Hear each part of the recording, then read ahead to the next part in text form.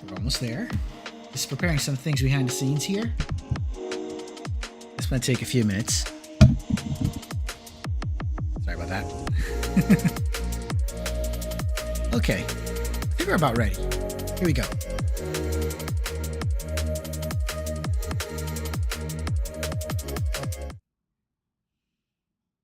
Wow. Woo, hello. Good evening, good morning, good afternoon, good day, great day.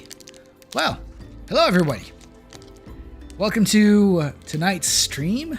Today's stream for some of you. Might be daytime for some of you already. For some of us, it's still nighttime, and mine is still cresting closer, about an hour to midnight. By the way, this is Sigurd Chronosecht, your clockwork wizard at your service. And this time, we are doing Final Fantasy XIV. We're going to see if we could beat this storyline as our first foray on the new year. And let's see who else is watching here. I guess some of you VOD viewers who might be watching this right now. And those who are watching live, hello, welcome. Flightless Bird, hey, hello, welcome to the stream. Glad to see you again, and glad to catch you again in this new year. So, just to wonder where we're at right now. I actually was doing something behind the scenes, so if you notice, the experience bar is a little a little close to full. We are trying to power up our character here. We're trying to power up Sigurd the Summoner, which in this case, if we power up Summoner, we are also powering up Scholar. So by the time we hit level 50, we're pretty much ready for the final job quest for level 50. At least for Earl Reborn, and we should be ready for the final bits of this arc. So we're about to finish the main game if we pull this off correctly. So that's what we're looking at today. Now there's going to be some moments where I'm going to be switching windows here and there. I'm not sure if you're going to be seeing it, just to ensure I see all your messages, just in case. Aside from that, let me also mention this. Tonight, or today, for some of you, this stream is going to run up until we reach that point in Realm Reborn. So depending on what time we're going to stop, I think we might stop. If I predict this correctly, we might be done in a few hours. Hopefully in one go. So once you hit the credits, I think I'll stop there for now and end the stream, and then we see you again on the next stream, where we'll figure out if in case we're going to go with Final Fantasy 3, or we're going to do more Final Fantasy 14 and unlock the new jobs. Yes, I did promise that I'm going to use a couple new jobs that I'm going to carry over for the story. So we're going to see if that's going to work out. But for now, let's see if we could push on the story. But where did we go last time? Last where we left off, we fought our way to save our friends in Castrum Centri, and we find out that Castrum Centri is in Mordona, which we went to recently. Upon reaching Mordona, we also found some allies there, especially those who have a disdain, a massive disdain, I think that's putting it lightly, a massive disdain to the Empire. So, seeing that our objectives align, they decided to help us in our infiltration plan, with Sid planning the whole thing, and he's leading the helm on that whole operation. Though this is thanks to us saving Biggs and Wedge from a really close call. They helped us with planning that particular infiltration. So a few skirmishes later, we managed to get uniforms and hijack a Magitek Reaper, which we had to change a faulty part with something else.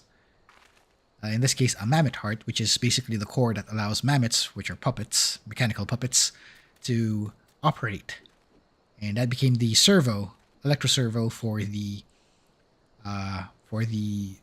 Reaper's joint.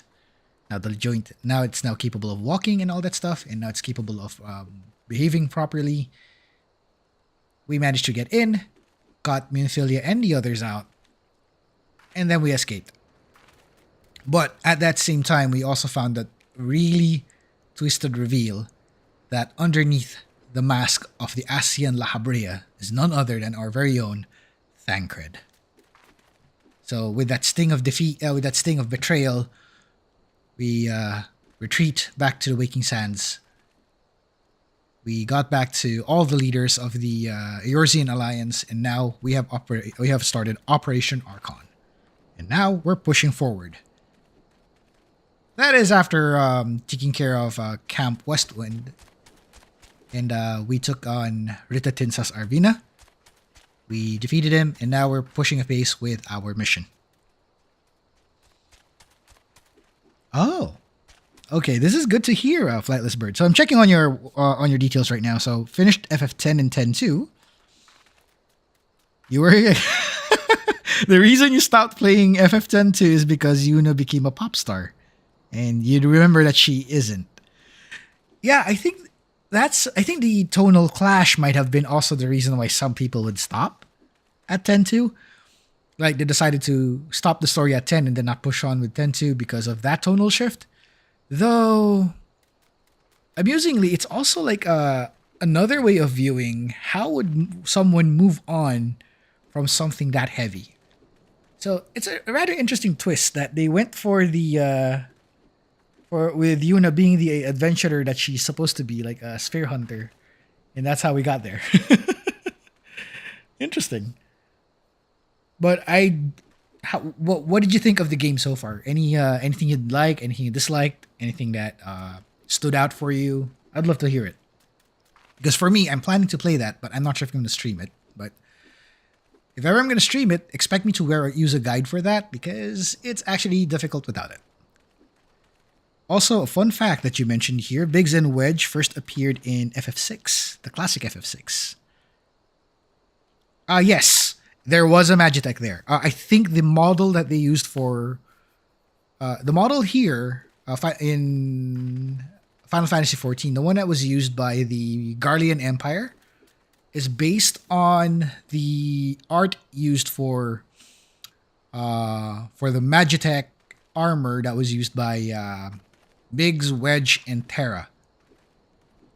Although the other version of that armor, which is the sprite version, we might also see that as well. I think they treated it like two different models. So that's the other thing.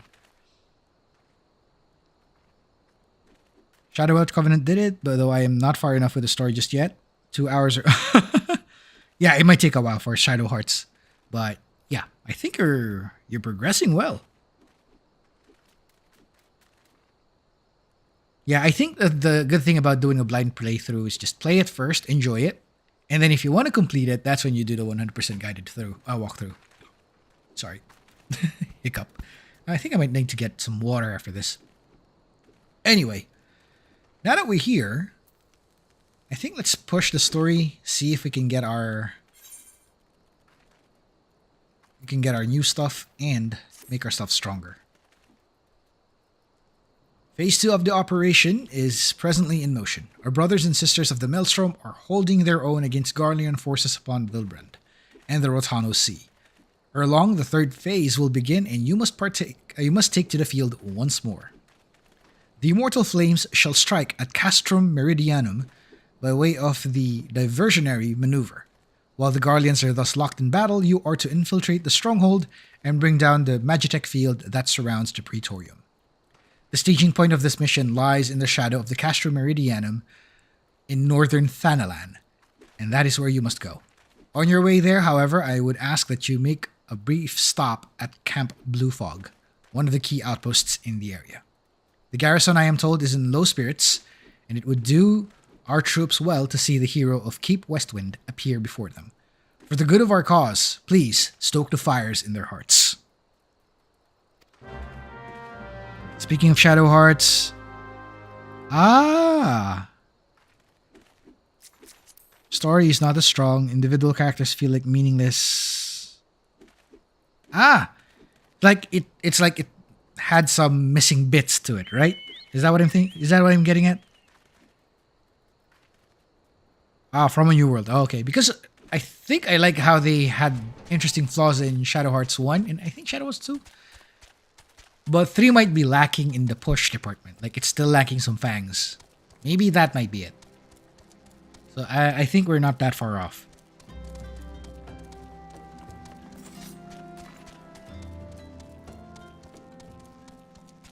So I think that's a really that's a fair observation there. That's a fair observation. Pretty fair, to be honest.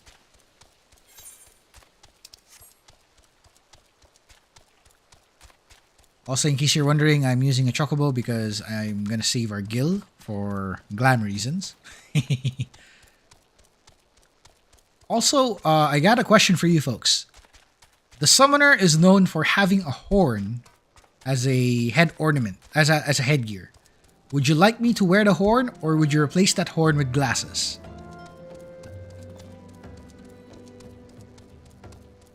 I'm thinking I should stick to having glasses while the rest of the set would remain as is. Well, Yuna and Rydia didn't have horns. Fair point. Fair point. Though there was, I think, a statue in, I don't know which FF, I'm not sure which one was that. If it was FF10 or 10-2, where there was a statue of Yuna having a horn. A singular horn, like a summoner's horn. Games like Tactics, they did. Yeah. Also, the art for Final Fantasy 3. I think you might see this more in the 3D version, the 3D, not the 3DS, it's DS actually. The 3D version of Final Fantasy 3 is where they had the horn. And there's also another version of that called the Evoker, which the horn is positioned in a different spot, I think. That's Gagazet. Yeah, that's correct. Mount Gagazet.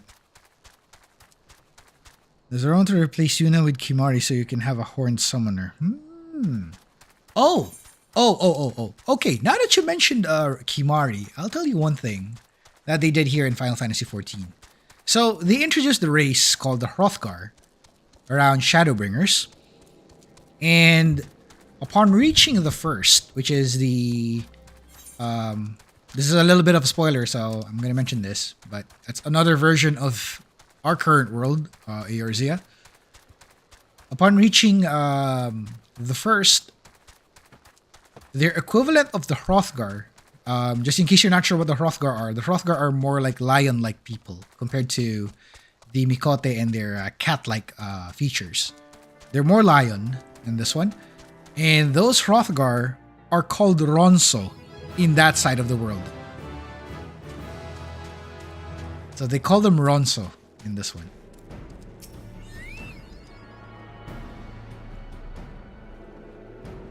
Also, this is the expansion where they also introduced the... this is also the expansion where they introduced the Viera as well. Yeah, they are Kimari's people. Indeed. And one of the slider settings, when you're setting up a character, which is if you're setting up a Hrothgar character, is to give them a singular horn on their head. Which would be actually thematic when you make a summoner, which is actually cool, to be honest. Okay, so before we push with the main story, I'm going to do some job quests real quick here. We're gonna have Summoner and Scholar geared up, and hopefully get ourselves ready for combat. So give me a moment. We are warping to 2 different locations today. Yeah, and I agree. Those are Kimari's people. And I think you can also represent Kimari this way if you're gonna replicate him here in 14. Although the question is, what would be his job? Although job switching exists in this game, and you can do multiple jobs via the job stones. So, they call it job crystals rather.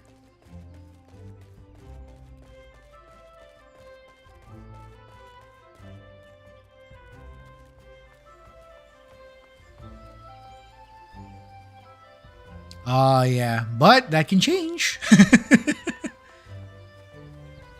And I think there was like a... I think there was like a high... Like a high priest of sorts in the Yevon faith that's a Ronso? Yeah, or unless I'm misremembering this.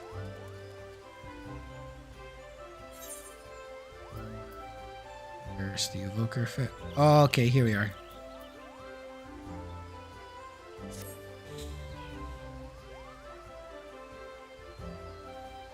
Oh, they were from God of Salam. Oh. Okay, okay. I'm trying to remember because there was like a council, right? Yeah, Seymour is one of them, but there was like a council, including, I think it includes, we had Micah, we had Jiskal, you have, no. Keenock is more of a leader for the Crusaders, technically. There was another guy. I remembered it was a Ronso. There was a Maester who's a Ronso.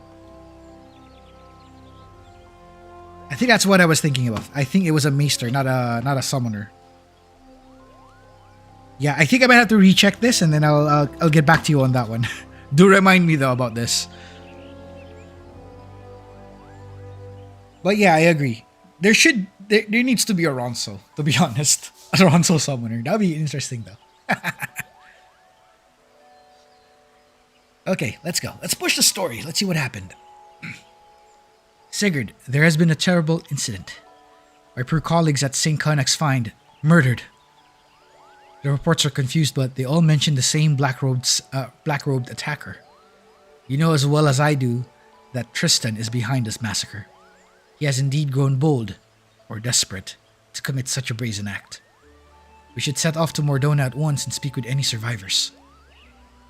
It may be that we can glean some idea of what that cold-hearted monster was after, or where he might strike next. We must stop him, Sigurd. Okay, according to the Final Fantasy X scenario ultimatum, Kelp is Minister of Civil Affairs within Yevon. Oh, he's just an administrator. Okay, never mind. He's not a summoner. That's unfortunate.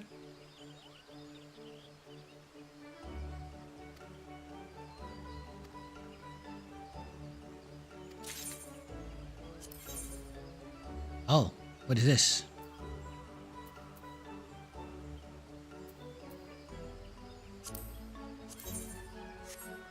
Okay. Oh, it's a glam. A ribbon.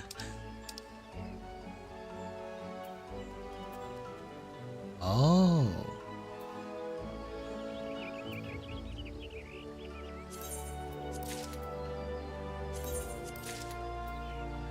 More facial stuff. Nice.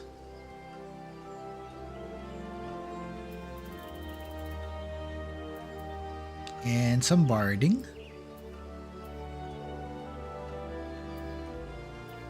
Okay, just to still a Maester, still important, which is good, which is a good thing. Okay, in light of recent games that we played, I think I'll pick up,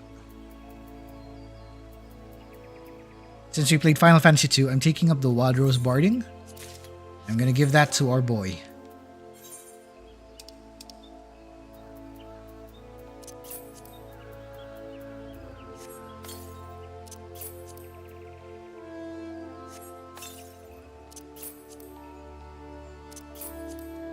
And I'm also getting some glasses, because why not?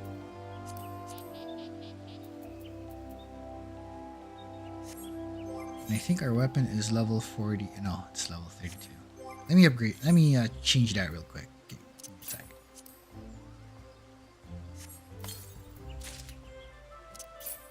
Scarlet Stall's barding as well. Let's check that.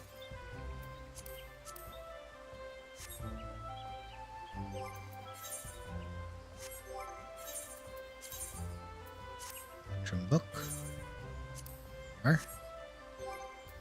And not the minion. Companion. I think I'll switch to this.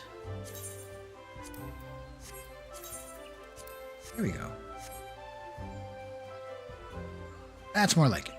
Now,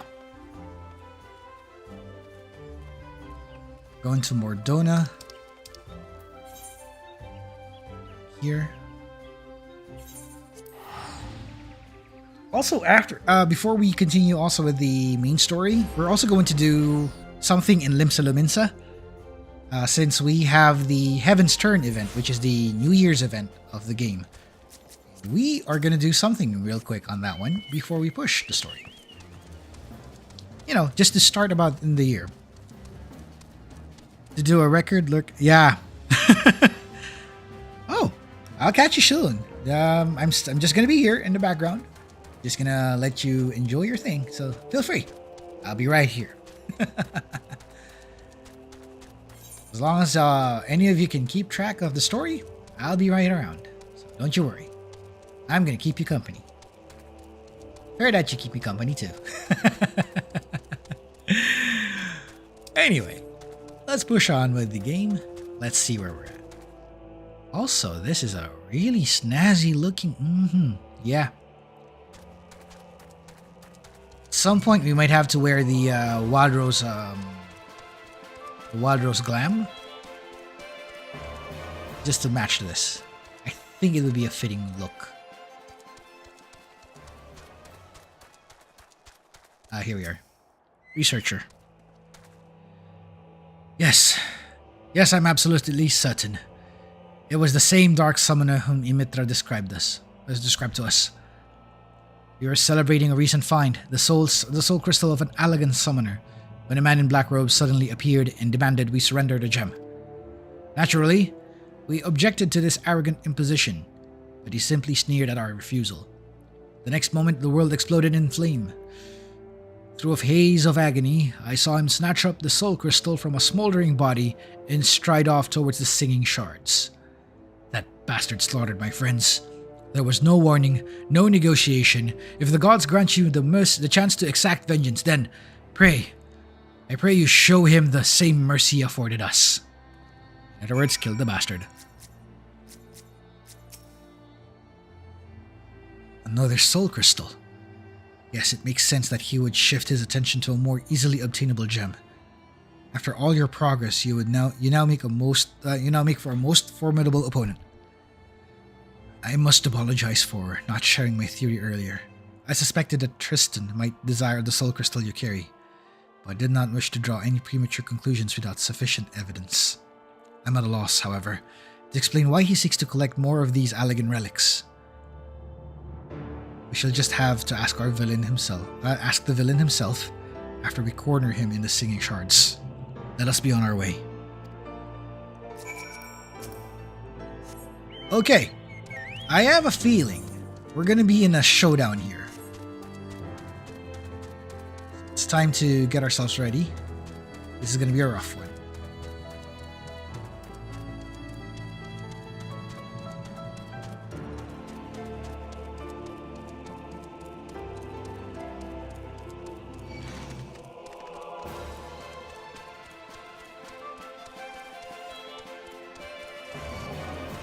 Oh no, there's more of them. Ah.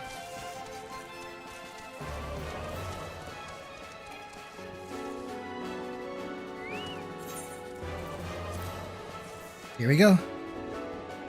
Hey, Solaire, welcome to the stream and Happy New Year to you. We're currently going through Final Fantasy XIV and we are going to try to push through the story. Anyway, here it is. I have brought you the soul crystals as promised.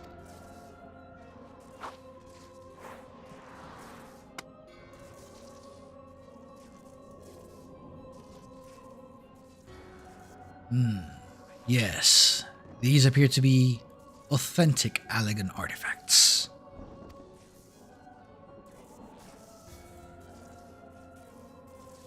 Very well.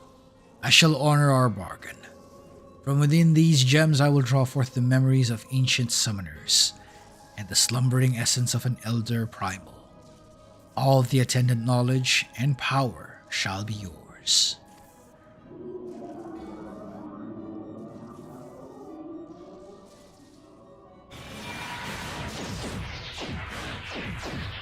And there he goes. Oh, gods, the pain.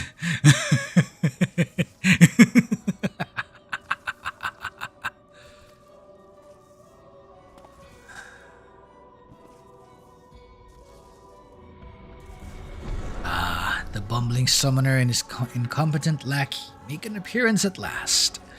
You think to capture me? Fools.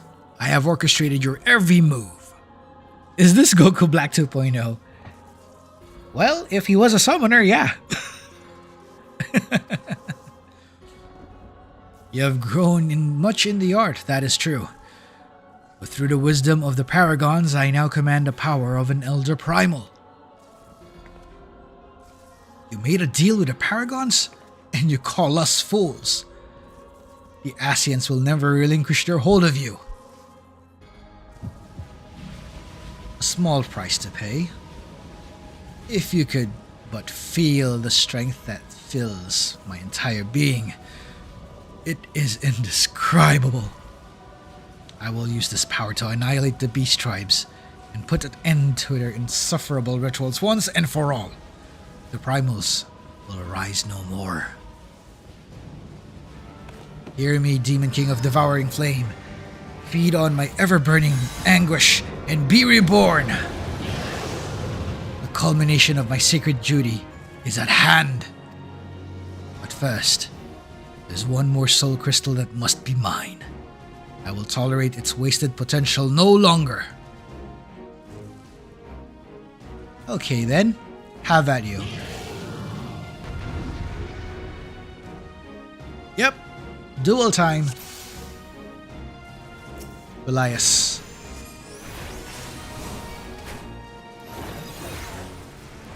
Okay, let's do this.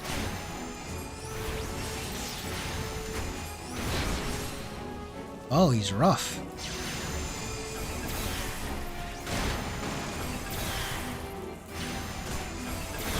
Okay. How about the power of this guy?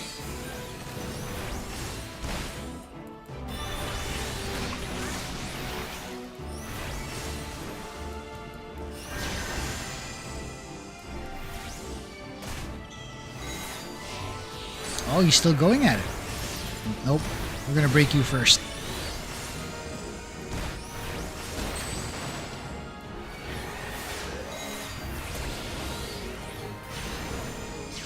Oh, no.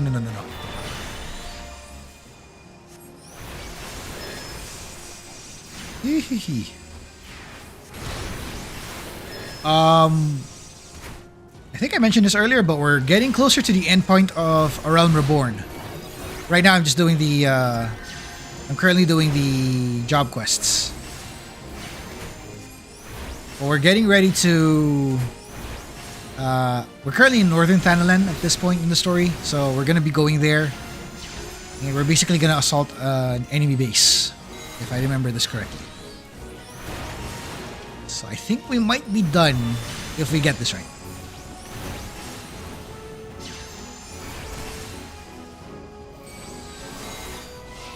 Oh, no, you don't. Oh, no, you don't, you fool. Got to addle you real quick. Oh, man, he hits hard. No. Not like that. Uh-oh. That doesn't look good. He's tethered.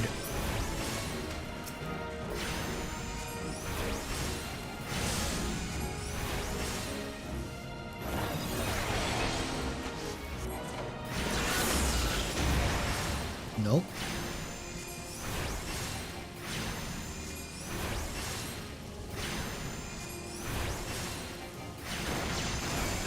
Oh, is that how you're doing it, huh? Doing what I'm doing.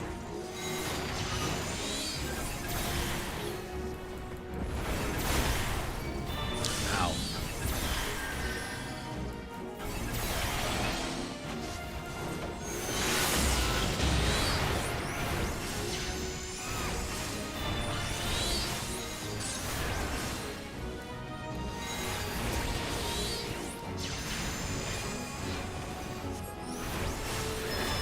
Okay, he's gonna drop soon. Here we go. There you go. He's down. Gonna give it full. Oh. Oh, that's why. I get the question. Yeah, no problem. Yes, I was in. I just did Cape Westwind last stream, which is technically last year, a few weeks ago, before we took on a good break for the year start. The start and the end of the year, the transition. Anyway, now that we're resuming, we are basically picking up from where we left off. I stopped from Cape Westwind, and I think we'll be heading to Northern Thanalan. We're gonna push forward. And I think it's going to be a chain of events after that. We're already level 50, since I was also doing some hunt logs earlier. So at some point, once we do this right, I'm going to be at level 50. We're going to be at the end of A Realm Reborn. And we're going to hit patch quests real soon. That quick. Oh.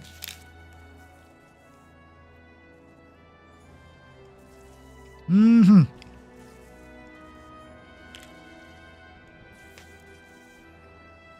One moment, folks. I'm having a piece of chocolate here.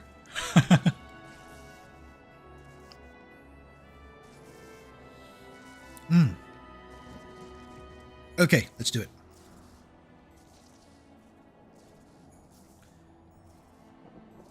Chocolate raid confirmed? Yeah. By all the memories of summoners past, I should have been unstoppable. I will sear the disease of beastmen from the face of the land.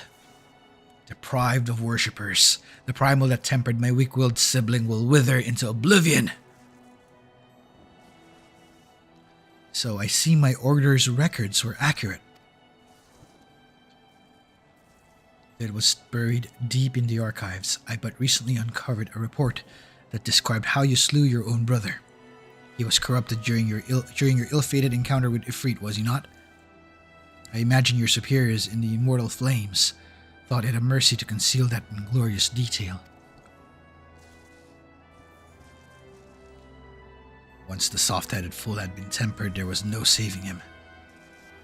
And thus I took it upon myself to expunge the stain of embarrassment. But my work is left undone. The primal, no, all primals must suffer for that insult. After I killed my brother, I found myself liberated, my vision clear. No deed was too vile if it promised to add to the power I required. How can you not see? I am the sword of vengeance, and I shall wrest that soul crystal from your blasted corpse. And he keeps trying. Good, buddy.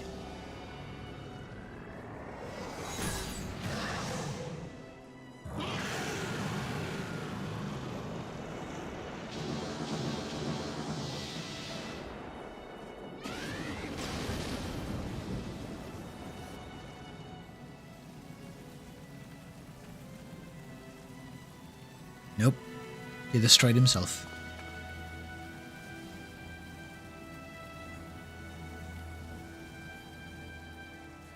The thing backfired.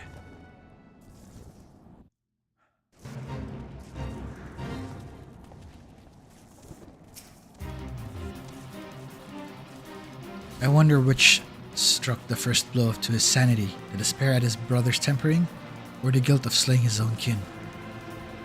It is ironic to think that, discounting the means, our purposes were fundamentally one and the same. A summoner employs the savagery of the primals to conquer the primals themselves. Had Tristan approached us as an ally, we might have found ourselves aiding his cause. Alas, he chose to walk the path of bloodshed. Each vicious act must have pushed the man deeper into madness until, eventually, lust for power and vengeance was all that drove him. The might of the primals carry with it a burden of responsibility and a measure of danger. I hope never to see you corrupted by the potent energies you wield, Sigurd. It's time we return to Apkallu Falls. The Dark Summoner is no more. You know, I'd love to, but... Nah. Let's go. I got no time to beat the crap out of that guy. Let's go. We're gonna need new glam, new outfit, so let's go back.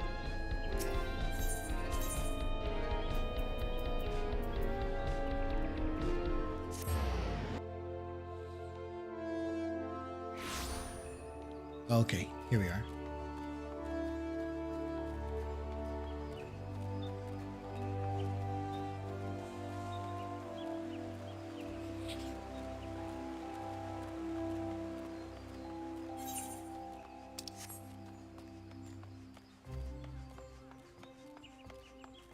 So we're off to get our final set of armor, at least for level 50. So we're gonna take some liberties on that.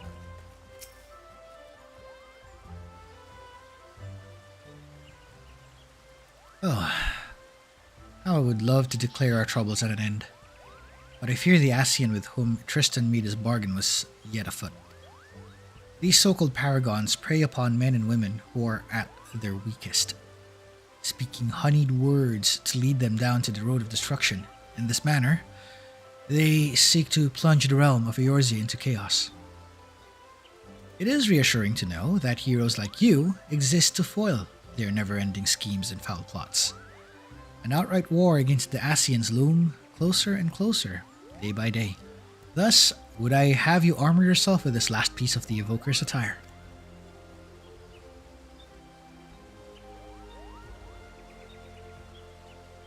It was discovered at the same dig site where Tristan seized the Soul Crystal, and at St. Connacht's find researchers.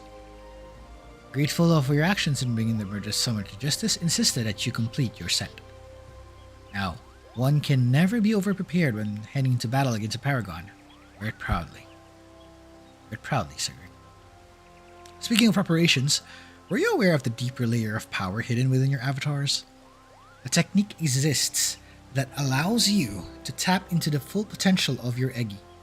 You must have seen Tristan employ this ability. During the final battle with the Dark Summoner, you would have heard a whisper emanating from the Soul Crystal. Still your mind now, Sigurd, and you will hear the voices of the ancient summoners instructing you in their greatest achievement. The true power of that Eggy will be yours. Okay, so now that Summoner is complete and our armor is finally complete, I think it's time to check out how this looks like.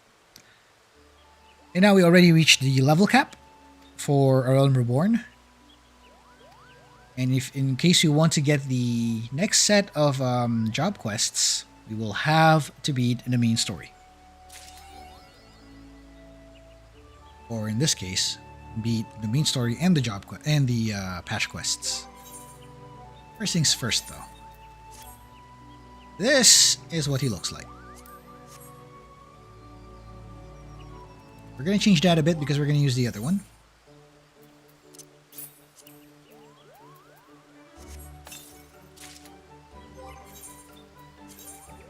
This is what he looks like. So I'm currently wondering if I should change the glamour of that one with spectacles.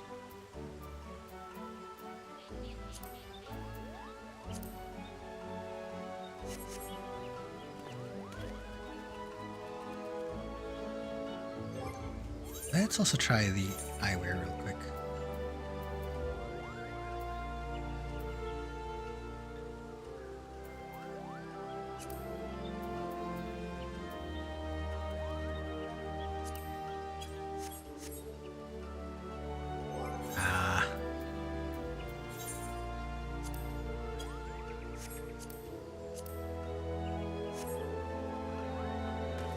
Let's go back to the inn real quick.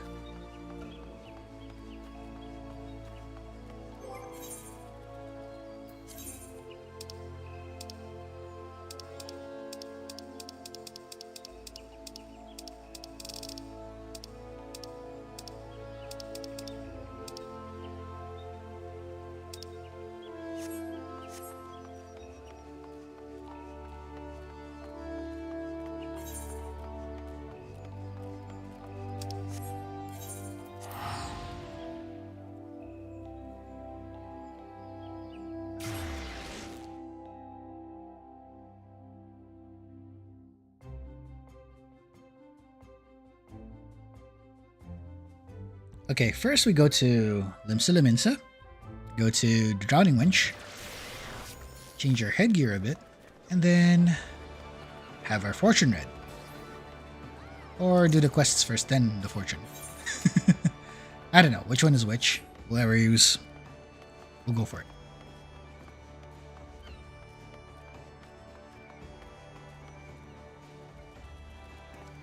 It's very green though.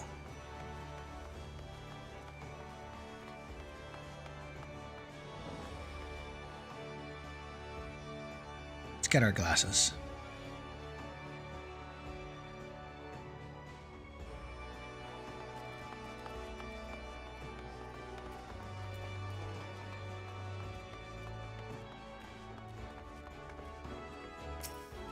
Here's our innkeep. Let's get in. Let's get our glasses.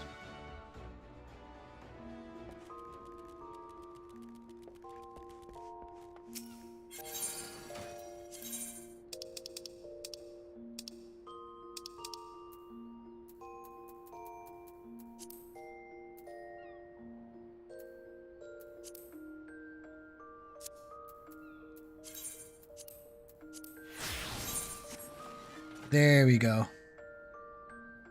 Perfect. That's more like it. Now that we got our glasses,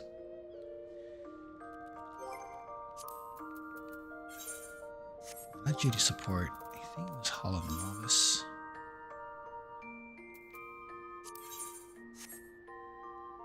We still have to beat the story. Oof.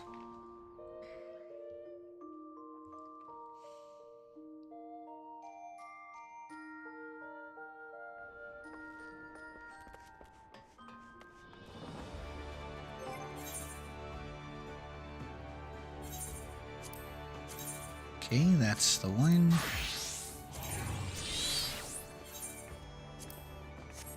Now let's also do this one as well.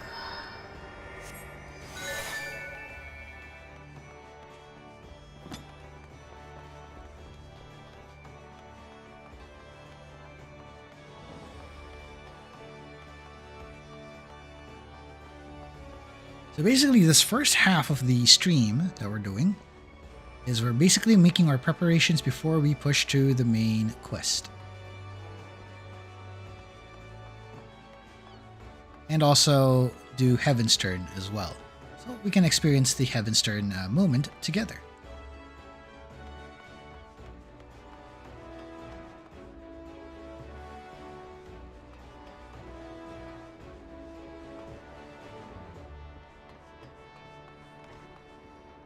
There we are.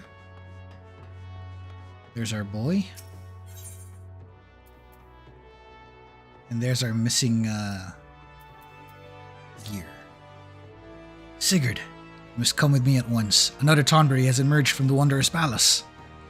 A traveling peddler caught sight of the fiend and fled to Camp Bronze Lake. Once again, it falls to the Marauders Guild to find it and slay it. This time, we will hunt the Tonberry in greater numbers, so that we might surround it and cut off all avenues of escape. I have not forgotten our previous attempt to slay one of the foul creatures. Nor have you, I trust. I have your assurances that you will keep your fury in line this time, yes? Then, let us make for Bronze Lake at once. Our comrades have already departed, and I do not wish to fall behind.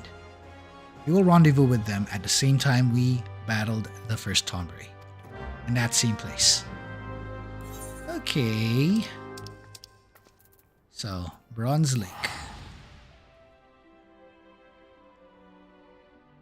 So we're heading to Bronze Lake. We are going to pick up where we left off, technically, the story. So we are going to continue the beat down.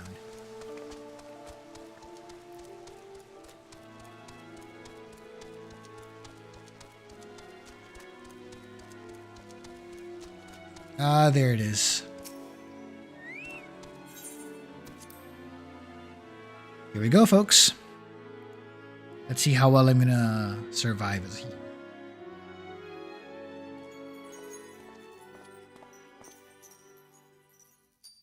Thank the gods you have come, Sigurd. Any later and we might have to proceed without you. The Tonberry appears to be in some sort of trance and is oblivious to our presence. Is everyone ready? Oh, we're gonna work with the Max folks.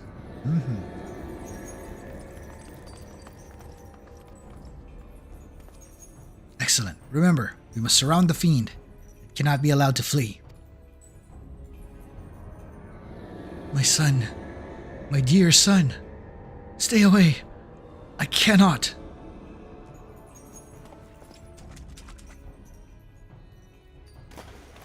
Oh no. Damn it, not again. It's 6th century inside the Wanderer's Palace.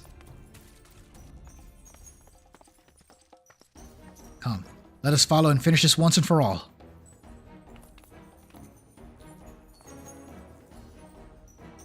We are sailing our way there? Okay. This is gonna be rough.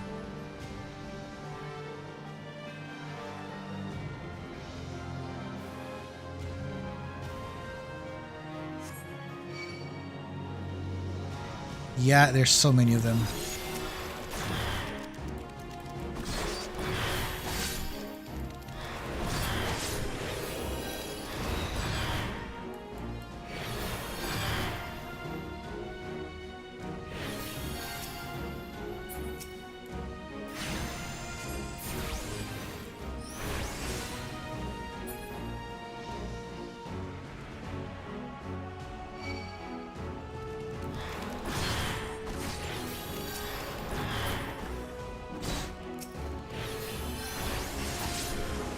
Okay, this is weird, because we have these flames following.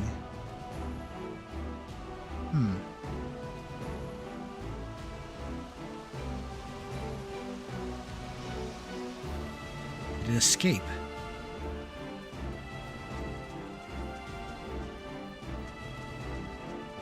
Okay, Thornberry.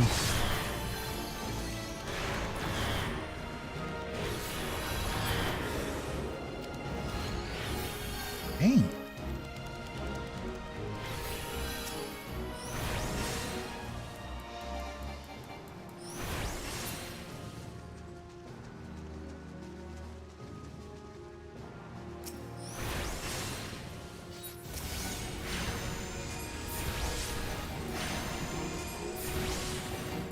Okay, this makes it worse.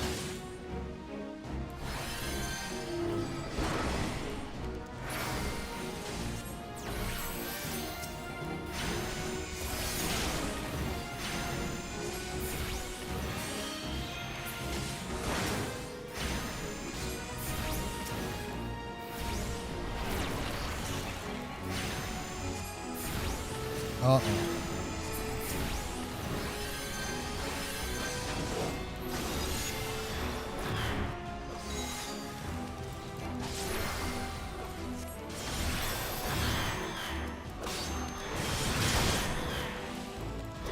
Oh, what the heck is this?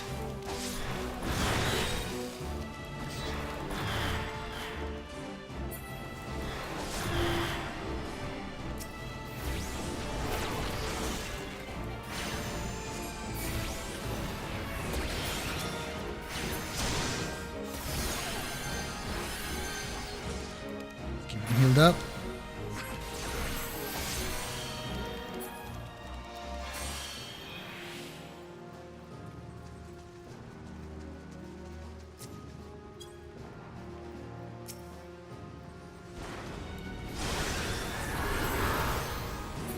Keep him buried up.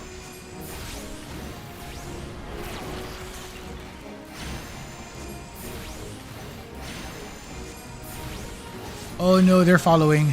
That's not good. Gotta do this fast.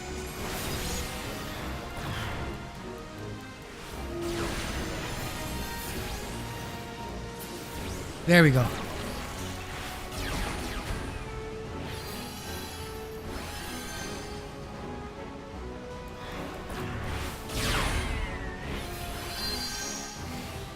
Whew, too close. What? Again? Why do you protect this demon?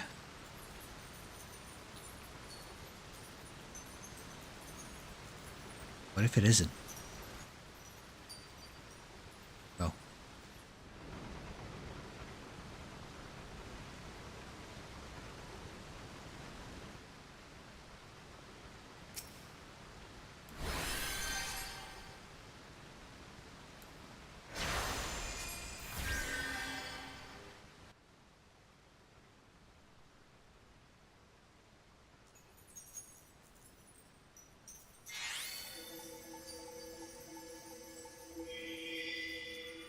Ooh.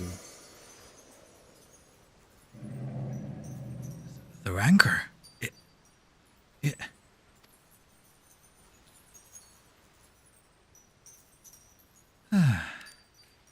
Lily, my son. Why are you here? Who has summoned you?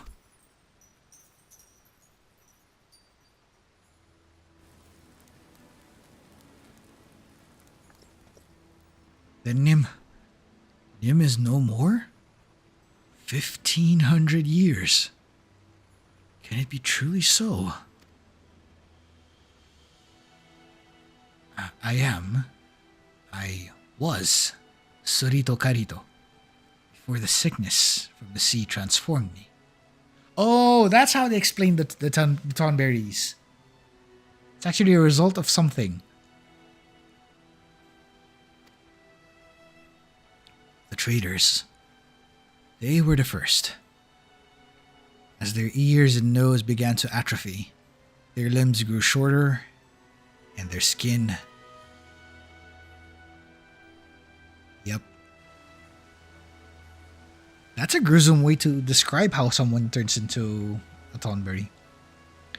We scholars tried to halt the spread, tried to find a cure, but in time, we too fell ill.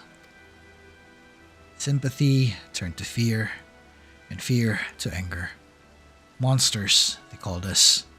Abominations. Then you were once a man? They sealed the sick within the temples with magics, tried to drown us, tried to forget us. Though our bodies have been changed, our minds remained intact. But within every man lurks a beast. When those whom you call kin deny you, come to hate you and despise you, I too succumbed to the rancor, until you reunited me with Lily, my dearest son. Long has my mind been clouded with hatred, but by the resplendent light of Lily, at long last, I am free.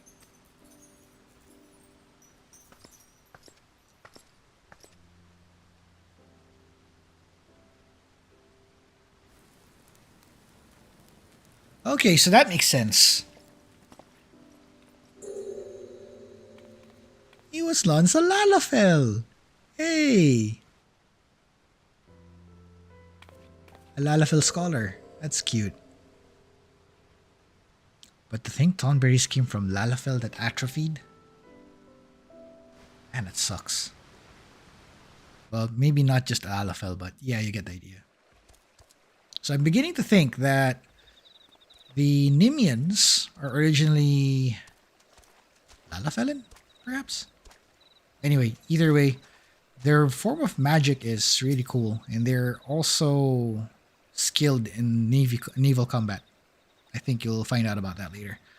But they're pretty skilled at naval combat. They're good. They have really good fleets, trade fleets, and all that stuff, and fleets capable of seatime warfare, I guess would be the right term.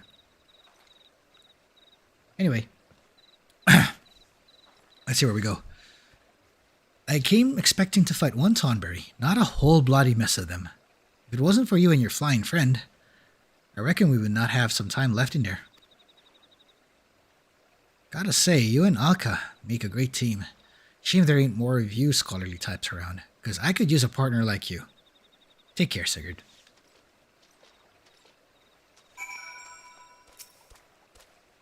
So wait a bleeding moment. That Tonberry used to be a scholar like you?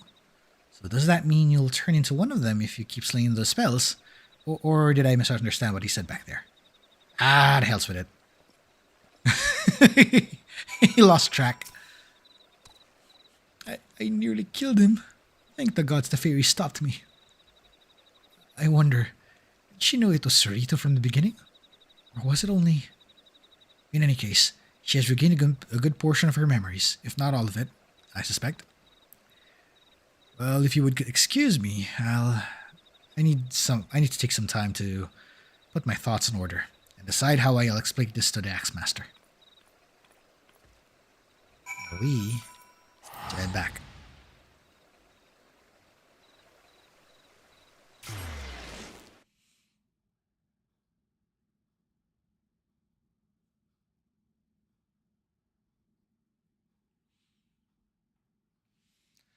Okay, loading time's going. It's all a going. And we're back. One quick second here. Marauders Guild.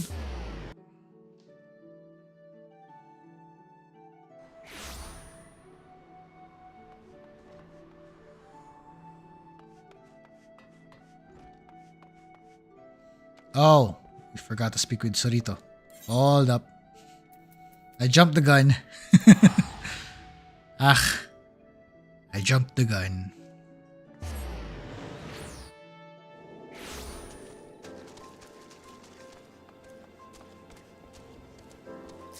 Come on, birdie.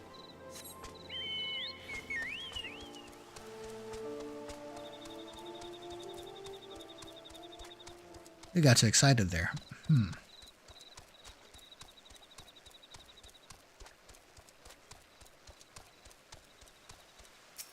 Oh, and before we continue, by the way, I'm going to toss in a poll right now. I need you to answer this for me.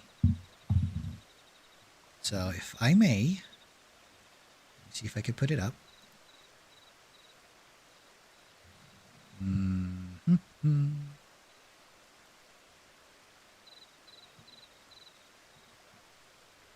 Let's ask that right here.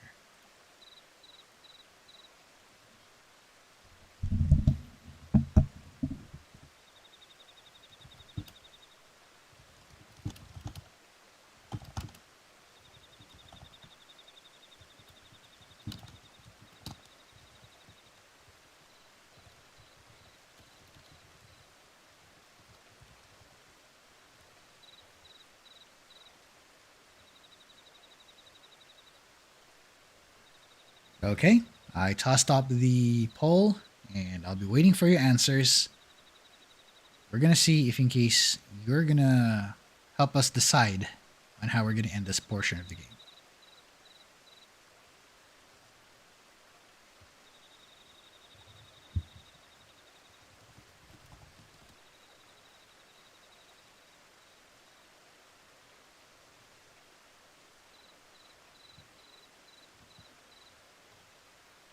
Okay, while we're asking, I'm going to push the...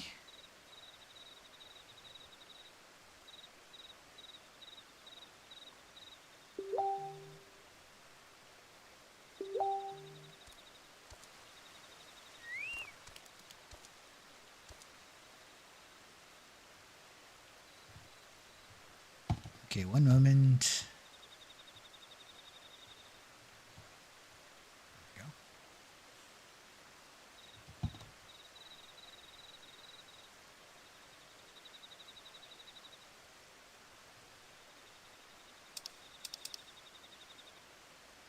That the traditions of my people have not been lost to the ages, is of great comfort to me. I do not know how that soul crystal came into your possession, but I'm glad that it did. For the sickness robbed me not only of my body, but of Lily as well. The soul of the scholar no longer resonates with my ether. I cannot summon her. Only you can. Only you are fit to wield the magics now. Here, a gown as befits a scholar of your standing. I bequeathed it to you, along with the knowledge of sacred soil, my most versatile art. I cannot thank you enough for purging the rancor from my heart. There are still countless others who have yet to see the light. I cannot abandon them to their fate. I will not. And so I bid you farewell, Sigurd. Carry on our traditions with pride.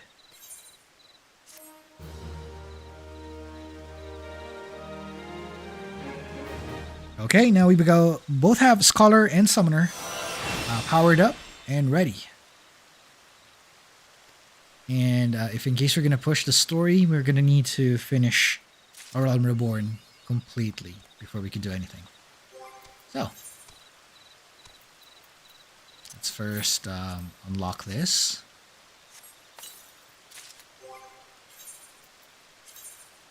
Watch as we go from this to...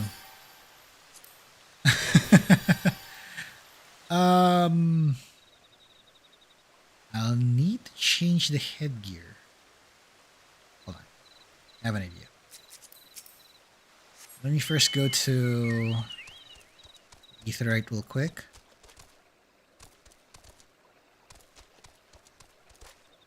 I can only jump at the moment. Oh.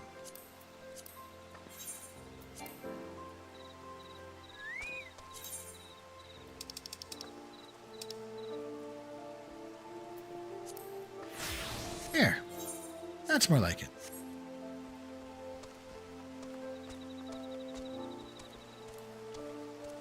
Now back to Limsa.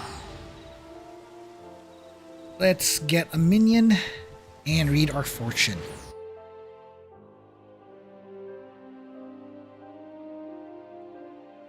And then we're going to go to the mission proper.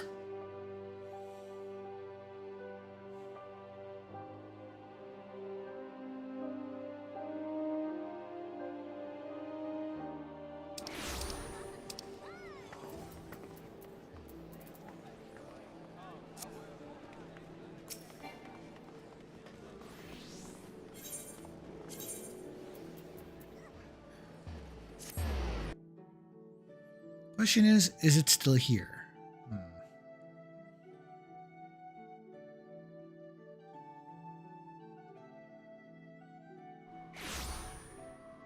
Okay, I think it is. Yeah, it's still here.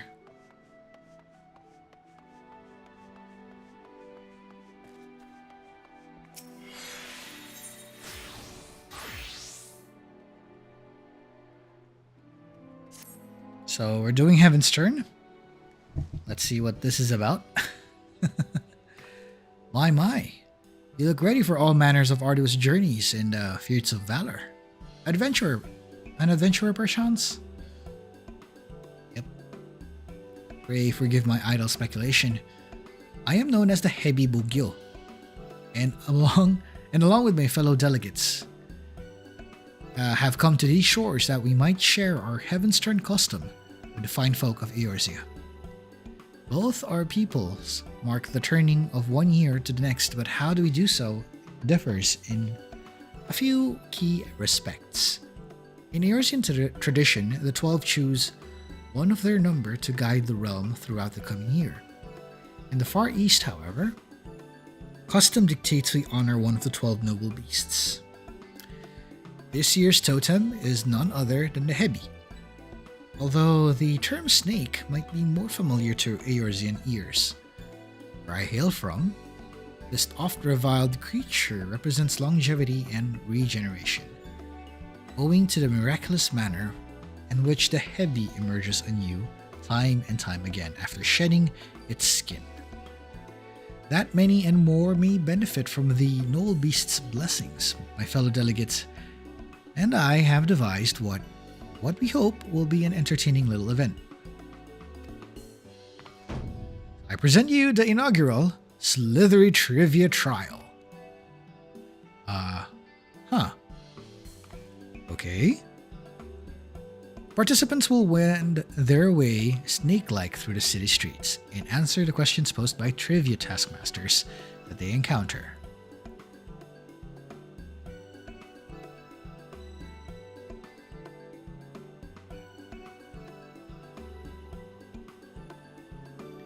I have bid my sisters, the three Hebi Yoriki, await their charges at certain locations throughout Limsa.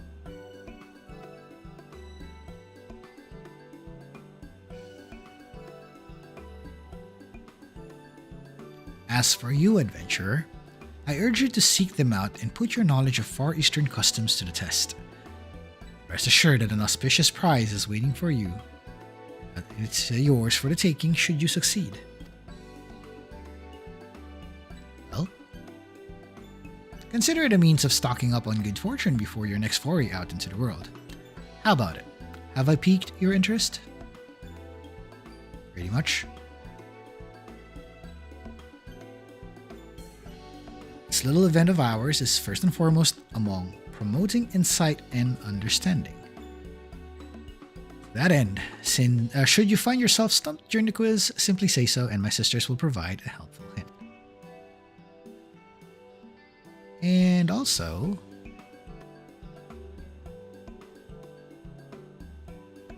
if it is a perfect score you seek, however, you may also wish to speak with the Hebi Doshin and acquire the knowledge you need. First quizmaster you'll face is the eldest of my younger sisters, the blue Hebi Yoriki. You'll find her at a short distance north from here. Pray, shed your misgivings and venture forth. I like that they went for snake here. Last year and the other year we had dragon and rabbit. And I love the rabbit one. When I was running it with my original, my first character, because that gave me the armor set on it, and also not just the armor set, but also the helm. The helmet is the best part of it. However, the snake helm is the one I'm wondering about if we're gonna get that back again. Anyway. Or if we ever get access to that at all. It'd be nice if we do. It'd be great if we do. But anyway. Good morrow to you, my lord. I am the Hebi Doshin. A member of the Far Eastern delegation come to share our traditions of Heavenstern with the good people of Eorzea. If there's aught you would know of this year's celebration, you need only ask. Say no more. Now pray, listen closely. We Far Easterners are fond of our superstitions, one of which concerns the Hebi, a creature said to bestow great fortune upon all who behold one. But Hebi are as multifarious as they are scaly, and while each species have their merits, white Hebi in particular are revered for their rarity. But there is one serpent that stands, or rather slithers, among the rest, and that is the fabled Great White Tsuchinoko, Luck Giver Supreme. Traditionally, the people of Hingashi have used rice cakes to decorate their homes and represent the creature when praying for its blessings. Alas, in modern times, sightings of the real serpent have all but ceased. Oh, so that's what happened. Okay, I think that should be enough clues. Let's see if we could use it.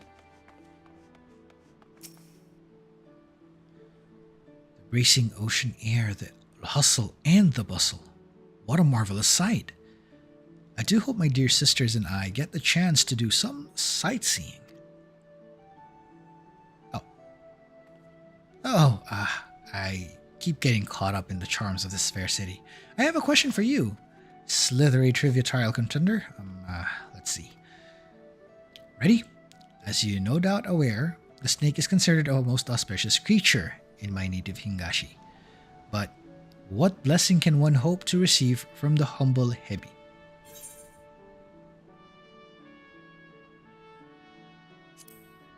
Fair fortune. Wonderful. Simply wonderful. Snakes are indeed said to be bringers of fortune. By the way, there exists one scalekin in particular known to lavish extra helpings of luck on those who encounter it, the Tsuchinoko. Where other serpents are sleek and slender, the Tsuchinoko is broad and bulbous. Alas, few have laid eyes upon it. upon its decidedly unsnake-like form. Anyhow, that brings my section of the quiz to an end. You'll find my younger sister, the yellow Hebi Yoriki, by the Drowning Wench. Pay her a visit for the next round of the Slithery Trivia Trial. Which I take it would be over on that side.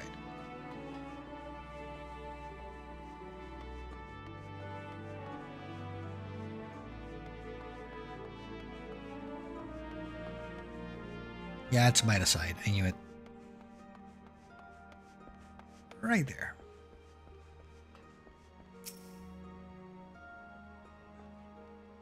Hey, the Kami. The city's absolutely packed with people. Just enough to send you dizzy. Oh. Give me a moment, contender. You're aware that the snake is a symbol of luck, yes? Well, some snakes are luckier than others, and they happen to have one thing in common. Their color. Any guess as to what might that be?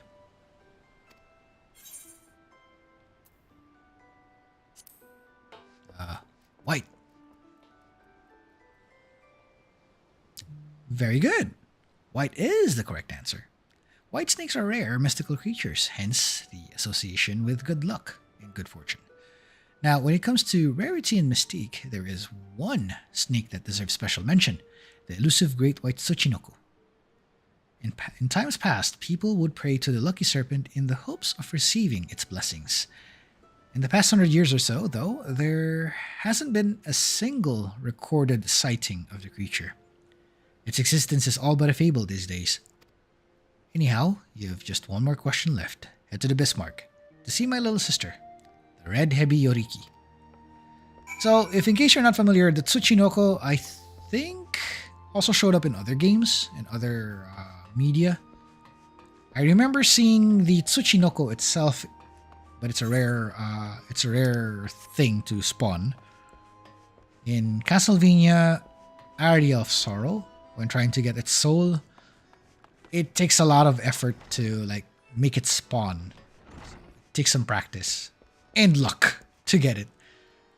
And then additional luck if you're trying to farm its soul and get it into your collection of souls. It's tricky, to say the least. Here's our red Hebi Yoriki. What heavenly smells. I must remember to visit the Bismarck and pick up a few tasty treats for my sisters. There you are, contender. I've been waiting for you.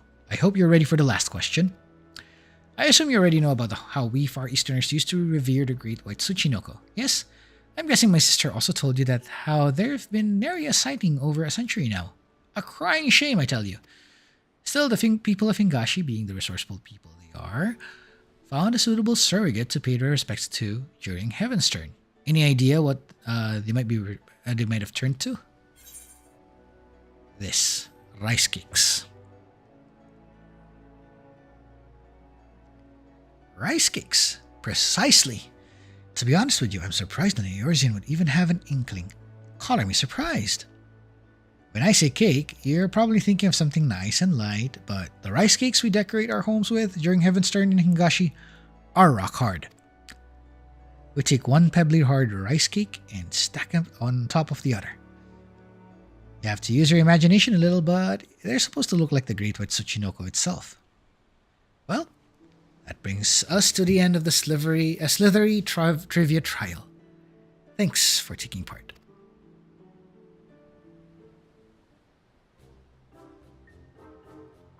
We can't forget your prize now, can we? For your efforts, a gift born of the finest painstaking Hingashi craftsmanship. And it'll be yours in a matter of moments. Hold on.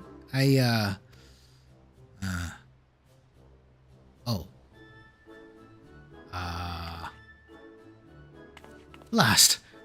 I could have sworn we'd have plenty left.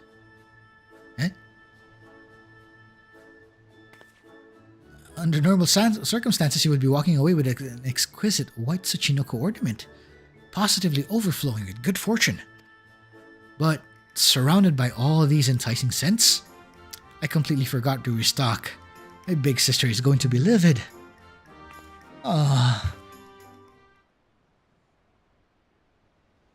Wait, what? Oh no, that baseline. What is that? Oh. Seems there was one left after all. Whew. Sorry about that. Anyhow, it's all yours. Oh, and it's impertinent for me to even ask, I know, but could I trouble you to tell my sister, I mean the heavy bugyo, that I've run out of prizes? I'd happily fetch more myself, but I ought to stay here just in case another trivia challenger shows up. So, can I count on you? Sure. Much obliged. May the Kami guide you.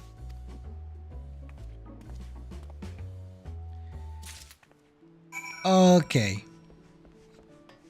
So we got a weird looking snake thingy with a rather familiar looking set of teeth.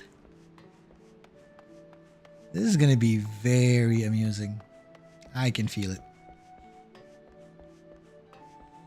Also, while checking, let's see if there's any nope.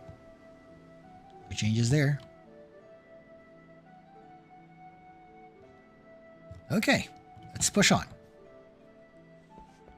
I'll end the poll after this, so we're gonna see if we can like figure out before we push on with the main story. And if in case we still haven't found any decision, I am going to end the poll, and I'll basically roll, probably either roll a die or toss a coin, something of the sort. Anyway, let's see here. Speaking of which, how's our currency? Let me promote myself real quick. Sounds weird, but let's see if I can step up to first class. There we go. We are now Storm Private First Class. And our next one is how much? 4,000. Not enough seals, but we'll get there. Going to become corporal after this if we get this right.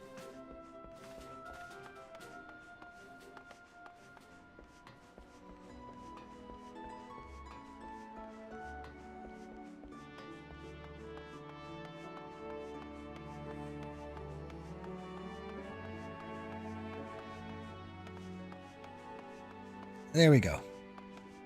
There's the Hebi Bugyo. Oops.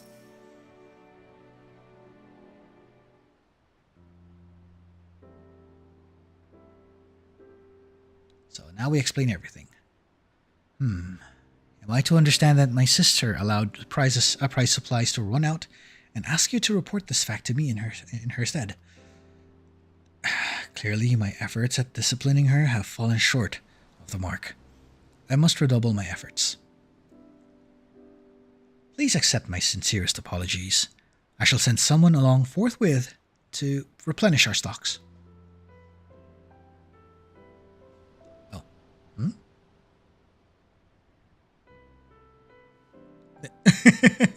It's there. Ah. What have we here? What have we here? Did you perhaps drop your prize? Oh. Oh!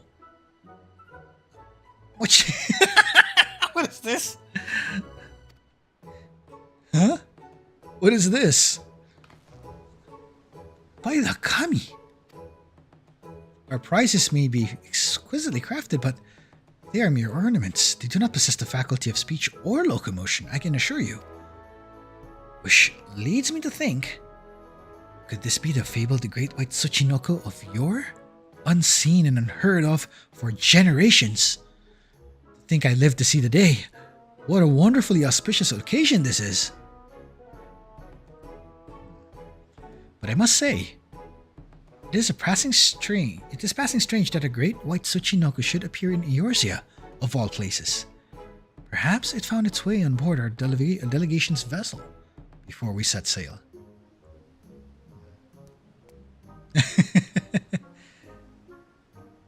perhaps you would be willing to take the creature with you on your journey. It's so cute. It's bulbous for a snake. Of course, for a delegation, the Sacred Serpent's coming is an event of great historical importance. Nevertheless, we cannot discount the notion that the Great White Tsuchinoko chose to appear before you, in particular, that you might benefit from its blessings. Besides, it appears quite taken with you. Oh boy. Just got ourselves this guy. Mochi! Oh no. Yep. We'll go with it.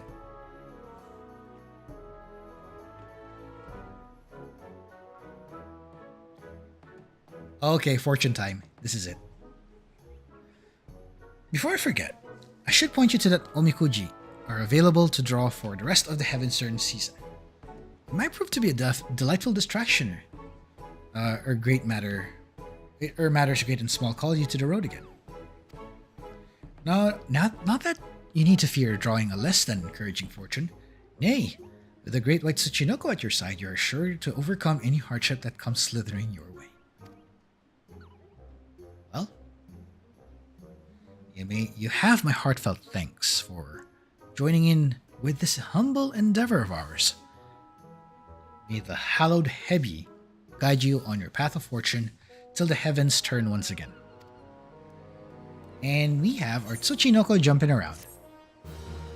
Okay, folks, before we pull our fortune, I'll be right back. I'm going to do something real quick.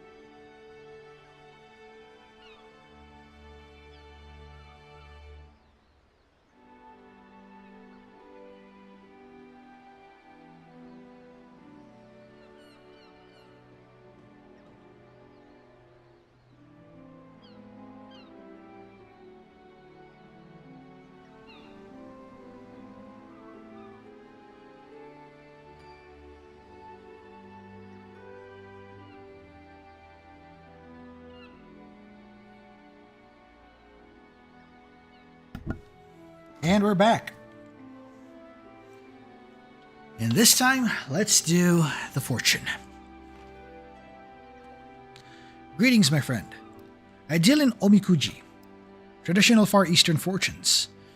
Would you care to draw one? Let's go do it. You may draw as many as you like, but know that you must pay 100 gil per draw. Very good. I shall be happy to oblige. Now, for this, I'm just only going to do this once. I'm not going to do rerolls. We're going to test our fate and our luck if it holds up.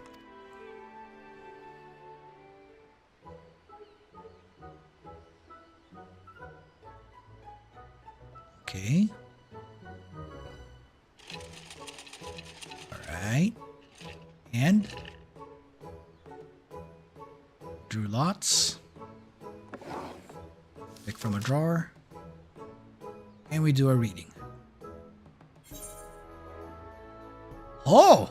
Hold on. Let's print screen this. We're going to share this on the Discord, and I'm also going to share this on the community page. There it is. Great fortune. Thou shalt experience extraordinary fortune. Keep these words of guidance in thy heart. Adventure. Shirk not the offers of the august, for proffered hands forge new bonds. Relationships. Fortunate are those who do not stray from their friends. Prosperity. Upon thee luck shall smile. Seek riches in gilded halls. Conflict. Look to thy comrades in arms. Much have they to teach thee. Favor. Be passionate like unto the warden, and the way shall be illuminated for thee. I've saved this right now, and this is my result in this year's fortune. So I'm going to post it later and have it up there for your viewing pleasure. That is now Sigurd's fortune for this year.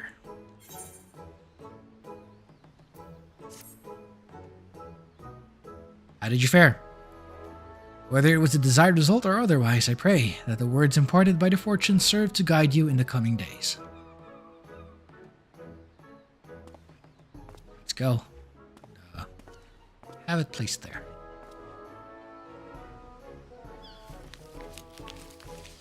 So that's our fortune this year. And while we're at it, let's bring this boy out.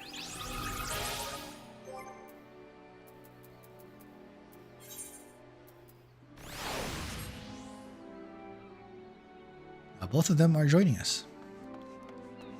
Now, let us get to the actual mission. We are pushing the MSQ off the Camp Blue Fog. Okay, one quick second again. Let me just grab something, because I'm going to need a little bit of a thing to decide the fate of this game. At least our playthrough. One moment.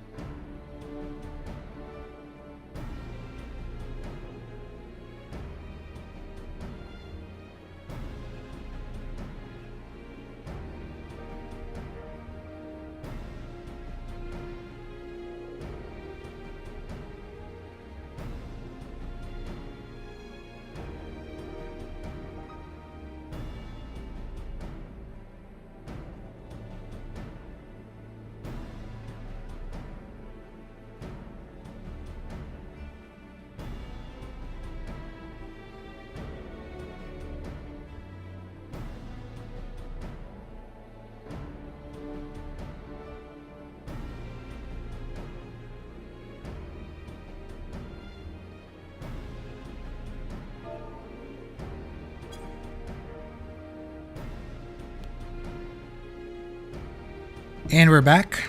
I managed to do a roll to find out what we're going to use for the MSQ. For that, we're going to switch over to our favorite.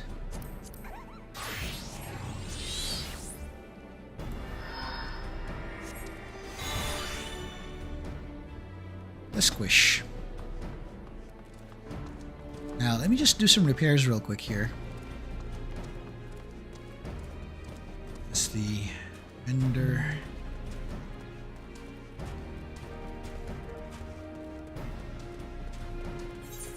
Trying to find the Mender.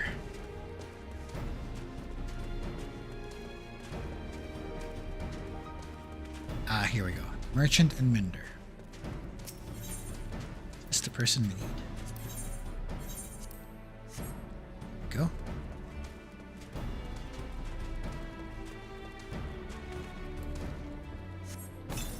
That one.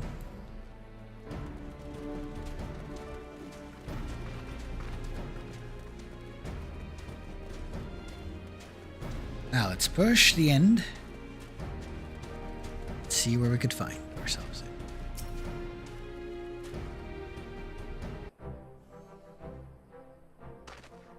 Ah, Private Chronosecht. Yours is a most welcome presence here at Camp Blue Fog. Logistically speaking, we are ready to march on Castrum Meridianum at a moment's notice. Alas, while our troops are here in body, their minds are anywhere but.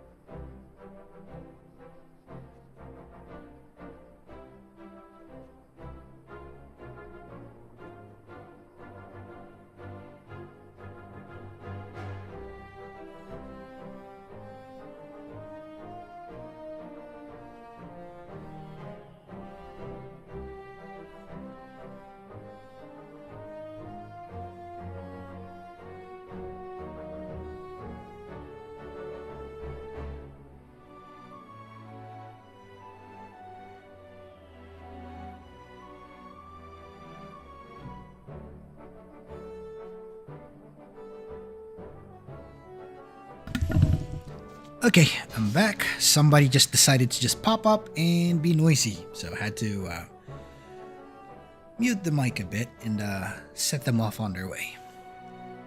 Sometimes it's the interruptions that makes things worse sometimes. Anyway, let's push on. The garrison's mood is dark, so daunting is the prospect of joining what may prove to be the bloodiest battle in history. But with a hero such as you walking among them, we may yet rekindle the dwindling embers within their souls. And there's our weapon. Let's upgrade our gear for a bit. Before we continue, let's use that.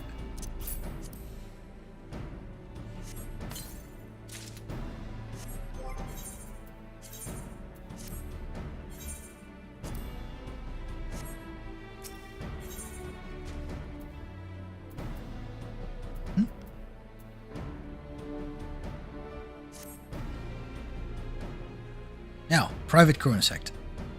I mentioned I was hoping you might raise the flagging spirits of the men and women on our garrison. Worry not.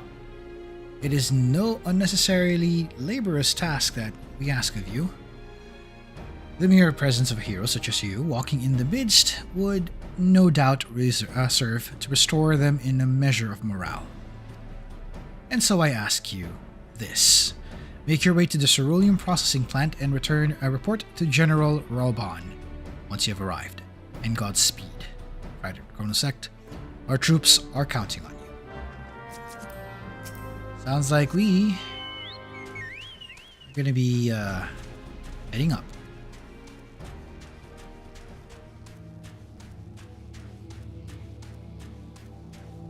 This is where it gets really interesting.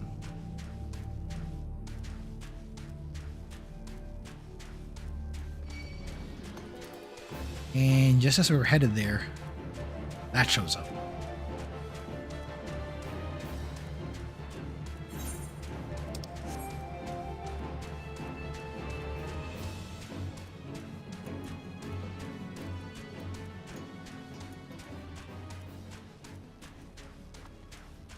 Okay, here we go. The fog.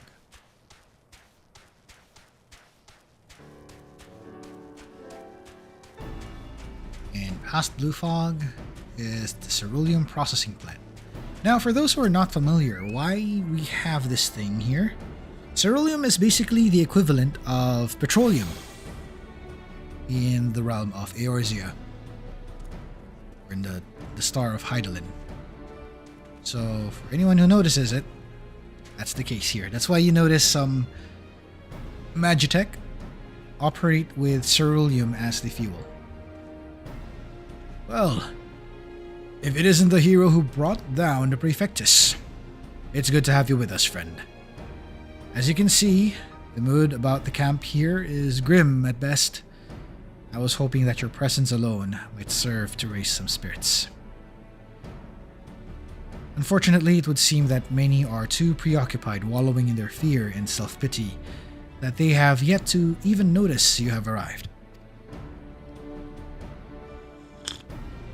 Might I ask you to make the rounds and share a few words of encouragement to those men and women whose spirit falters.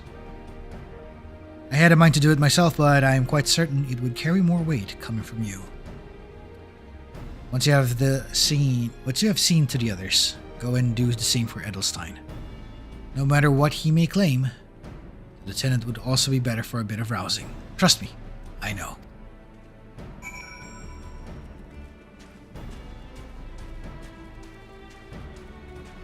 So, what is your source? Trust me, bro. Oh boy. Alright, so psych. There we go. Get up.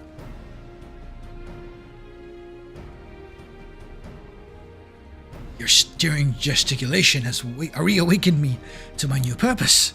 Hero or no, I will fight tooth and nail to protect the realm. And she's up.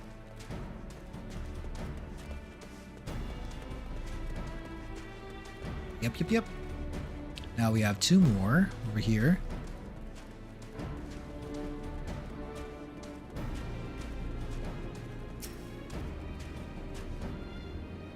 to the same. Let's psych him up. Hey, get up. We're getting there. We're almost there. Ah! I break my fast on Garleans, and right now I am very hungry. Oh, he's hyped. For a small guy, he's hyped. God, this dude.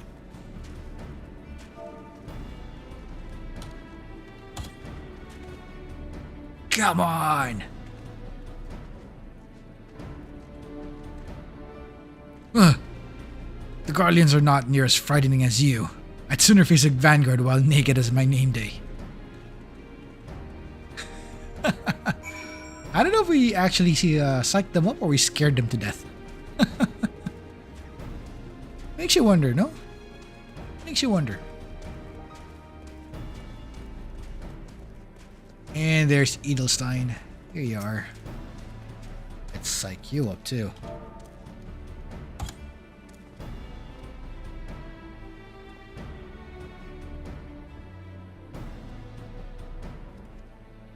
By Ralgar!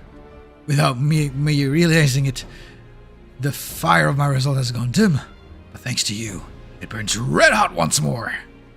If needs be, I shall lay down my life to secure victory for Eorzea.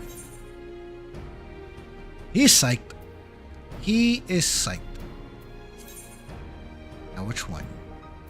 I think we need...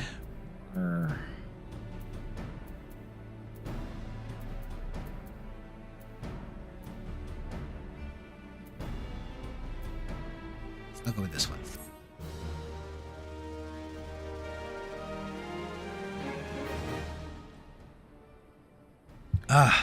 But that reminds me, Private Chronosecht.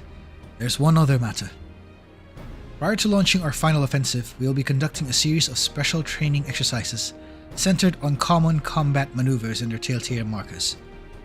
I thought you might fancy a spot of warming up before we face off against the Garleans, so I've taken liberty of applying for clearance on your behalf.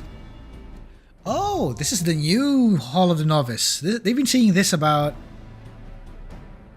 They've been featuring this on the new one ever since Dawn Trail showed up. I think this is a new patch or something.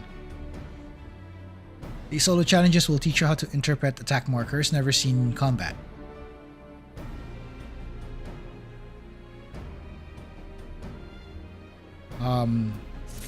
This bit would take a while, and I'm not sure if we should go for it now or we should save it for another time. I think I'll save it for another time. Maybe on the next stream, I'll show us how that works while we unlock the other classes.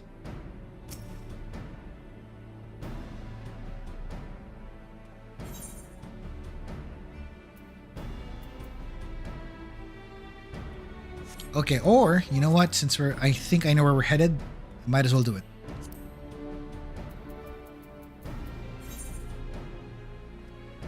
We're gonna use the summoner for this one. And this will help us understand the markers, per se.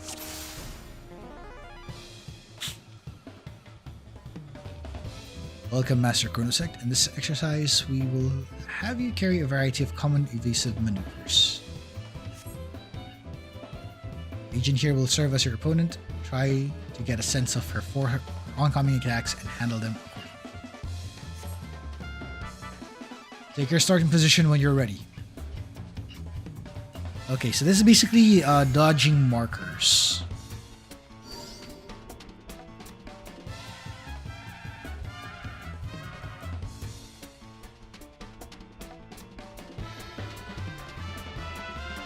Okay, so we have a marker that's designed to hit a wide radius like that.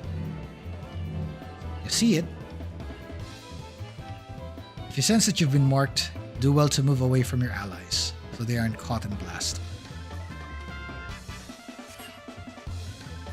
The danger is great still if an ally is targeted at the same time. Stand too close to one another and you'll suffer double the impact. Okay, that's gonna be rough. 3, 2, 1. Dodging time.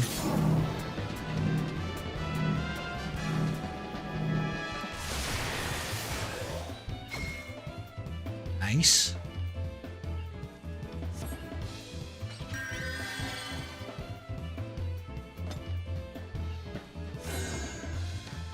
Oh, a new starting position. Okay. This is different. So there's a strike so powerful it cannot be endured alone. Oh, I know what this is. Ah, yes. The good old stack marker. Should the enemy perform such an attack, you and your allies must stand together in order to weather it. So basically, you have to close in together to distribute the damage and lessen the impact.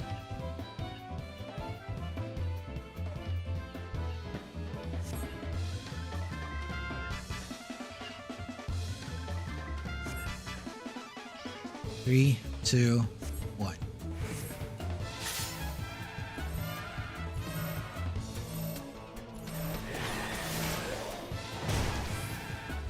Okay. Distributes.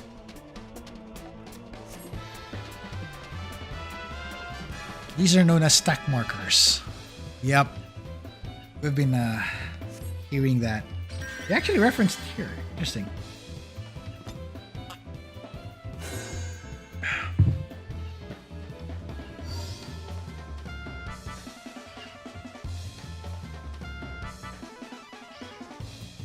Okay, this is a different one. Only a tank can handle it. Oh. I think some people would call this the Protean marker.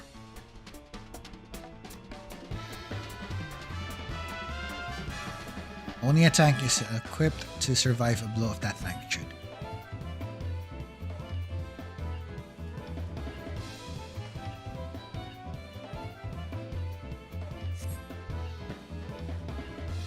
So I think usually with a marker like that, if I recall correctly, that's a beam. Yep. Run.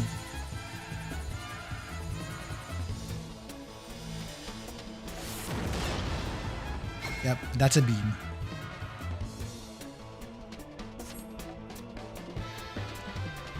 Yeah, the Pack-Pocket Punch should fall to you to do with it. You'll employ what? Yeah. You need to use abilities to lighten the damage.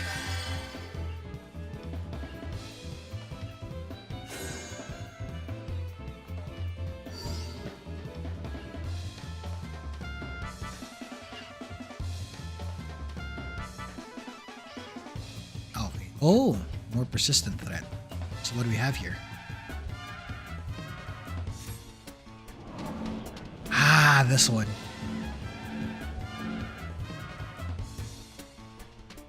What it will follow is a chain of attacks that will it's a chaser. I don't know the official name for this, but yes. This is the thing that chases you around when you're hit. 3, 2.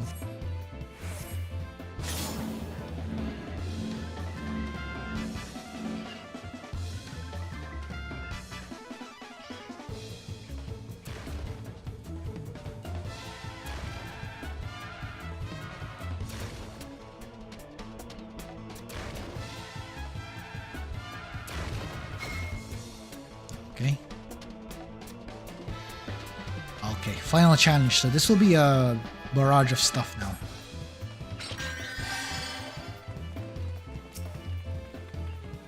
Now that you've learned the basics, it's time to put your knowledge to the test. Overcome this final challenge, and your training will be complete. Go.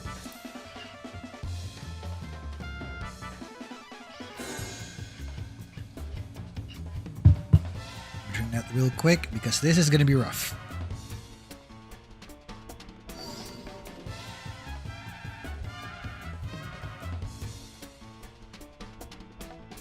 To test what we have learned.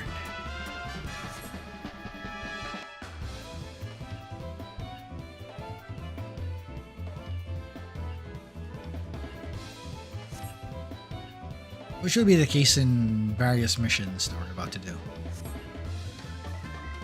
we go. 2, 1. Okay. Uh-oh.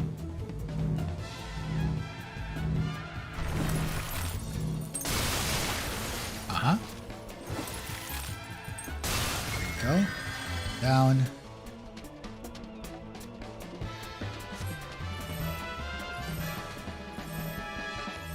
bomb.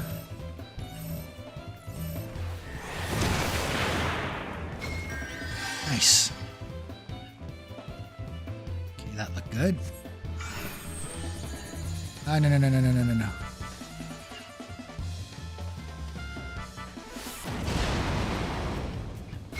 Nice.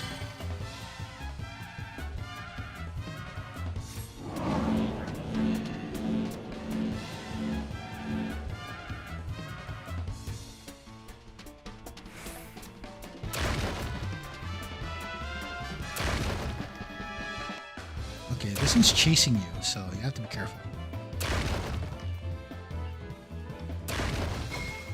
There we go.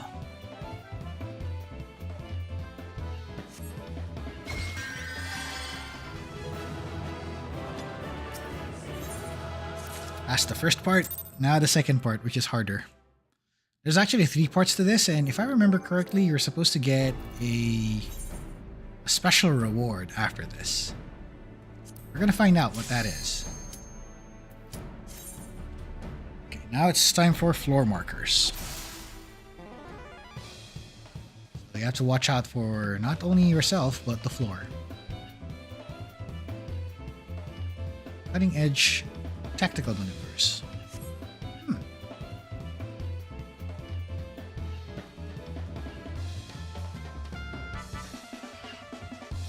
So these tutorials are actually telling you about certain markers to watch out for, and each expansion somehow they come up with more mechanics to toy around with.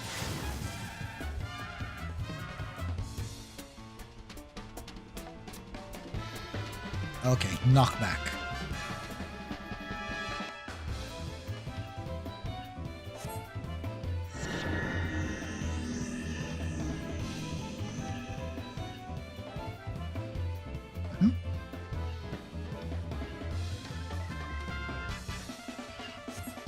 So for that, what you need to do is to go to the origin of the attack, and once it hits,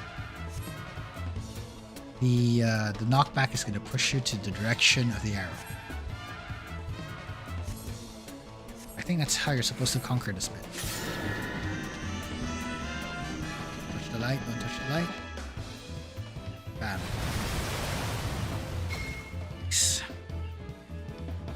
Exactly the one I was talking about. Okay, next one. Go.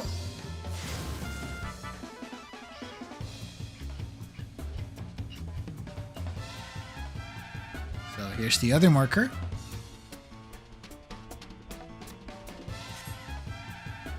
Ah, this one.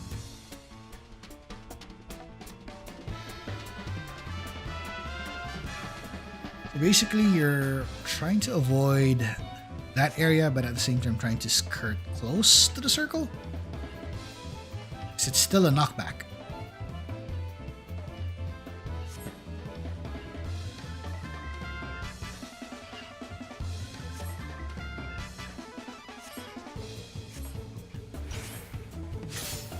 Okay, here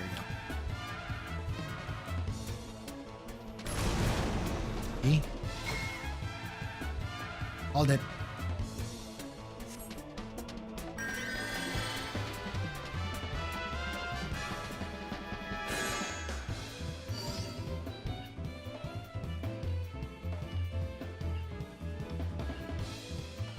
Okay, proximity attack. Oh, this is different. Pulses outward. Oh, this one is different. For this one, the idea is you're supposed to be away from the impact point.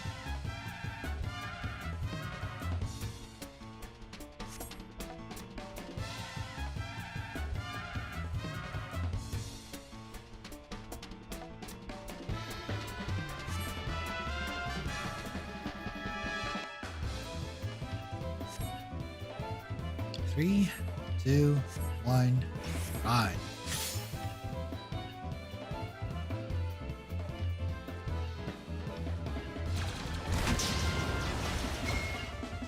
There we go. So if you're any closer, boom, We're dead. Just get the heck out of there. Hmm?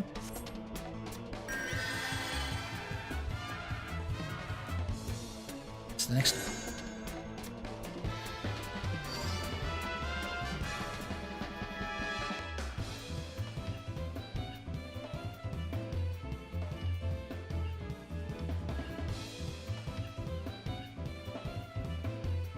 Okay, so this one is a tower. Goes to the tower, or everybody suffers.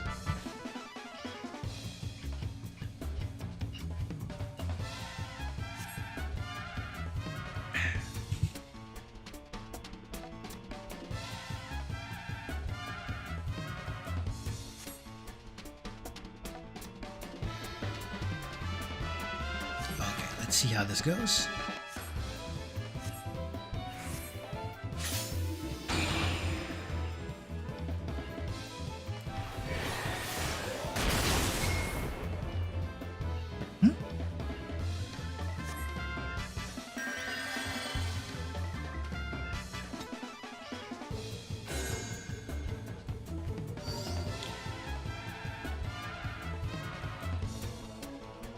I wonder what this one is.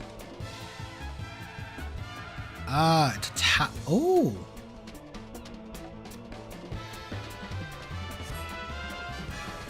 Oh, this one, yeah.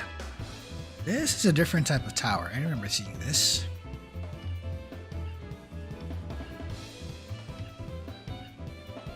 This one has that slow ball ascending. I remember this.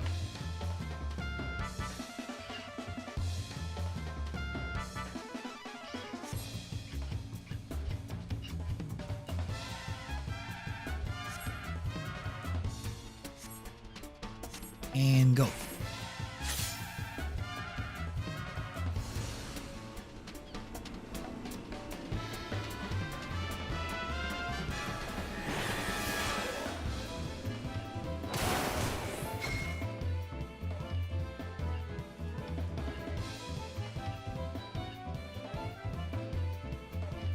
Okay, I think it's time for... Oh, okay, this is the series of evasions and dodges.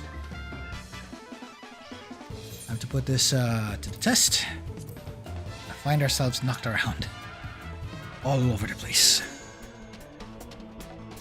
Wish me luck.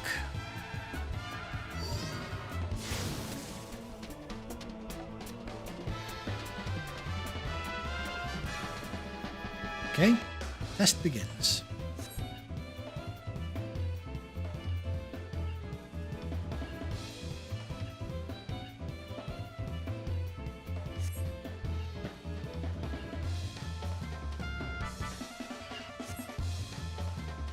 Okay, here we go. 3, 2, 1.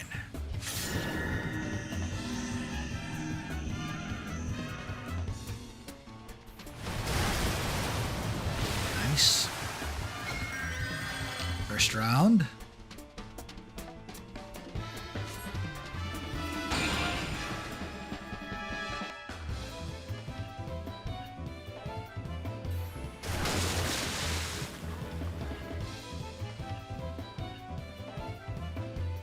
Okay, good. Tower.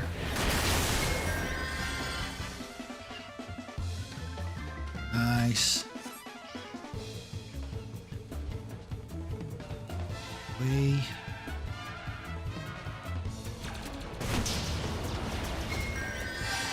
That's a rough one. This is a tower again.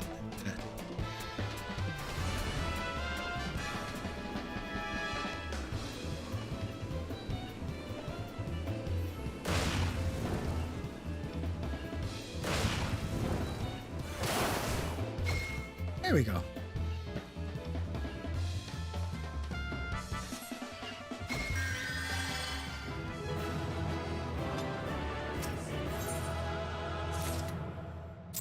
And time to show the last one. This should give us this ring. It should power us up. Not only that, it will also help us level up fast. So if we're leveling up alts, that's going to be instrumental. Especially with leveling up jobs. We're going to need that for machinist and astrologian. And I think also for other jobs like the Red Mage. We're going to unlock them soon. Not on the stream though. Most likely next stream. Or whenever we're going to start. Or whenever we're going to do FF14. Anyway.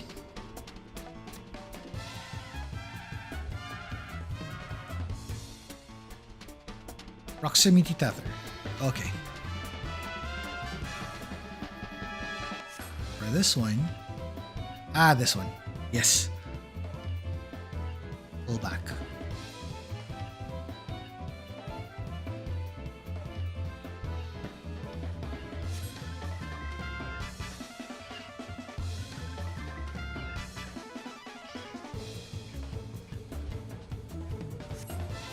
Okay, go. 3, 2, 1. Try to pull until you get this.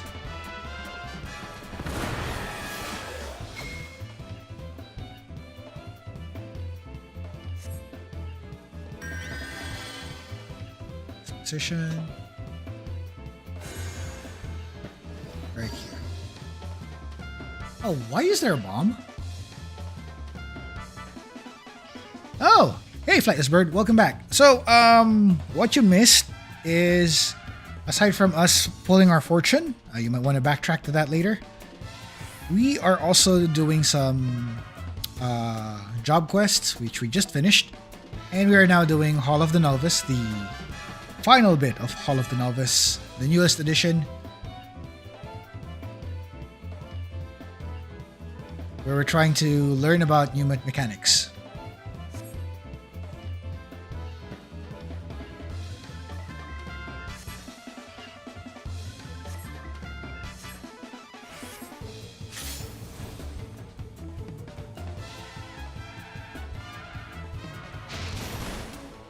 Okay. So it's basically blocking a mechanic.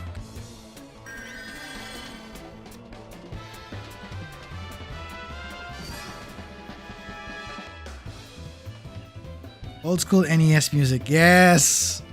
Yes, it is. The gaze attack.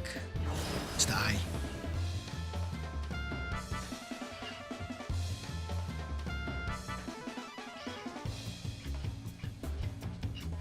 So face your character away when you see that symbol.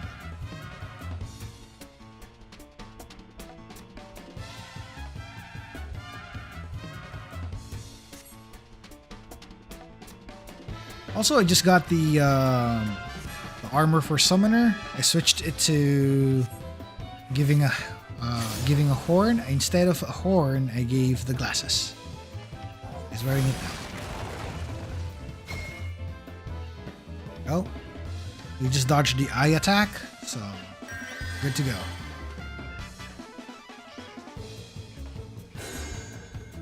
Okay, there's another one.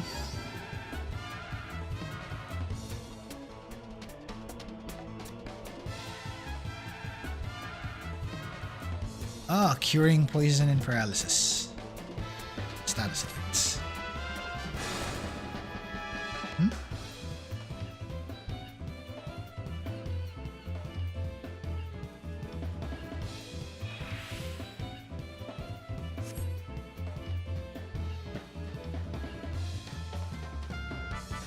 Okay.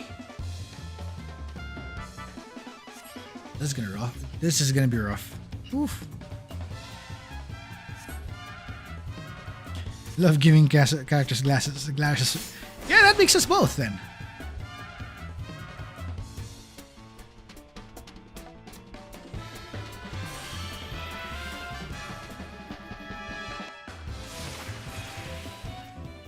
There we go.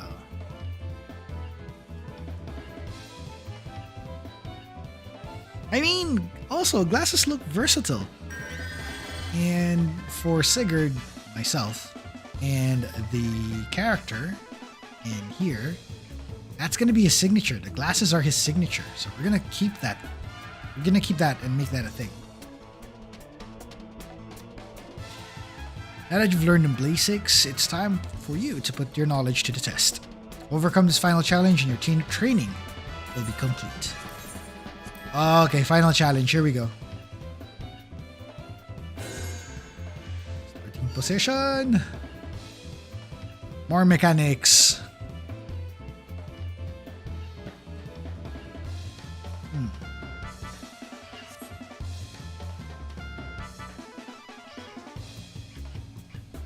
Series of attacks.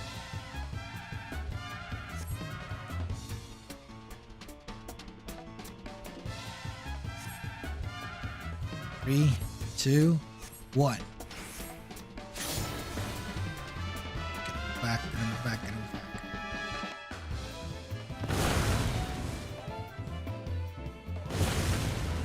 Nice. That's the first one.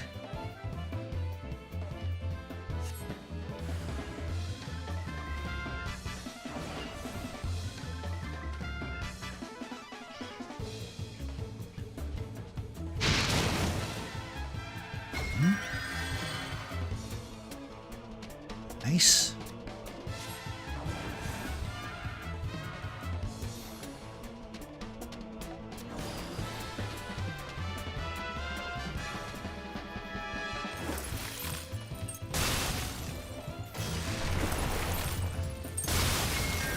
Nice. That was a tricky one. Because you're trying to find out which one goes off first. One last push.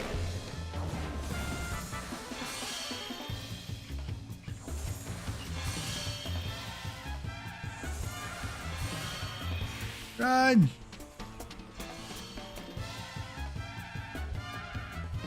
Boom.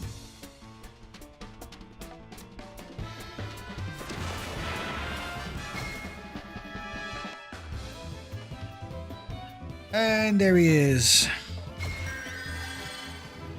New accessory.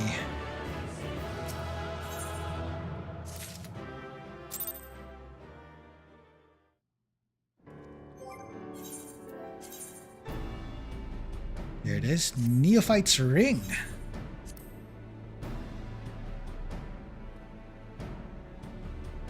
This is going to give us... This gives us more.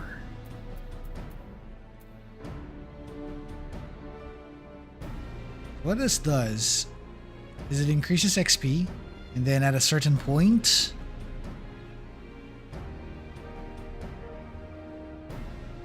it just boosts your magic and everything else. It's really nice. Or it actually follows your class's main and secondary stats, so pretty useful. Pretty useful. Okay, this is the actual thing now. Here we go.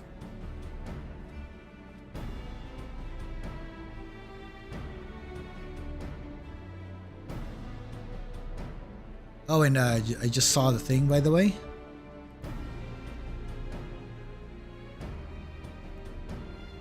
I guess we'll do Summoner.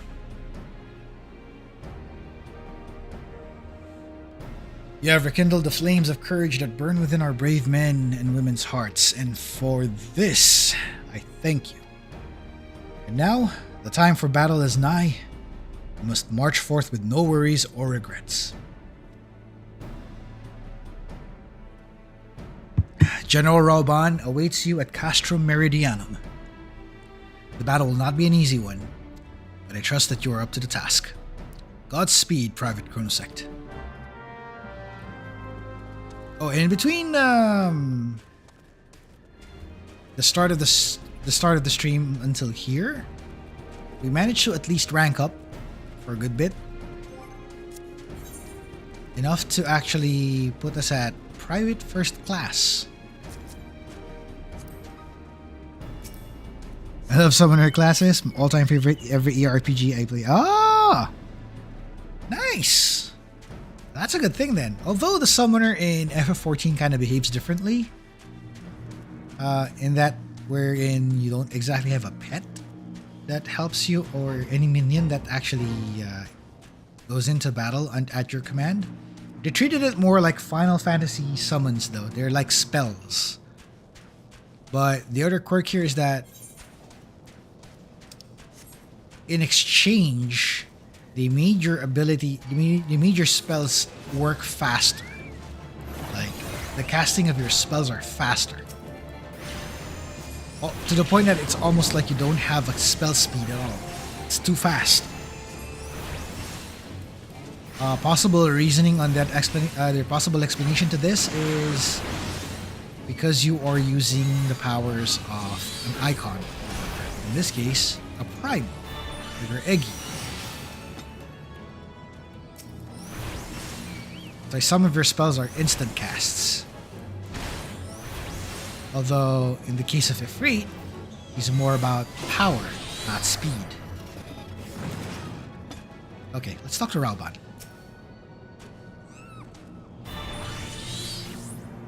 Our hero returns. I trust that your visit has done much to lift the spirits of our garrison on the eve of our greatest battle yet. Time is of the essence. Let us commence the briefing at once. Okay, here we go. The long trek to finale begins.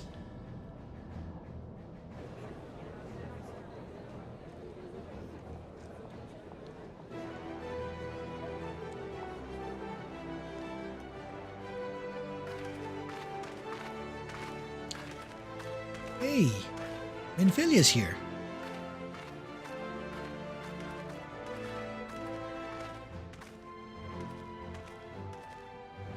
Brothers and sisters of the Alliance, I would share with you glad tidings. Doubtless spurred on by news of the siege of Castrum Oriens, the Maelstrom has struck a double blow. Castrum Occidens and Castrum Marinum are now under blockade. Phase 2 of Operation Archon is a success. Nice. Reports tell us that the Garleans offer fierce resistance, but that the Admiral yielded them not one ilm.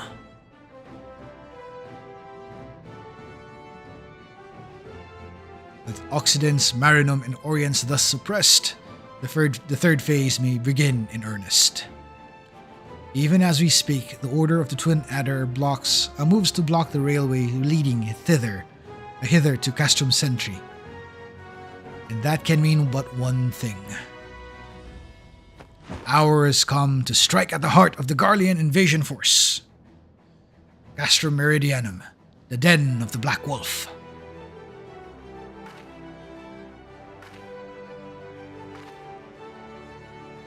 My fellow Eorzeans, I am Minfilia, mistress of the Scions of the Seventh Dawn. There exist myriad barriers that divide us, those of race and nation, language and creed, but to name a few. But as such barriers serve to isolate us from our neighbors, yet they also serve to define who we are. Shorn of them, there would be little to distinguish one from another, and the rich variety of our lives would give way to sterile orthodoxy.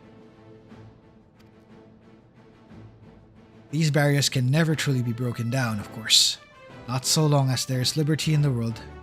They can be transcended. Verily, we do so now in coming together for this grand endeavor, to fight side by side in defense of our shared home.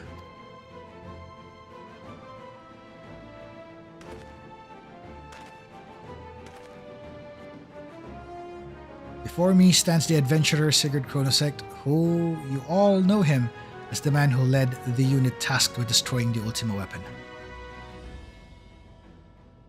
We Scions knew of a different Sigurd, however. We knew him as a dear friend who has endured untold hardship on our behalf. A hero, true, who has ever blazed a path for us to follow.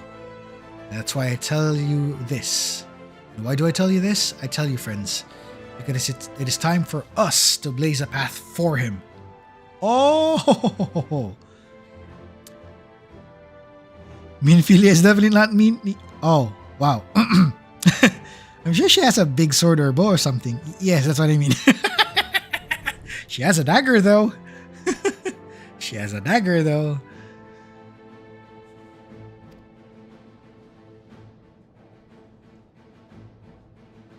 Our objective is to wreak such havoc outside the walls of the Meridianum as to afford Sigurd and his comrades the time they need to disable the Magitek field generator within.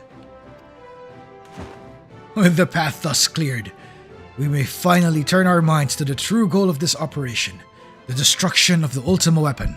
All troops, prepare for battle.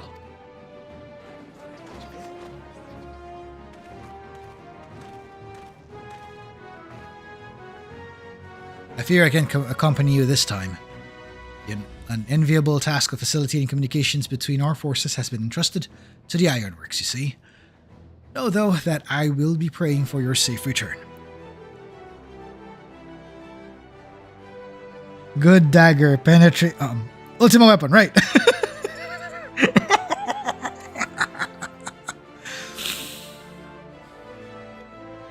You know... When we put it that way, I'm beginning to think Sigurd might have the hots for Minfilia.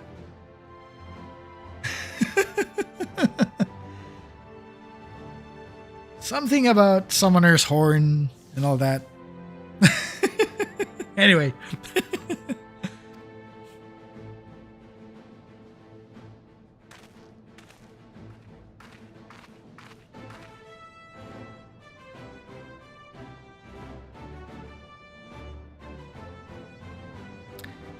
See that you come back to us, friend.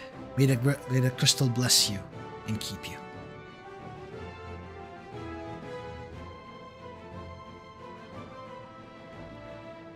We will suffer the Black Wolf to prowl our lands no more. Let us teach the hunter what it is to be hunted. Forward, comrades, for Eorzea!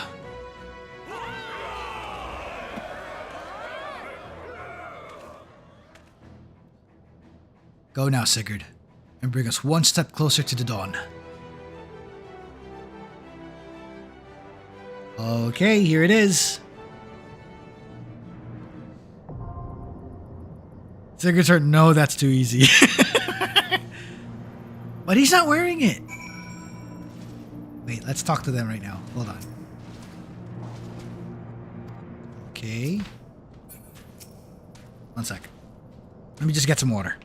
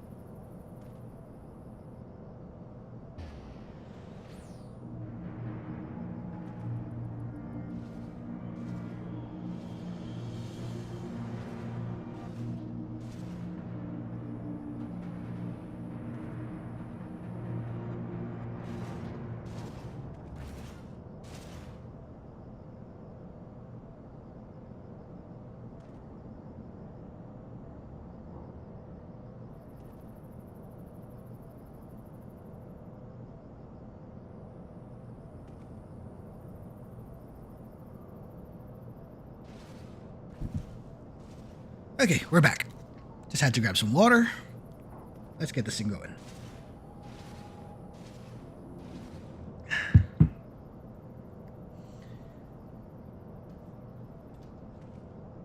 Go now, Sigurd, and bring us one step closer to the dawn. What does Raban say?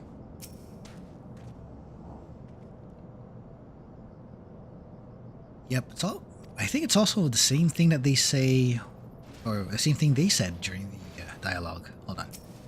How about you? Yep, she's telling us to come back. Here we go. We're queuing. Oh, look at all of them. They're all uniformed. And if you're playing DPS, notice that you're all representing different factions. Like all three companies, to be exact. So if you're playing a DPS, you'll actually see all three companies. If you're playing a tank, you'll only see two being represented. Which is an interesting twist. Because the other DPS that would be filling in is a lancer, and which means that if you have a lancer in the party, chances are they're part of the Twin Adder. Your Thaumaturge is from the Immortal Flames, and your tank, the Marauder, is from the Maelstrom. And since we're coming in as Summoner,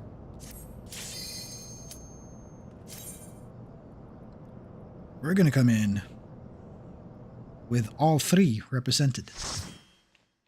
Here we go.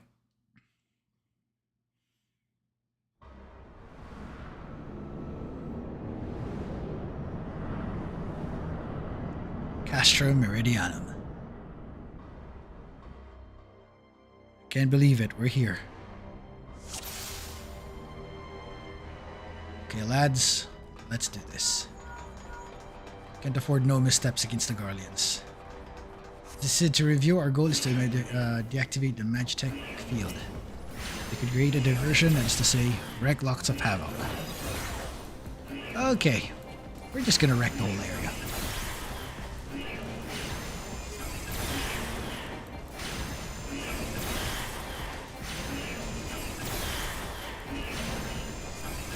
I like the touch here that we're using tomes for the spells. It really feels a little more wizard-like. Although the use of a staff or a rod is still workable too. It also fits the fantasy. But this, using a tome, this still makes wonders for me.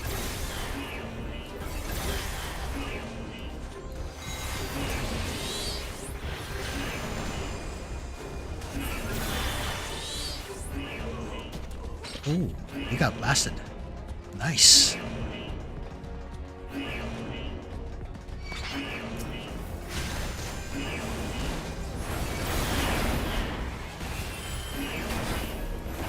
Let's go here.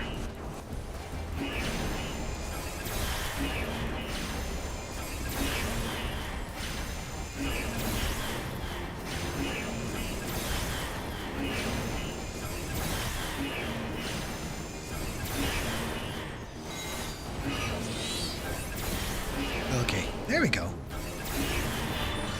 Almost got him.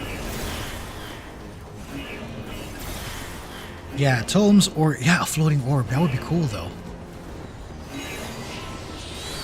I'm trying to remember which game had, like, the floating orbs as the arcane focus.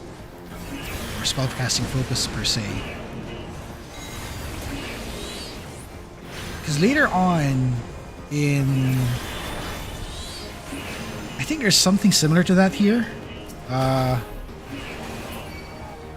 that's more of a healer focus. It's the astrometer used for the astrologian.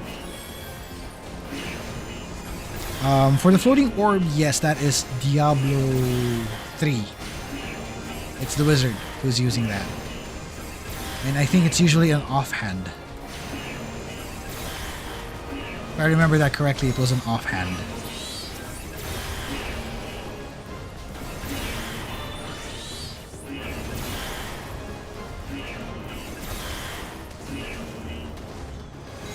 There's another weird focus that I saw here was with Sage. It looks like a pair of floating drone. It's like you have 4 floating drones, or more like floating wings for this one. Yeah, the orb looks cool though. I agree. That's actually a really nice concept there. Funnily enough, that's also one of the options you use for spellcasters in Dungeons and Dragons. I think it was, I'm not sure which edition, but I saw it in both 4th and 5th edition, where you get to use orbs as arcane focuses, or arcane foci.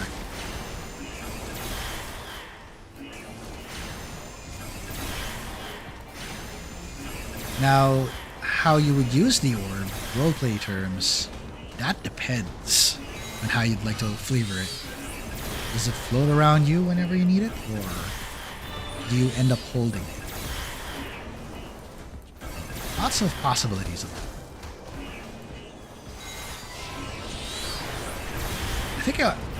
I think I saw it in the online game Neverwinter, where the wizard class also has an orb.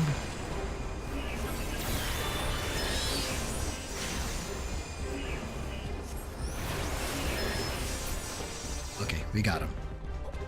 So that's a good bit of enemy here. Ah, this one. They'll need more than that to stop us. Uh-oh, move.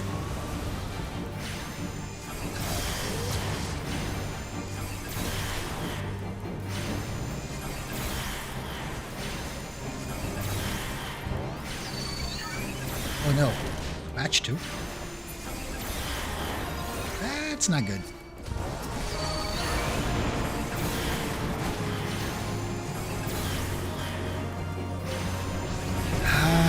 That's a little precarious though.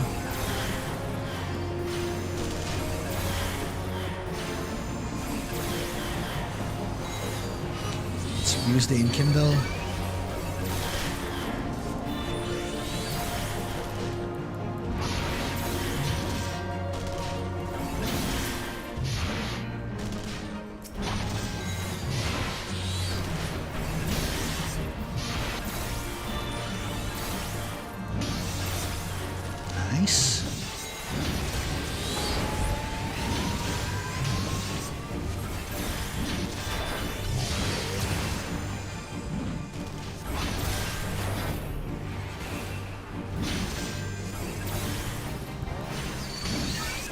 Okay, so notice that the Magitek that you're using here looks familiar, alright? So you can see the one that's shown in Final Fantasy VI, the Reaper. You can see it right there. This one right here. The one beside me.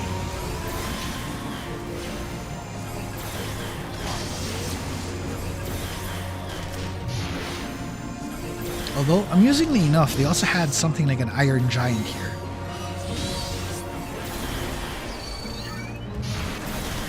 Oh no, we started using some bombs now.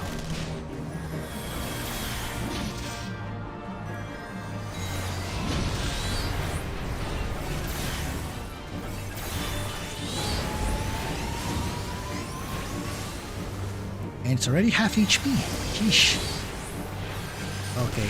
I just realized I'm already like 50% also on MP. Not good. Not good.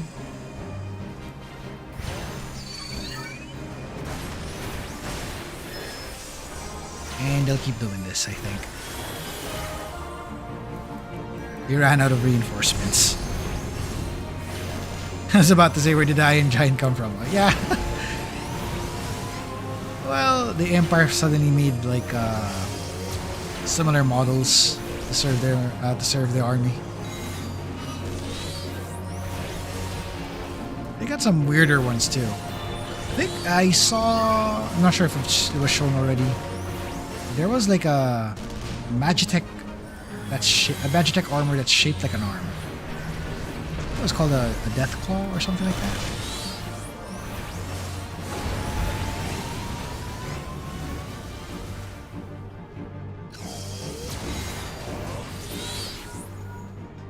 gets more elaborate afterwards.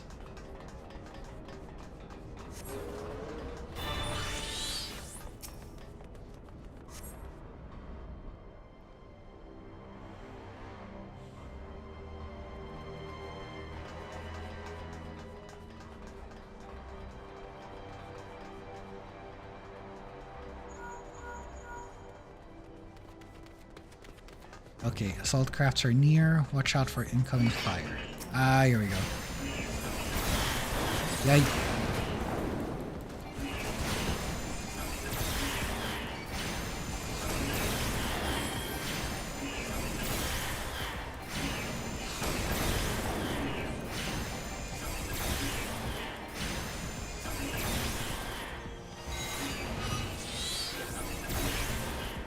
Okay, here we go. Boom.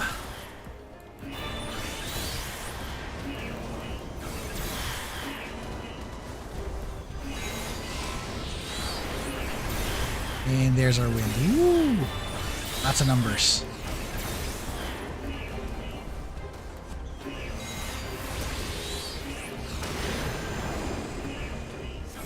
I was wondering about probably reporting a session wherein I'll try to go as minimalist as possible with the UI. See how well that's gonna go. I'm gonna see if in case it works well that way, or I don't know.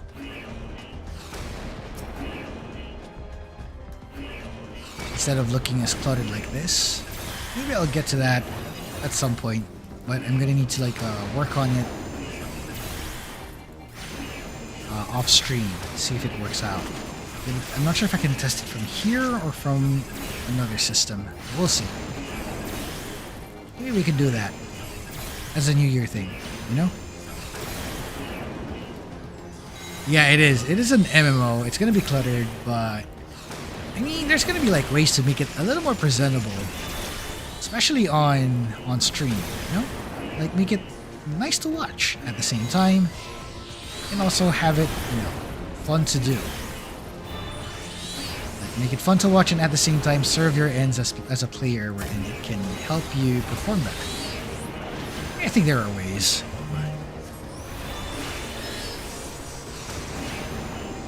And I hear that when you play something like a support or a healer, it gets really cluttered. There's a lot to track.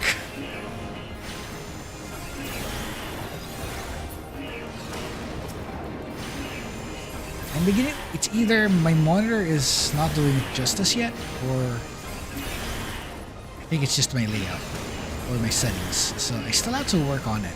See how well it's going to come out. Might work best with a wider screen, but I think I can do something with a screen at my size. So there might be some ways. We'll figure it out.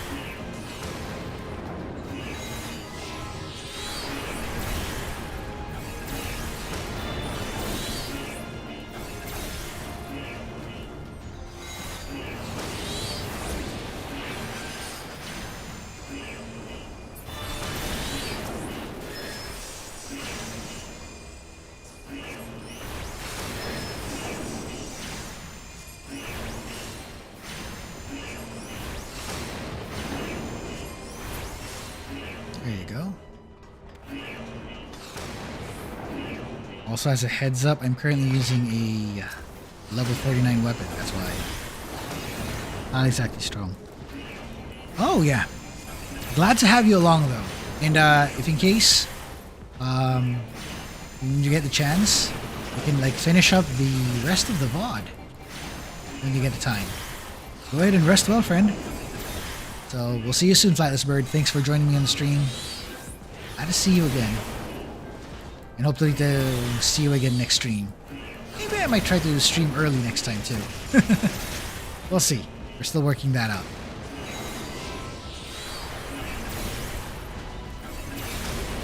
And if in case you're still watching this on the VOD right now, folks, we're getting closer to the last part. This is one of the two final dungeons for A Realm Reborn, but it doesn't exactly end with the dungeon per se. You get me. You'll understand me. Reaching the boss.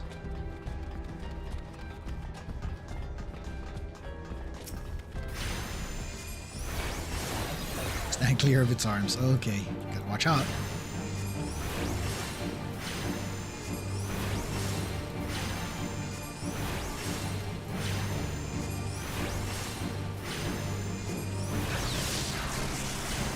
Okay, there it is.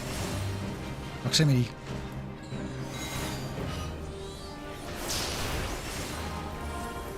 Oh man, this hits hard.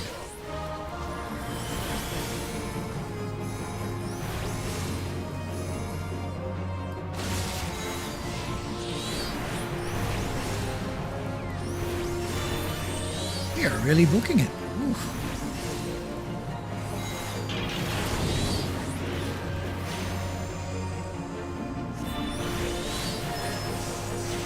Nice. Getting there. Bam.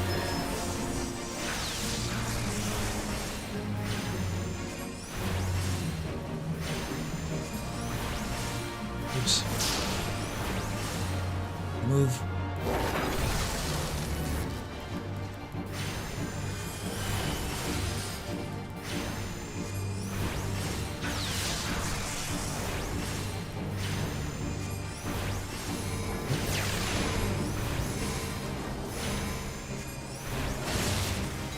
Go.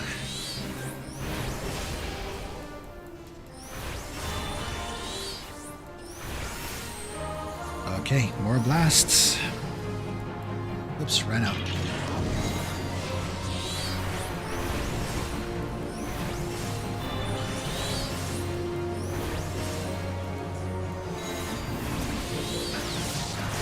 This will take a bit.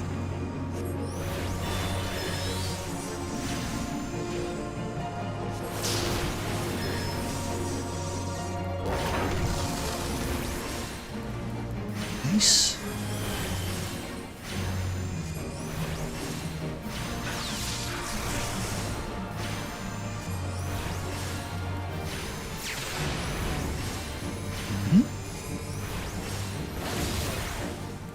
All right, here we go. Bam. Now we're talking. That is good.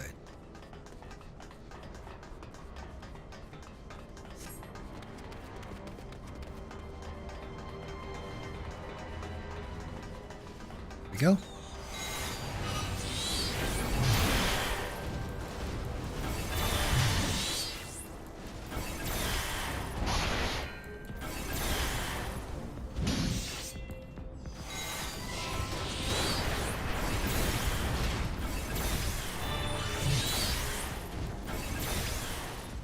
All right, that is one hefty giant.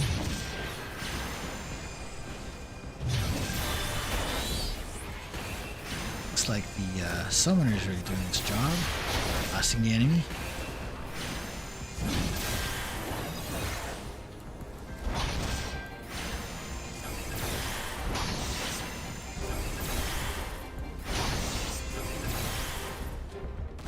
Wait for a bit, blast it again.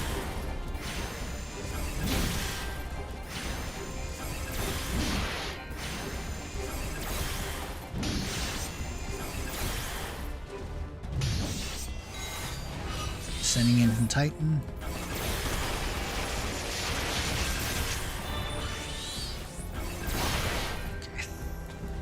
Okay, that's one Magitek down. There we are.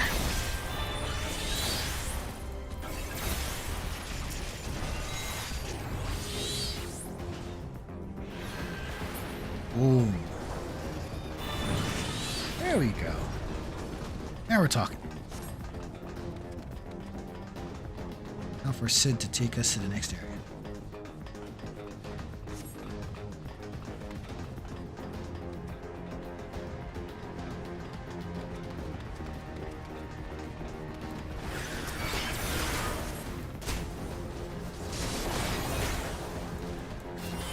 Oh, they're hitting hard. Distract them.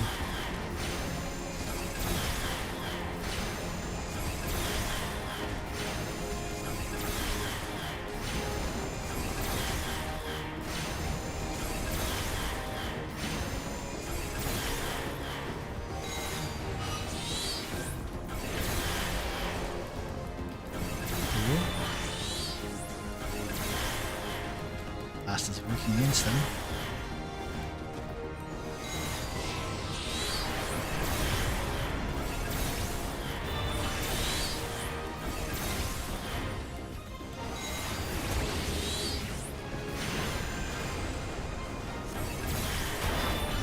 Okay, there we go. That looks good.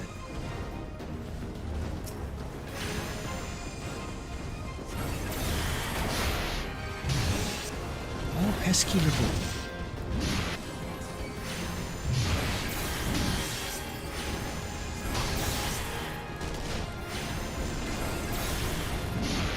All the things they had to see me. These pesky. Let's see if we can do this. Alright, good.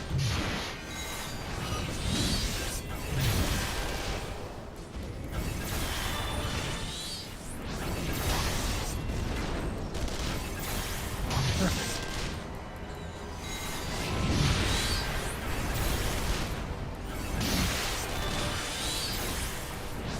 Wow, this is getting really rough.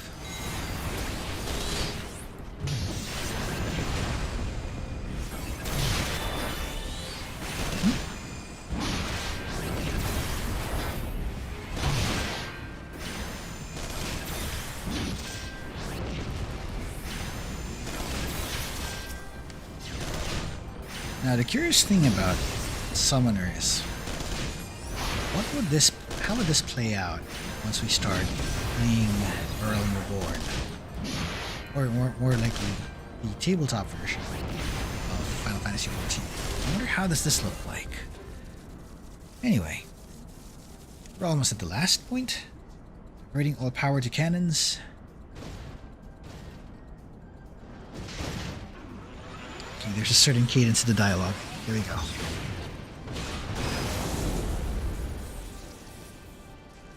And shields down.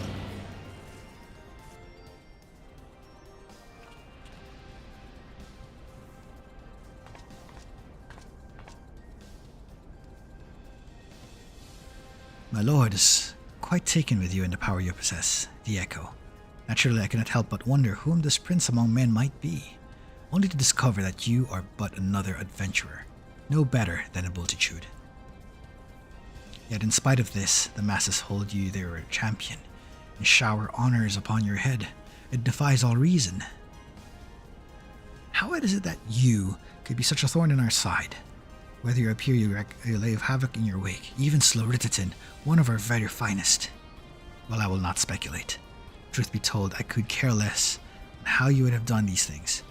What matters to me is the fact that you have done them. If you're allowed to continue, you will eventually deprive me of all that I have toiled for, all that is mine by right.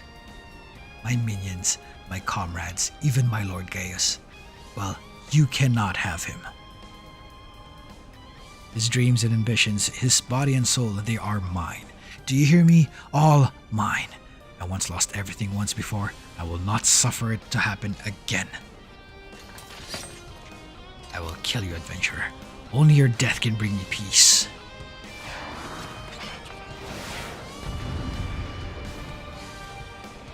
Well,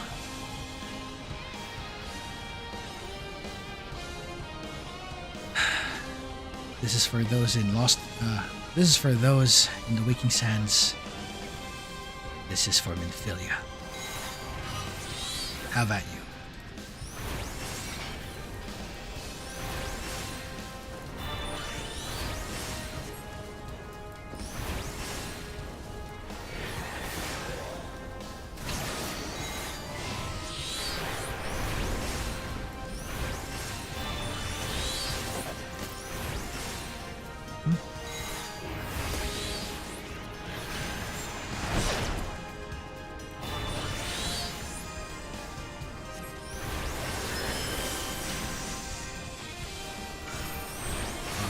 Go.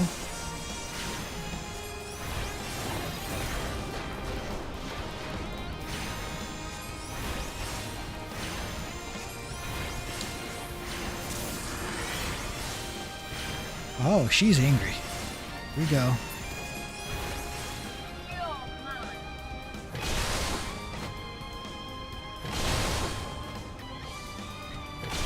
Uh-huh. that spot.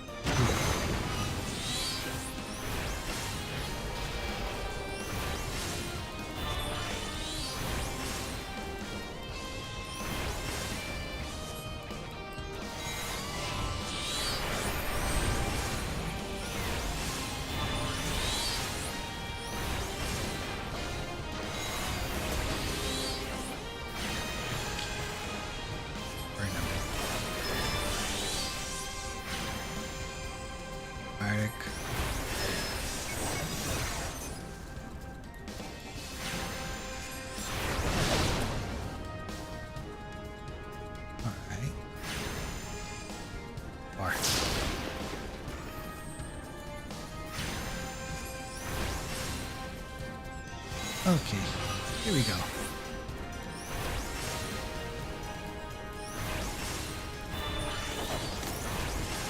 Okay, go. So far, so good.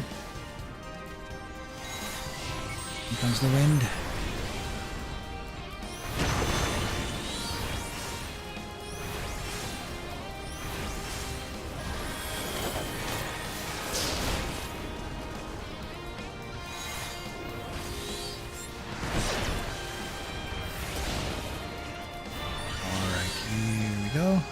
More.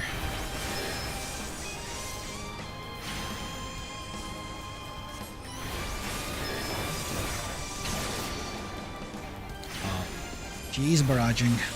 That's not good.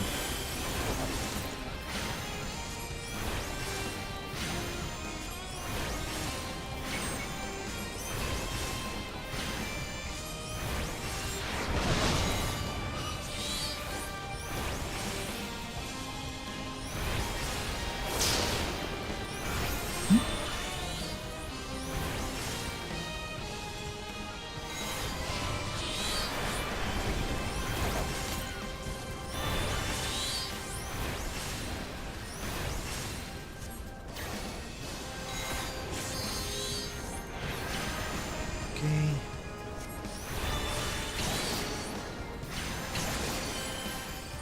All right, let's finish it off. Limit break.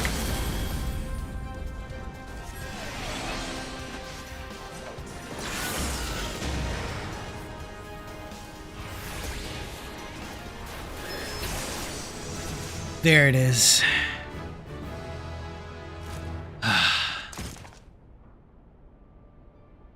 No.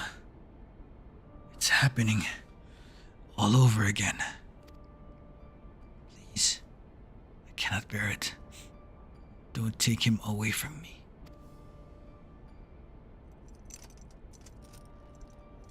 Lord Gaius. 2 down. First Rita, then now her.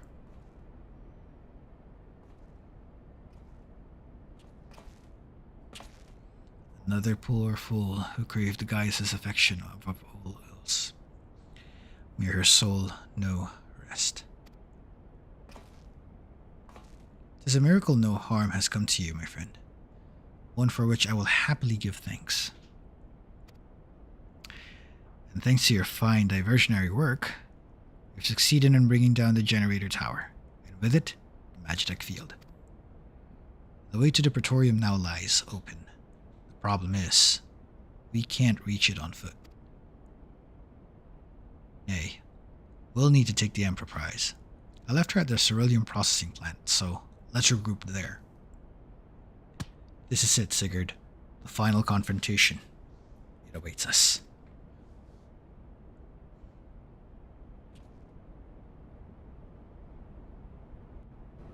And for the rest of the stream, we're going to be using Summoner until we reach the credits. Looks like we just unlocked tomestones.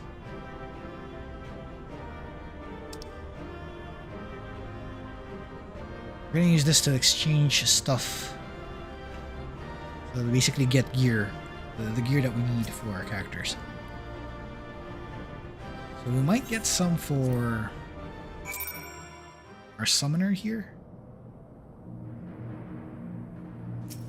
Though most likely we'll be using something else instead. Anyway, let's push. I knew you wouldn't let us down, soldier. With the Praetorium stripped of its defenses, the way to the Ultima Weapon lies open. The time has come for the final phase of Operation Archon. For this, we need...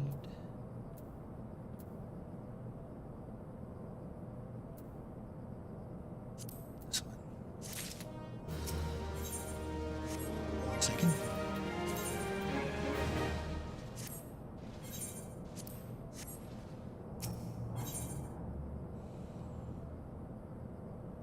Some parting words for the final phase. Okay, we're about to do the final phase. Here we go. For the final phase of the operation, my flames will storm Castrum Meridianum and suppress what is left of the Imperial garrison. If all goes well, this will allow you to reach the Praetorium unopposed, fit and ready for the encounter with the ultimate weapon. Yours is the most dangerous mission of all. But the best must bear the heaviest burden. You're the best we have. There's not another soul in this realm that could see this deed done, and Merlwyb and Kane are of the same mind as me. Though all hangs on your success, you must not let our plight make you desperate. Victory belongs to the bold, not the reckless. Bards are wont to sing of heroes who value their life at naught next to honor, love, and liberty. But I will tell you now, that which men value at naught, they sell cheap. Risk no more than you must, you hear me? How best you are off. We have work to do, the both of us. See that your preparations are in order, then report to Sid.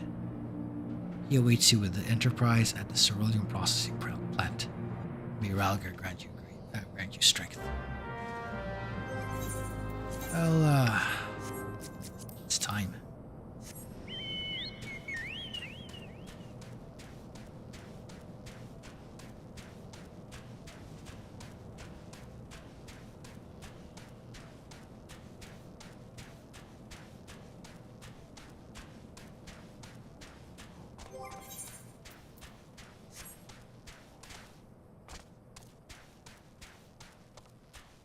Hey, hello Thea. Welcome to the stream. We're currently at the finale portion of Final Fantasy XIV: A Realm Reborn. So we're almost done.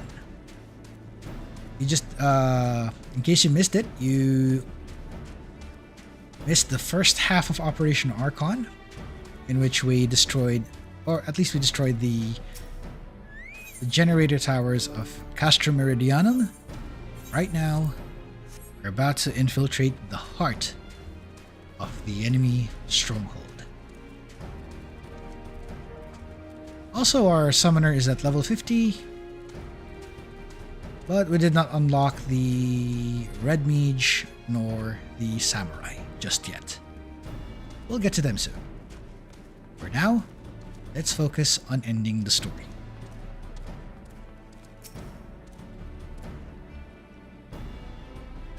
The Enterprise is at your disposal. When you're ready to head for the Praetorium, you need only say the word. If we succeed in destroying the Ultima Weapon, it will deal a crippling blow to the Empire's hopes of conquest. After that, the 14th Legion would not dare to move against us, barring the discovery of further elegant doomsday devices, that is. Let's be on our way, Sigurd. Gaius is in his plaything. Await. Ah, there it is. Dungeon time. Okay, one moment. Before we queue, just accordingly. I'll need some water and a charger. I'll be right back.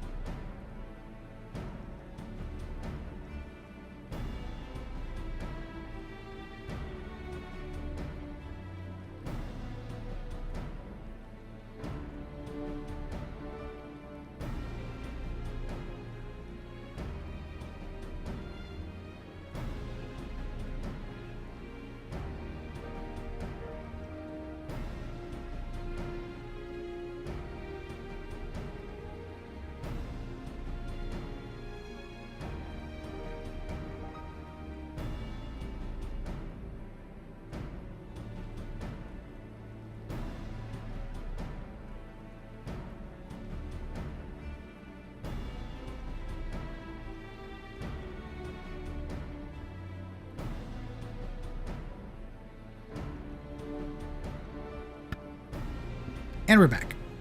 Here we go. Let's get to it.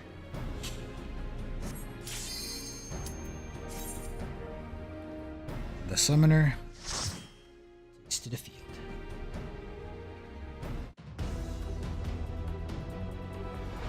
And welcome back, Solaire. Welcome to the stream once more. Now, we are storming the enemy stronghold. You could say this is basically almost similar to Death Star, but it's not a Death Star. It's not flying.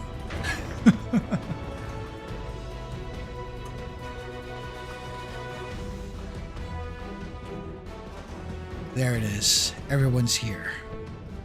So here we are. The Ultima Weapon will almost certainly be housed in the depths of the complex.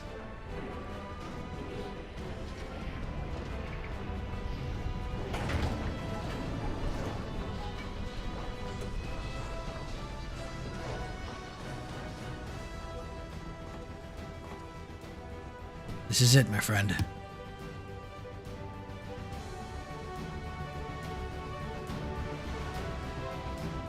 This is it.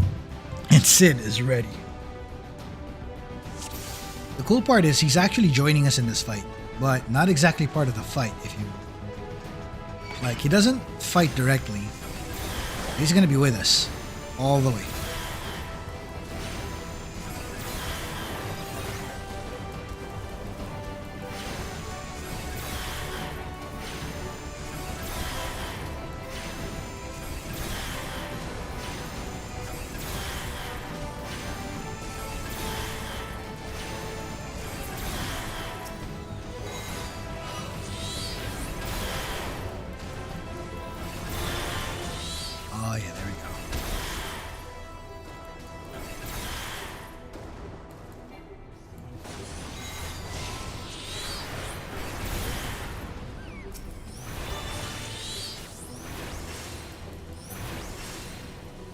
Alright.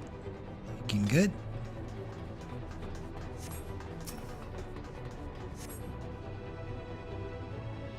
Going down.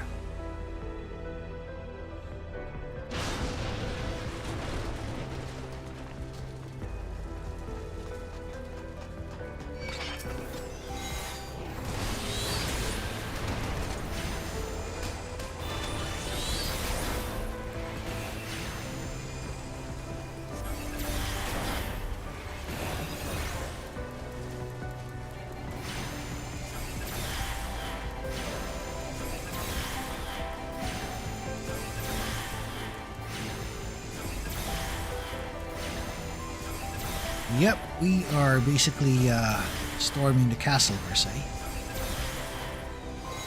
Well, this is more of a military base than a castle.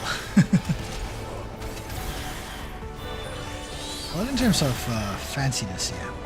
Not that fancy. It's basically functional.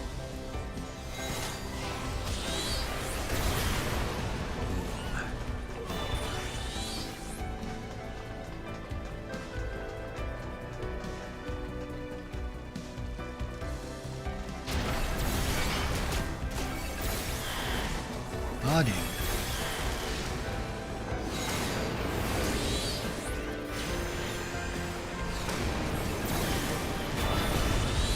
Ow.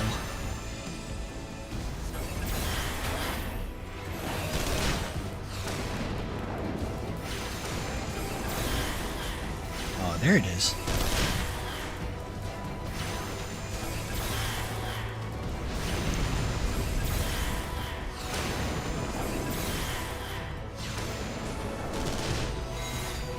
Again.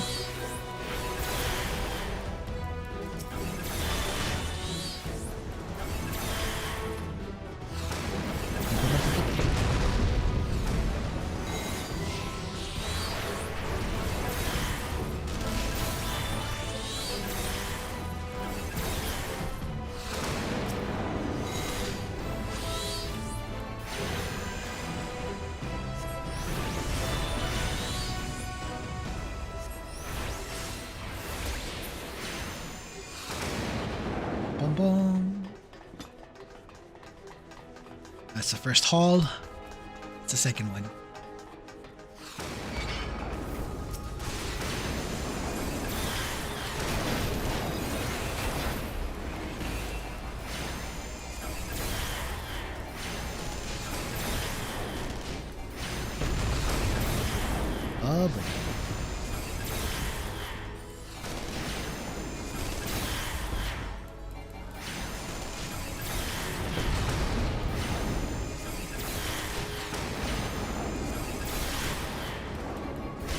have a feeling this would be stressful if this was a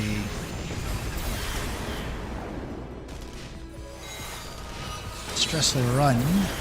If in case I'm playing healer. Good thing I'm not. I was about to say earlier, I got interrupted with the game. Friend mentioned earlier is a viewer of... Ah! Ooh, that's nice. Oh, glad to hear she's catching on the VODs, so... Thank you. Thank you for checking that out.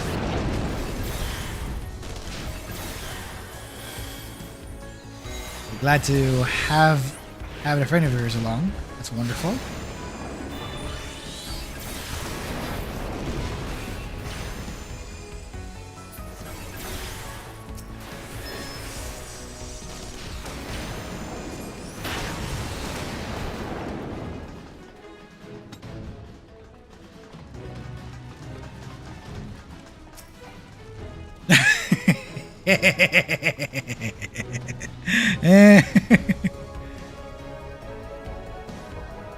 Okay.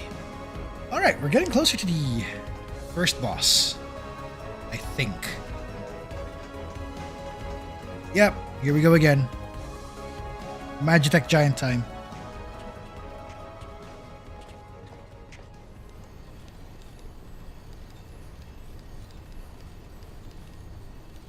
Ah, Sid, my boy. You're late.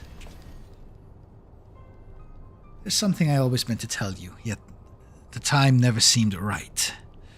It concerns your father. What of him? In the winter of his years, Midas came to abhor his part in Meteor. He told me that he wanted nothing more than to wash his hands of the whole sordid business. But he did not wash his hands of it. He helmed the project until the day he killed him.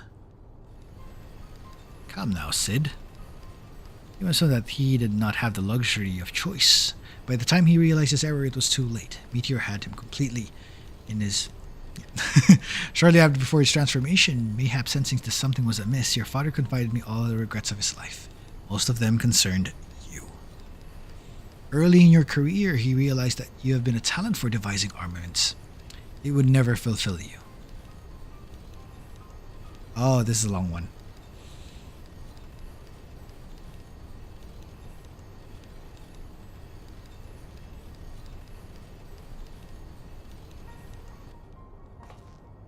Ripped open walls in this place just so you could say this to me?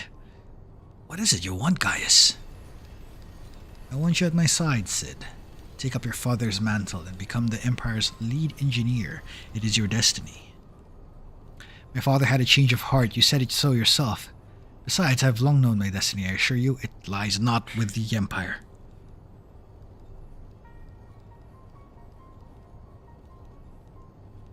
Pity, and one of you, adventurer. With your powers joined to mine, we could do so much in this realm. Together, we could bring order to Eorzea and usher in a lasting peace. Oh, no, you don't. Oh? I can expect no better answer than this, so be it. String. Save as an ally, you are too dangerous to be let to remain. Oh, that means we're going to be part of the midnight team now in this case. It's going to be you, me, and everybody else who's catching this on midnights. We're like the late night crew now at this point. But I'll try to make it that I start earlier this time. We're going to see if it's possible. So, maybe in future streams we might try to bring back 10 o'clock. We'll try. Let's see what happens.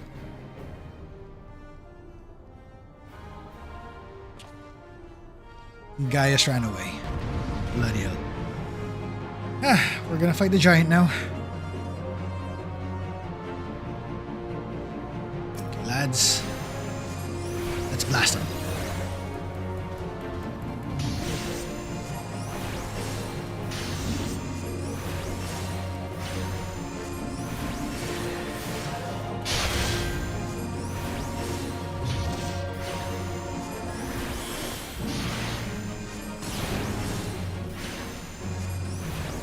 Okay, let's go. Titan.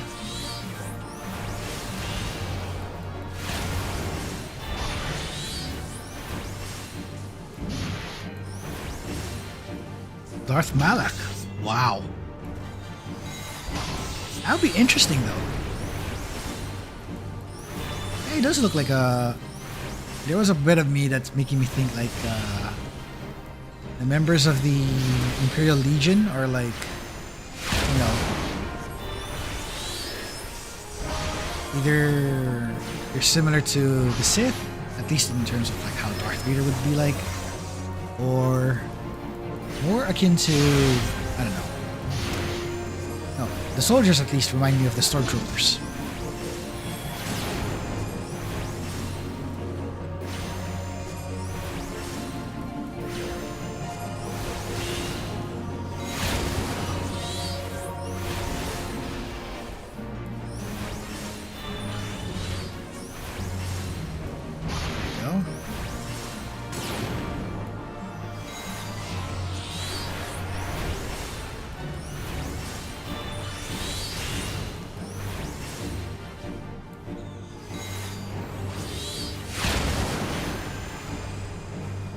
Oh, no. Way too dangerous. Oh, it's down.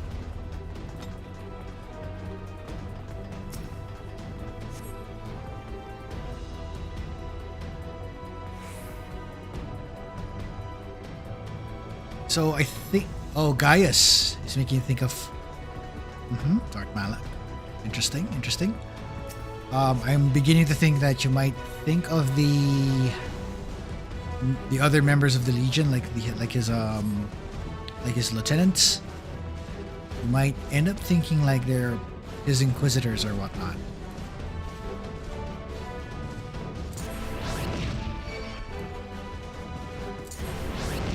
Because in the previous episode, we fought one of them already. The was Prefectus Ritatin, and then right now we just recently had Livia Sassajunius. It's kind of like I'm not sure. I think it's Gaius' second or something like that. We still have two others, technically Gaius and then another guy. I think Nero. We're still missing them. We haven't seen them yet.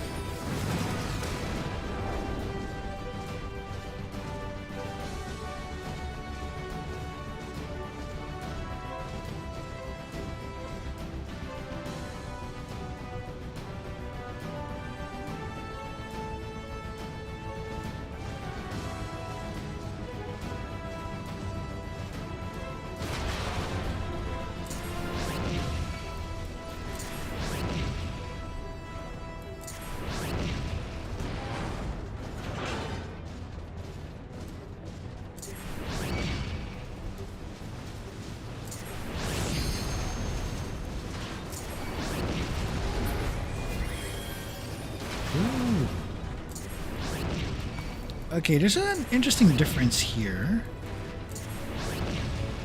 If you're gonna play this with friends, that's gonna be 4 of you using the Magitek armor. But if you're alone using duty support, it's just gonna be you. Unfortunately.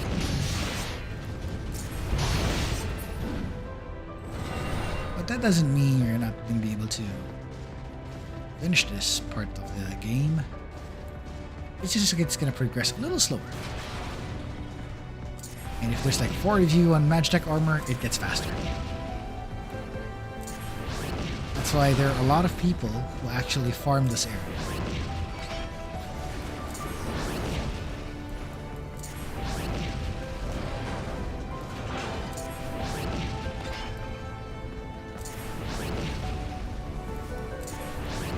Also, now that you mentioned the armor and how he looks like one of the Sith, Darth Malak. I'm guessing Darth Malak would be from Knights of the Old Republic. Is that correct, Slayer?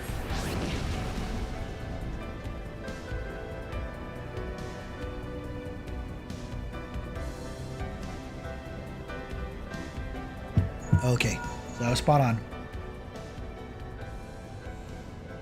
Yeah, a number of the Imperial Legatuses look like that, especially when they use their Magitek armor.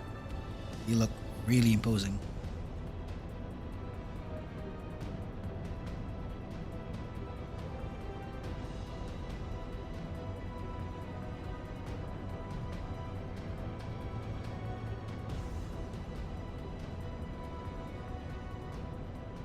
We're about to do a charge shot. Here we go. It's funny because we just found the Magitek armor that we used to infiltrate Castrum Centri.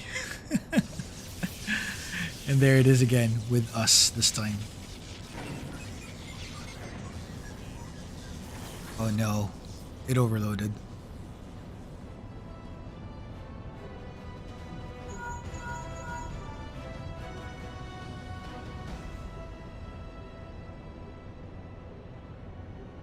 Yep, it's just us now.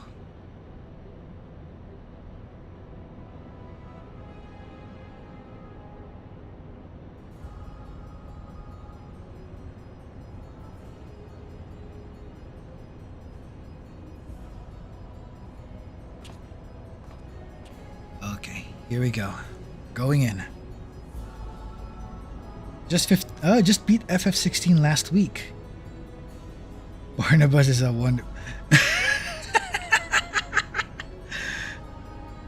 He was shaping out to be a main villain, Barnabas. I think he was awesome though. It's just that Ultima came out of nowhere. It felt like Ultima came out of nowhere, to be honest. Would have been good though.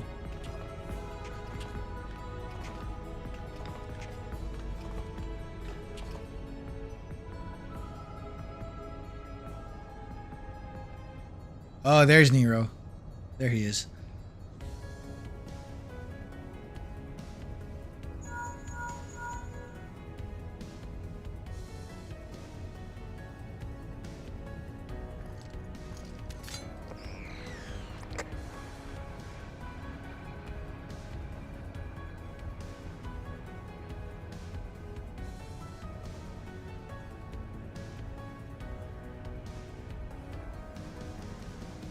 Yeah, actually, Barnabas being the main bad guy would have been cool. Though, with the way they went with the story, that they actually there's like a big bad behind the main bad. It's like it's an FF through and through. Kind of like how you have like Kuja, and then behind Kuja is something else, or you have Sephiroth, but behind Sephiroth is Genova and all that stuff, you know? Although the difference is that Sephiroth became the main bad guy eventually. With Barnabas, then again, it was not just Barnabas. There's like a number of them, but Barnabas was like the main, like the mastermind of the whole thing. And then the actual mastermind is Ultima, and he's just like the lackey, or like the Dark Knight to the you know, you get the idea. He's like the Darth Vader to the Emperor kind of thing.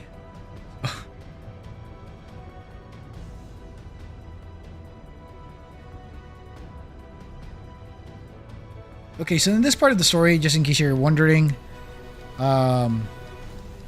Sid and Nero knew each other. They're both Magitek engineers. They I think they're of the same batch. But there's like there's a thing with Nero here that's not rubbing well with Sid. Like, he felt alone because of it. And Nero felt like he wanted to be recognized as the best. So there's like a rivalry between the two.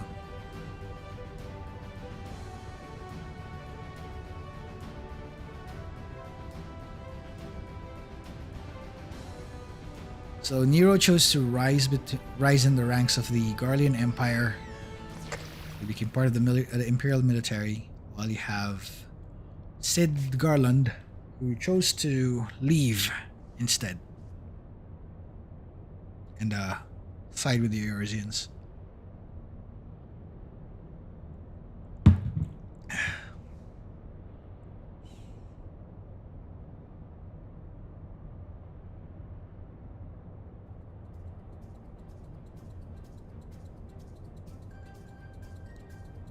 Okay, here we go.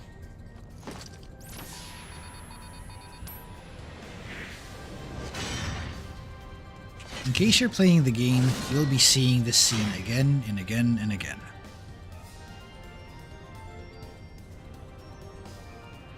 If this is your first time, ignore my dialogue. Read the dialogue, because this thing actually goes on its own, and I cannot read it right away. So we might have to pause and play for this one, for those watching the VOD. Catch the details of the dialogue. I won't be able to read it aloud due to the whole thing advancing on its own. It has its own rhythm. I couldn't keep up.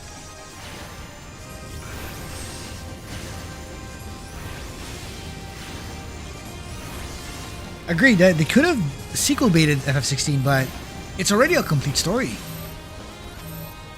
And those who are requesting for a sequel are like, they're hoping for an answer to what happened to Clive. There's a lot of questions. A lot of questions left behind. That's why I feel like it is a really good story. It's a really good game. That's how I like about the story. It's like, it's a complete thing. It's a complete experience. DLC or no, it works out.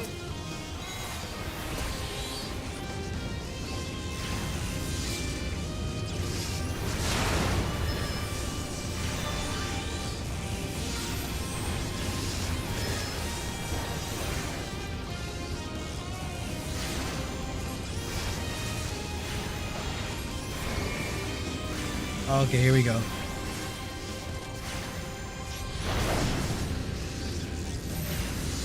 Ah, stack marker.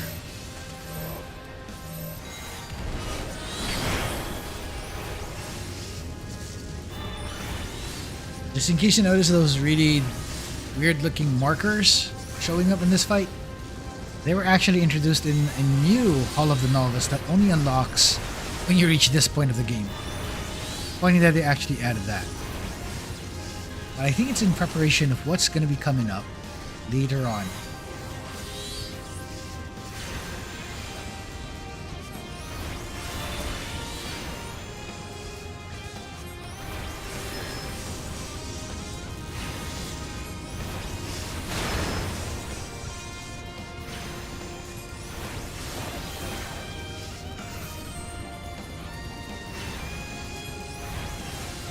Oh, one thing I would actually say about FF16, by the way, it has really good acting. Really good acting. The voice acting's superb.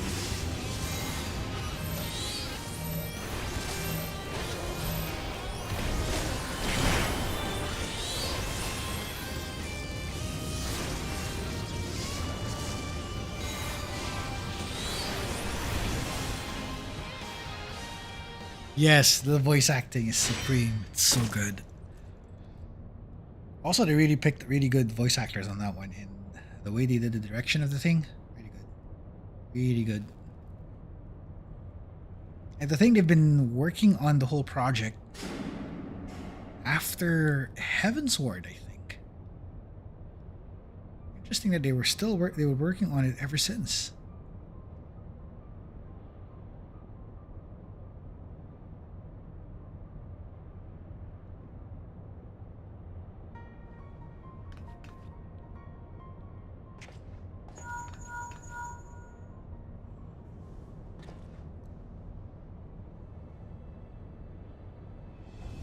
And Nero fled. Aha. Oh no. We're going down, folks. We're gonna go down. So, remember that mech that we faced like last stream? The one that shot out all those lasers and stuff that took out like 3 primals? We're about to see it. It's way down. Way down.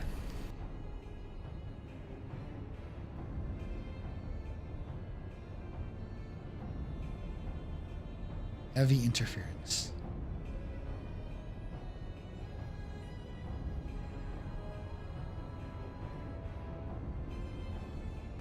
He's like Geralt without the bad voice acting. Oh, Speaking of voice acting, did you know that the voice actor for Clive and the voice actor for Geralt are currently in a D&D game? They're in a D&D show called Natural 6.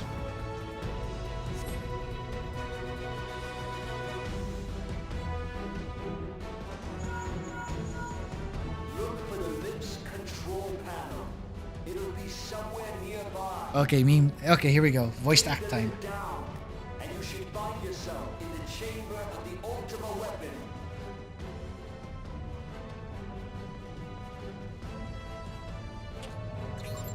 Yes, natural 6. Although the 6 is spelled out instead of being a number. So if you like the so if you like watching D&D shows, that would be a good watch. Oh, and don't even think about God.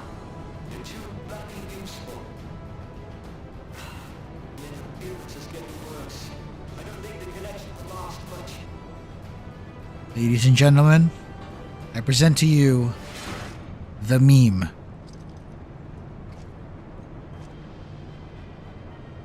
Tell me, for whom do you fight?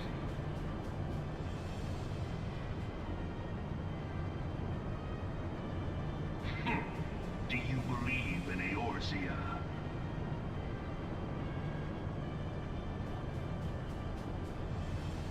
Eorzea's unity is forged of falsehoods. Its city-states are built on deceit, and its faith is an instrument of deception. It is not but a cobweb of lies. To believe in Eorzea is to believe in nothing. In Eorzea, the beast tribes often summon gods to fight in their stead, though your comrades only rarely respond in kind. Which is strange, is it not? Are the 12 otherwise engaged? I was given to understand they were your protectors. If you truly believe them your guardians, why do you not repeat the trick that served you so well in Cartano and call them down? They will answer, so long as you lavish them with crystals and gorge them on ether. Your gods are no different from those of the beasts. Icons, every one. Except but this, and you will see how Eorzea's faith is bleeding the land dry. Nor is this unknown to your masters, which prompts the question, why do they cling to these false deities? What drives even men of learning, even the great Louis Soir, to grovel at their feet? The answer? Your masters lack the strength to do otherwise. For the world of man to mean anything, man must own the world. To this end, he hath fought ever to raise himself through conflict, to grow rich through conquest. And when the dust of battle settles, it is ever the strong who dictate the fate of the weak.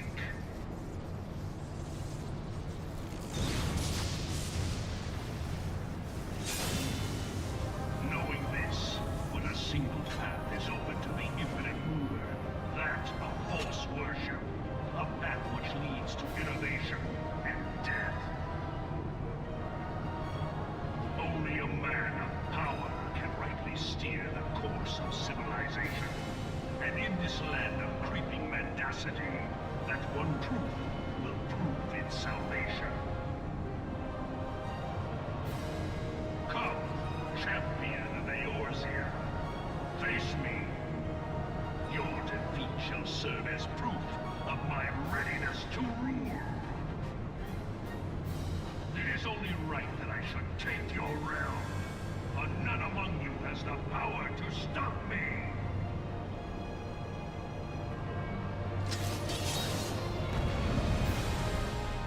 Okay, here we go.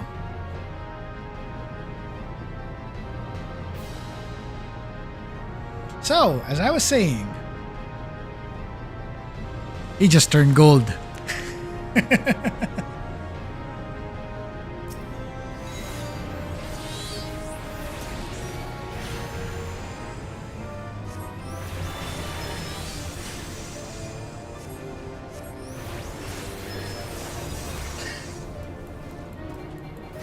Okay, we're gonna blast him. Oh, that's rough.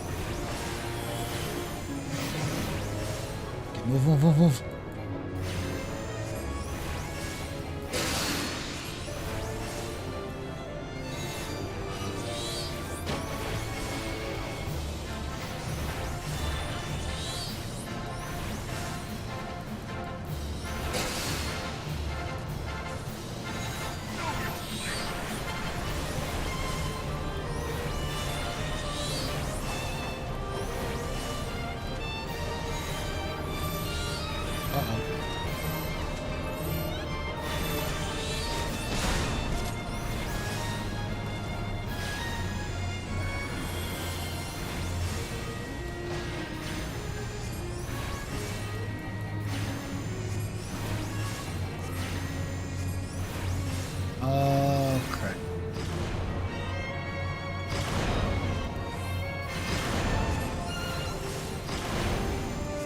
Blasting. Yep. We're gonna mess him up. Don't worry.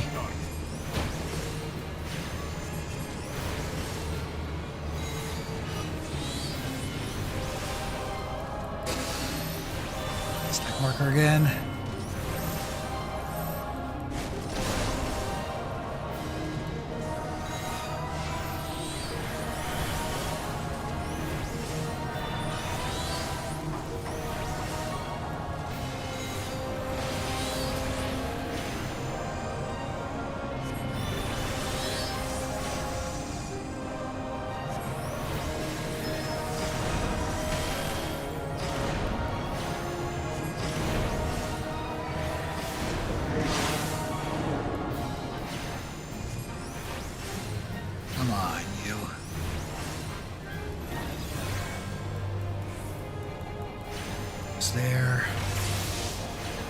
There.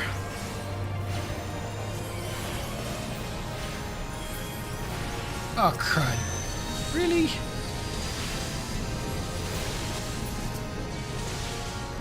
Blast him.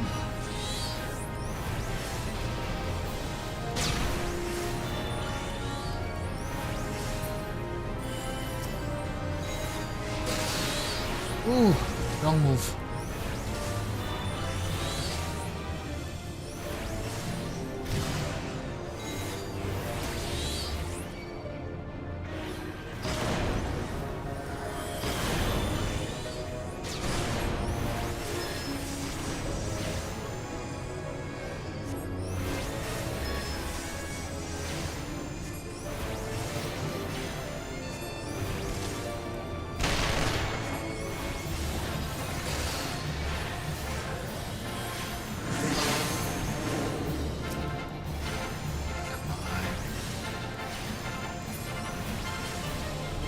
Okay, that's a little too high.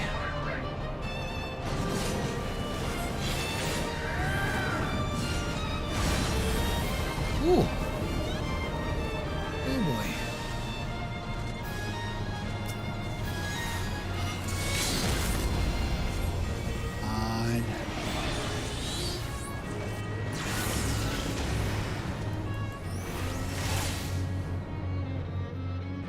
There it is.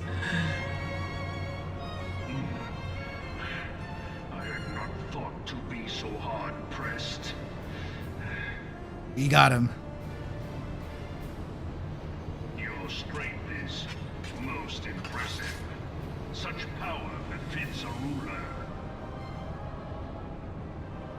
Yet, you lack the resolve to put it to proper use. A waste.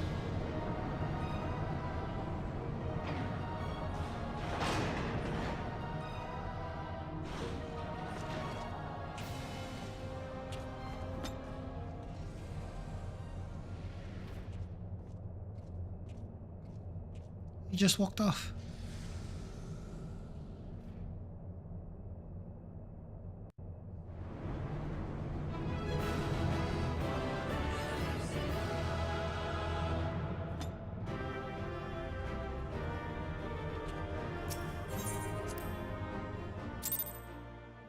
And so he lives.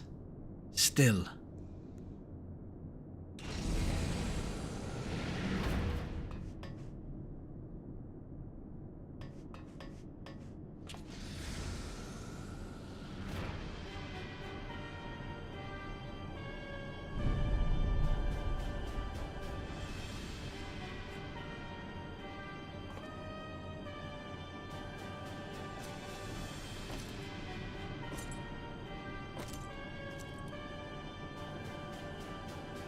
Allow me then, hero, to do that which you will not.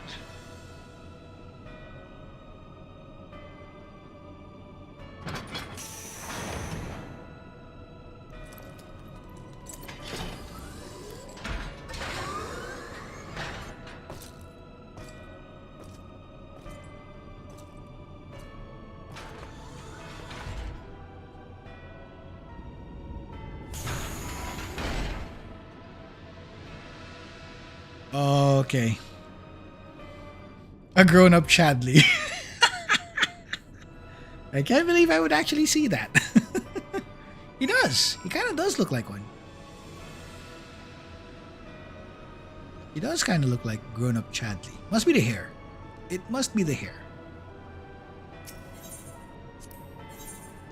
Anyway, we're in for the Metal Gear fight. Here we go. Mech fight. Mech fight. Mech fight.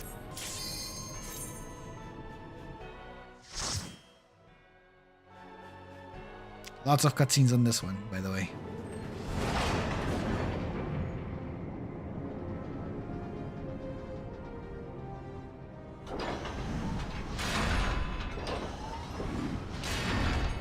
Bear witness to the true power of the Ultima Weapon.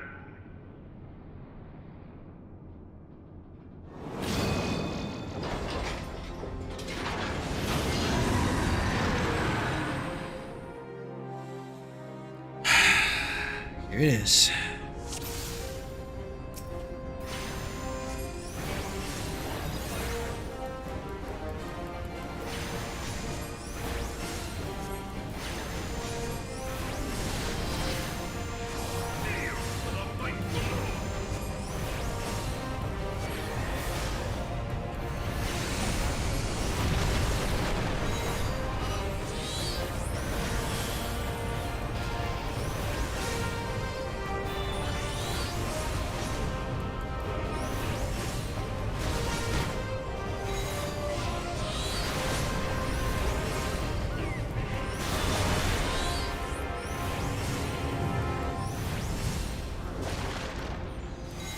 Something about the theme reminds me of Cascade for some reason.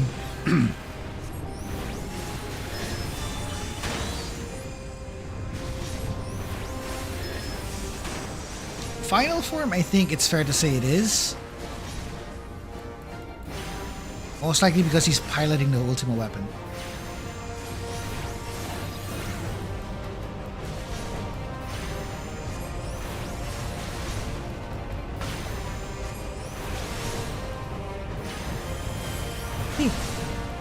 Oh boy.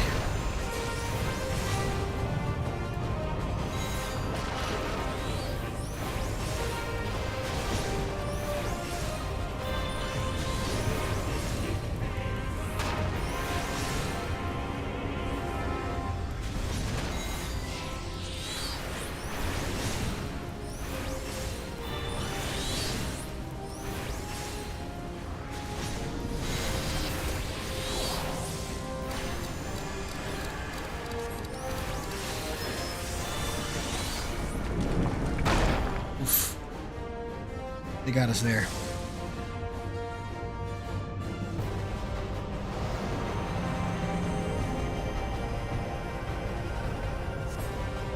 OG NES The Legend of Zelda boss.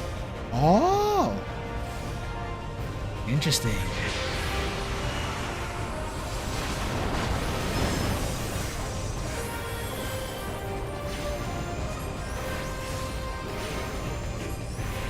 In terms of rhythm, I agree.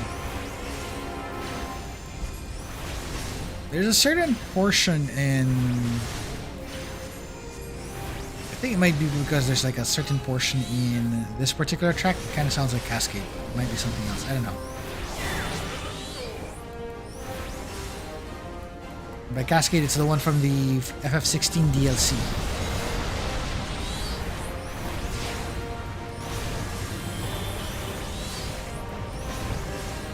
And again, considering it's Masayoshi Soken, so... yeah. That's gonna hit.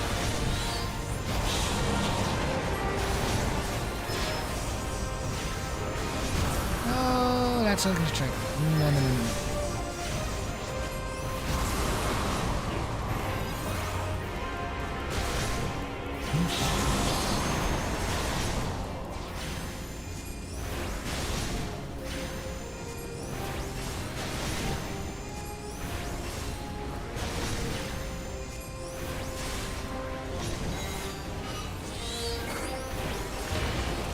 To blast him.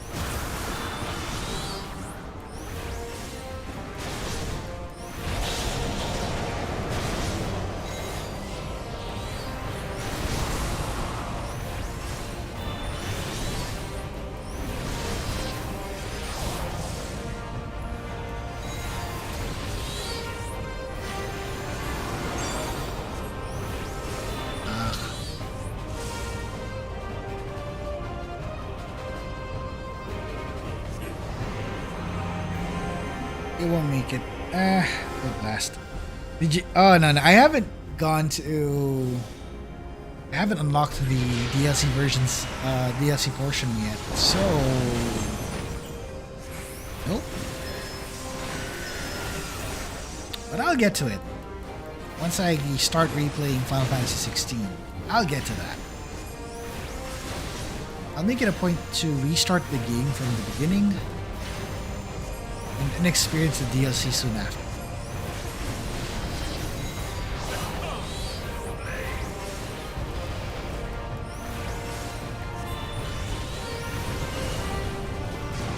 But I can tell you now, I have a feeling if it's me playing it, yeah, it will happen.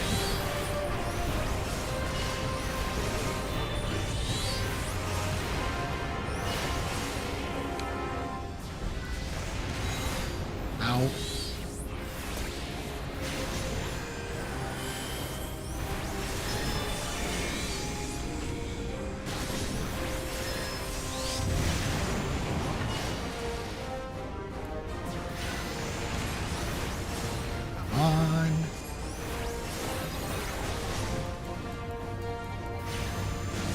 Damage it like crazy.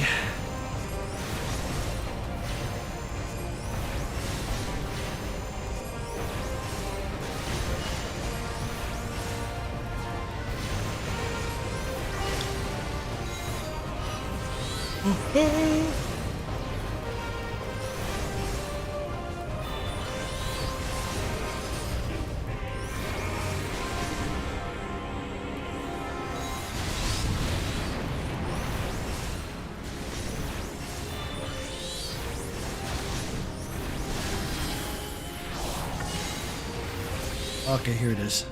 DPS mode.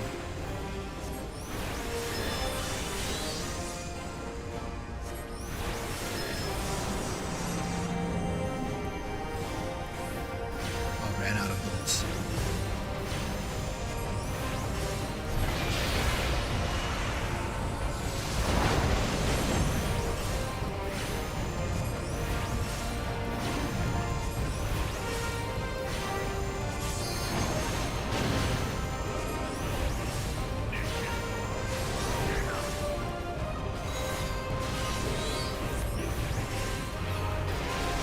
There we go.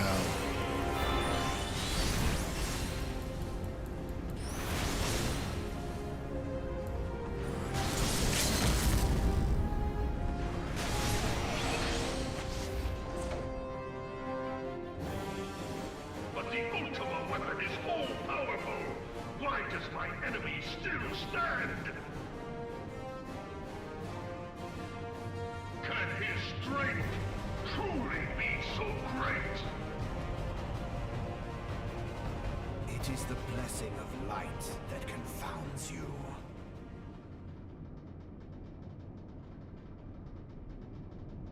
La Brea.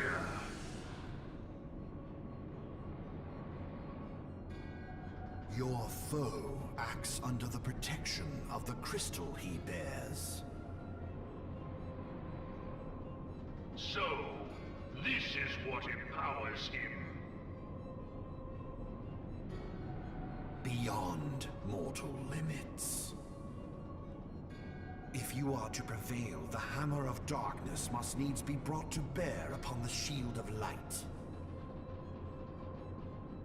And so it shall, for the Ultima Weapon is host to a power of which you are as yet ignorant. Speak plainly, Ascian. The heart of Sabik. It is the weapon's core, an enigma whose surface even the vaunted scholars of ancient Alec failed to scratch. The magic within has lain dormant for eons. Of what magic do you speak? A spell without parallel. Oh, squishy. Ultima. There it is. Dimension of Ultima. I sought the life force of the primals for no other reason but to quicken the core. For the true power of the Ultima Weapon lies within its now beating heart. Sec. I got a kitty here. La Brea, what have you done? Squishy has decided to join the stream. No more than was necessary. And he for hopped my off. God to be reborn. Damn you, Ascian. The hour is at hand. Behold but a sliver of my God's power.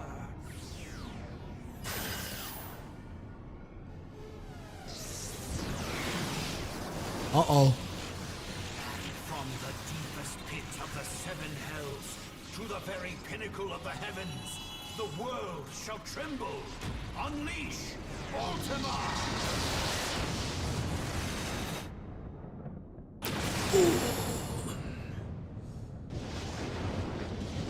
Ooh.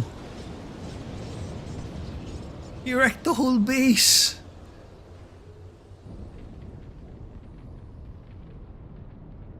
The heck?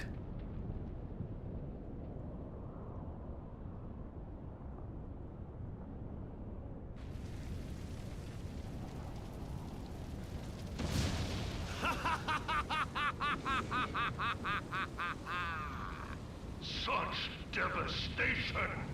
This was not my intention! Oh, Hydaelyn. It seems the task of keeping your champion alive has exhausted what strength you had left. Van Baelsar, your enemy's shield is broken. The rest I leave to you. We will speak later, Ascian. Oh boy. But first, I must deal with you. The question of who is mightier remains. Come, adventurer. Gotta love that shaky camera effect there. It was fitting. Okay, phase 2. Phase 2 of the boss fight. Here we go.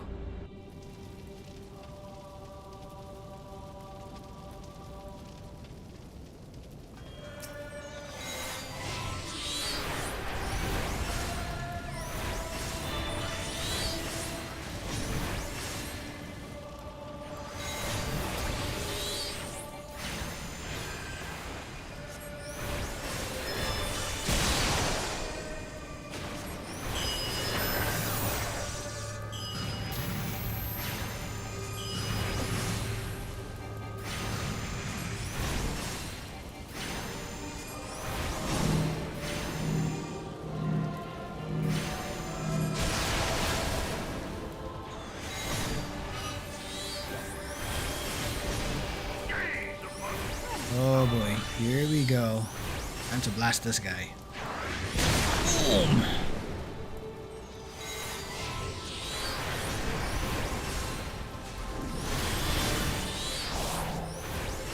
Fastest team there is. Here we go.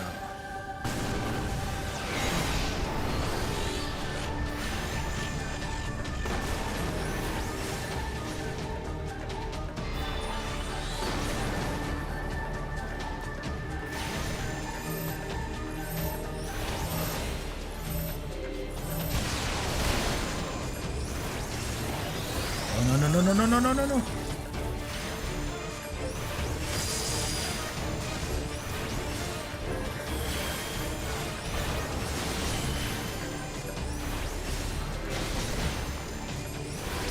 You can hear the choir now at this point. Notice that this is almost the same theme as the theme with the primals. When the primals show up, like when you fight when Garuda shows up or when Ifrit shows up. Notice that this is also the same theme that comes up in the background, but minus the vocals.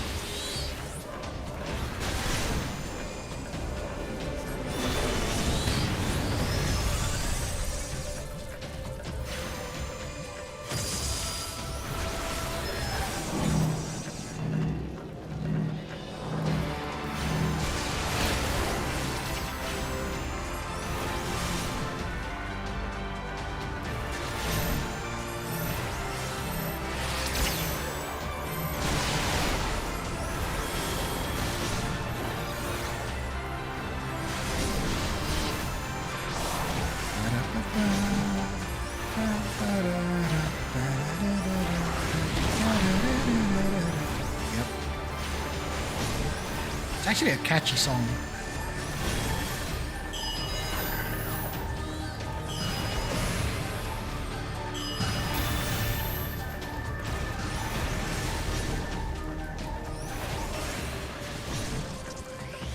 Oh no, lasers.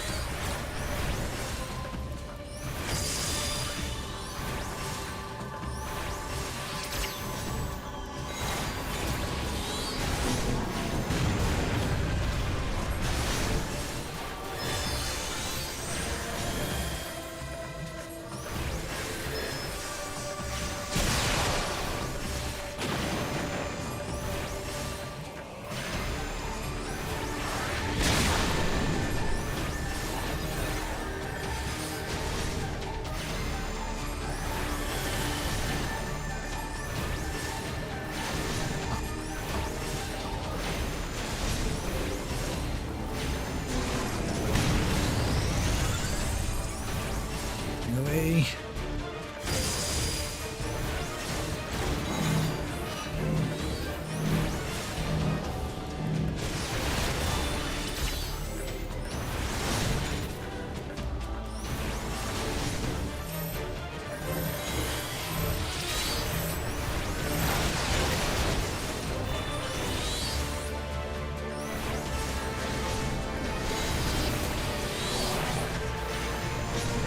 Still at it.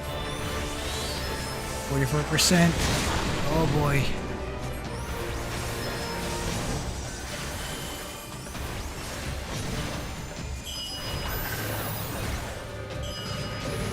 Oh no.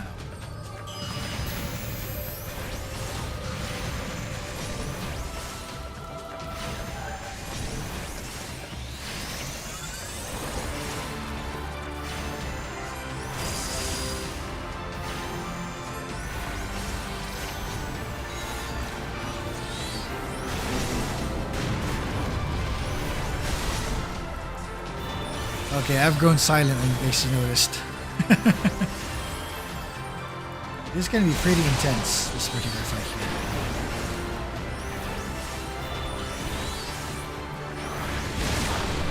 here. Even if it's like duty support, this is still an intense fight.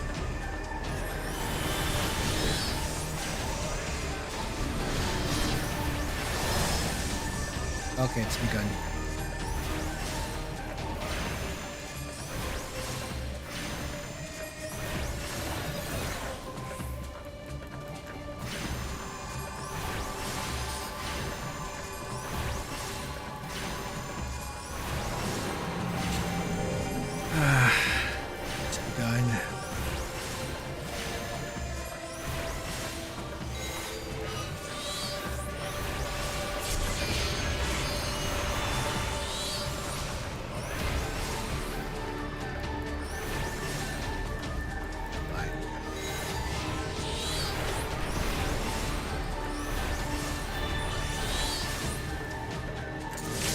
Here we go, Terra Flare.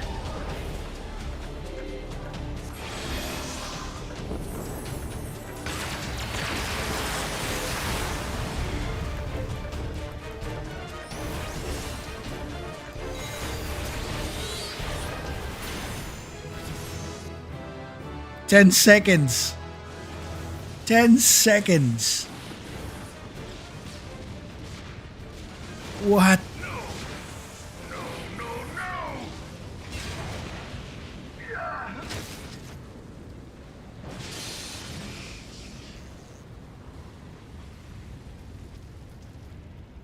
Heed me. The subjects of a weak ruler must needs look to a higher power for providence, and their dependence comes at a cost to the realm. The misguided elevate the frail, and the frail lead the people astray. Unless a man of power wrests control, the cycle will never be broken. You of all people must see the truth in this. You who have the strength to rule.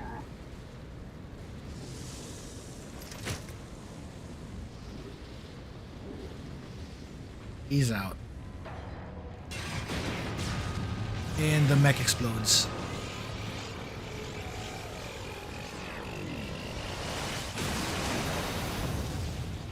Another kaboom.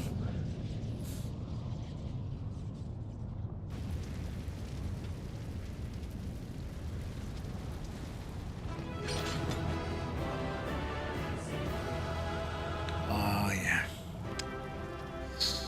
That's a rough one. Grown-up Chadley wins again. Yep, that's about right. This is it. The last fight is about to happen, and it's a solo, I think. I wonder how they changed this up.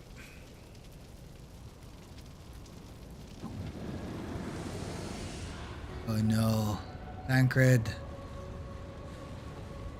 Possessed Thancred. Pathetic. You boasted of unrivaled power. You were entrusted with the ultimate weapon. The ultimate magic. And still, you failed. So much for the glory of man.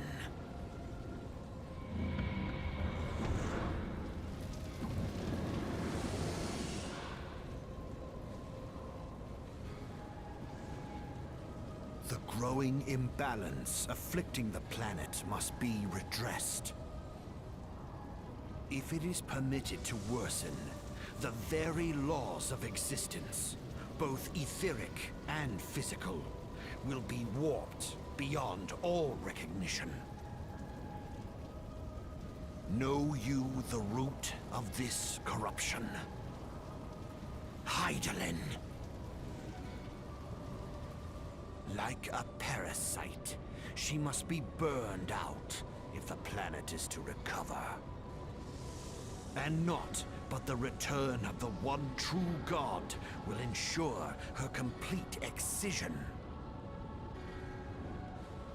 Yet, to pave the way for the Master's return, a chaotic confluence of untold proportions must needs be brought about.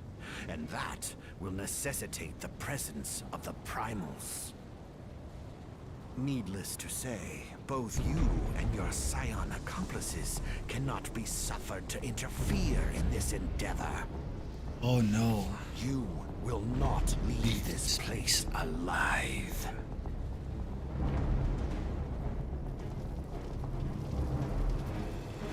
Here we go. Time to wreck this guy.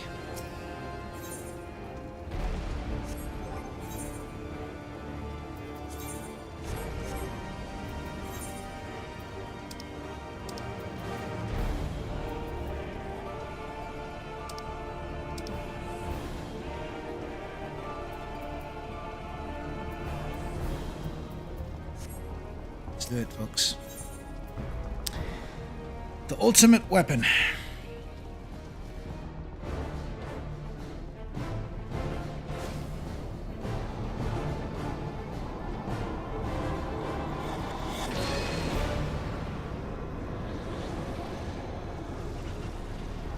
It is past time your flame was extinguished, bringer of light.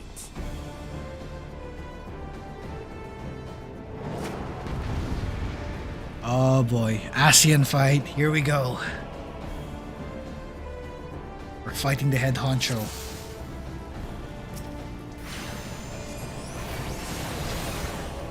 Shield up.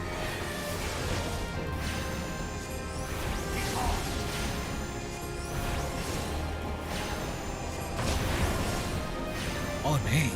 What? Okay, those are gonna get big. Yep. Oh, hold it.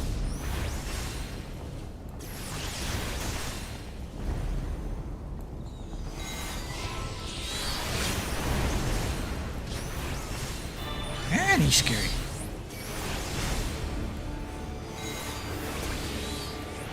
Fine. Ooh. Hitting us with hard shots. Oof.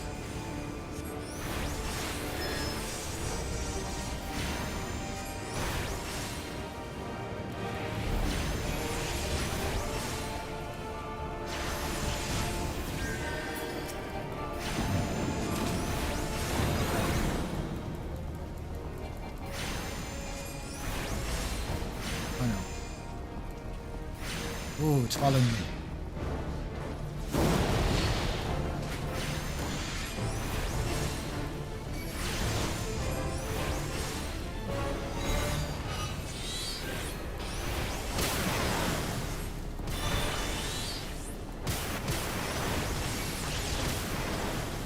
Ow.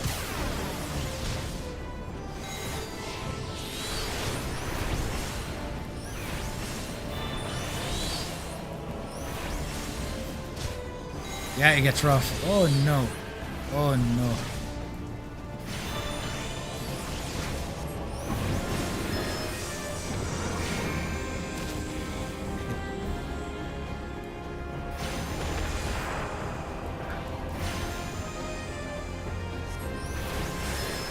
That's gonna hit. Oh no, it didn't hit. Nice. That would be too dangerous.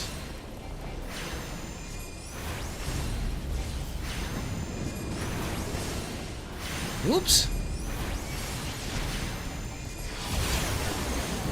That's a rough one. What the hell?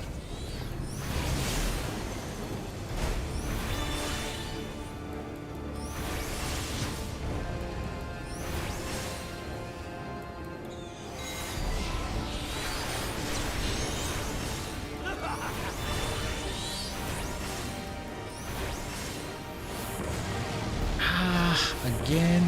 What?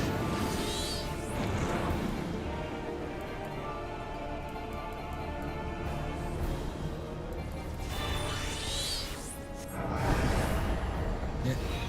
What the f... What?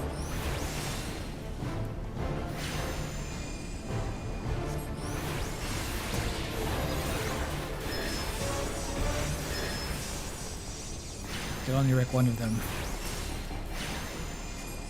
That's not good.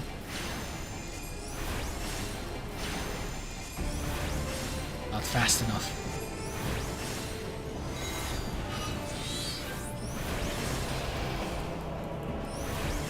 Yep, not fast enough. Crap.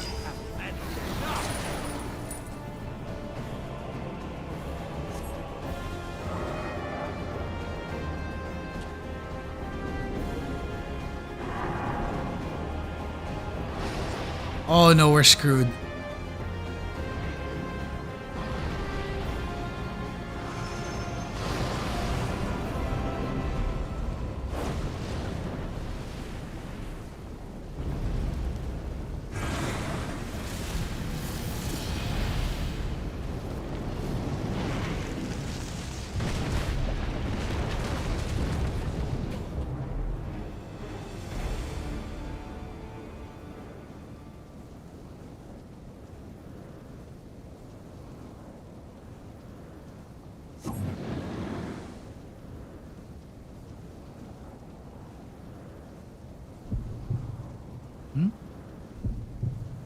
Oh no.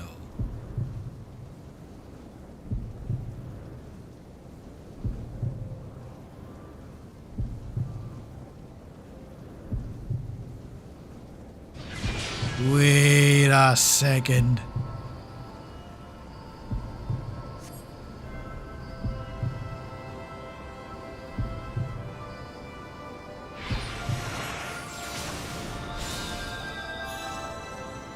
Wait, what? We're back? We're back. We're back!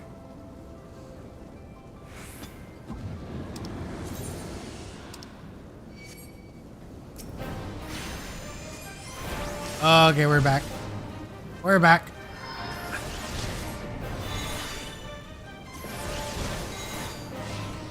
Oh, no, you don't.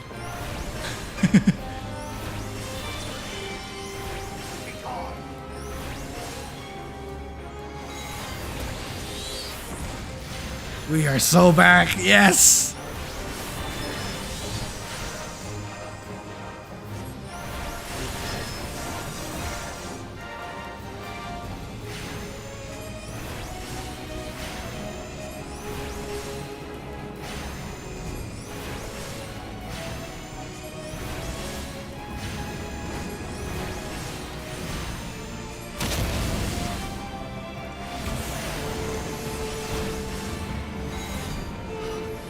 Marathon time. Yes, you can chase me.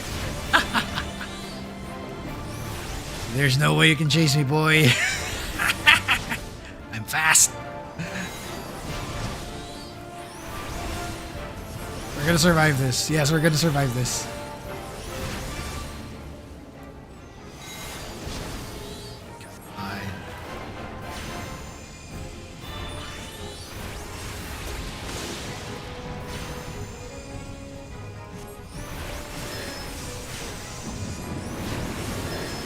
Oh no, there's more of them.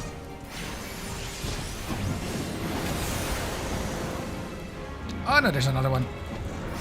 No, you don't.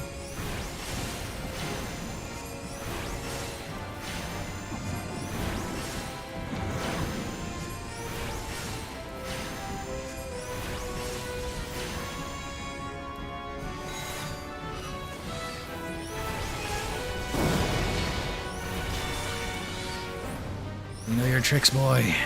We got ya.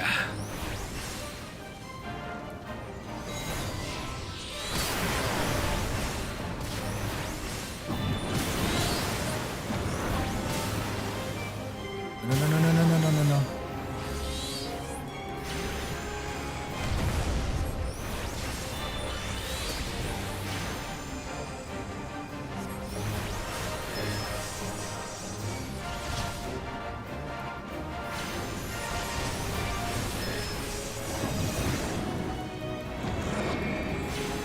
It's a knockback. It hurt.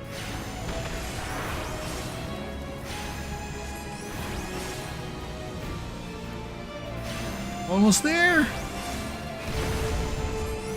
So close, so close. We got this, we got this, we got this. We got this. There we go, there we go. Ah, he's gonna do triple. Oh no, this is a triple cast, isn't it? Ah, crap. Yeah, that was a triple cast. Ow.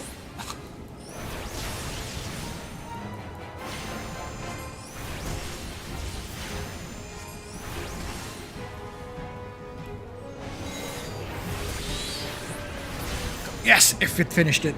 Yo! If it for the finisher.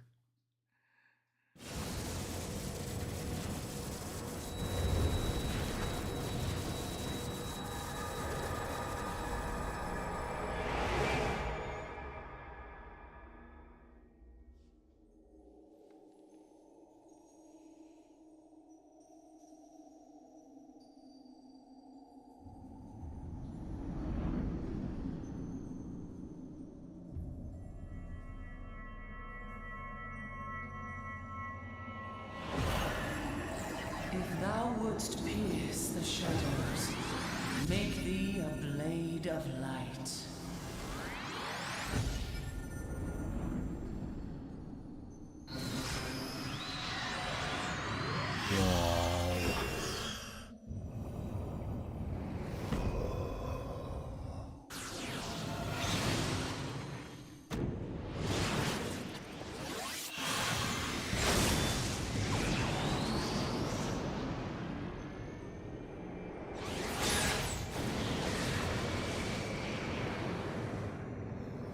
Yo.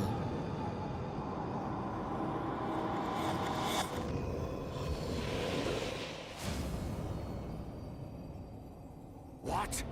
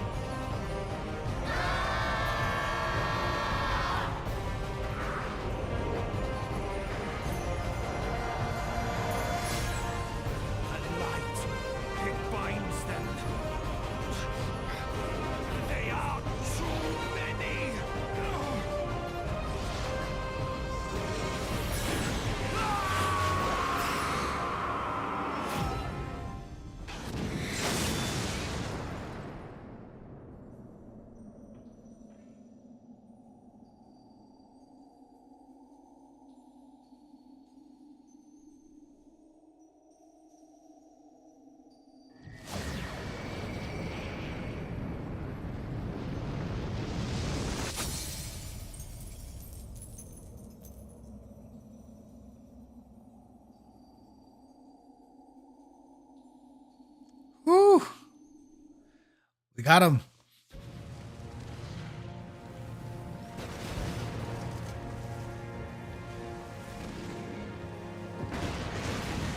Just to get this guy out of here.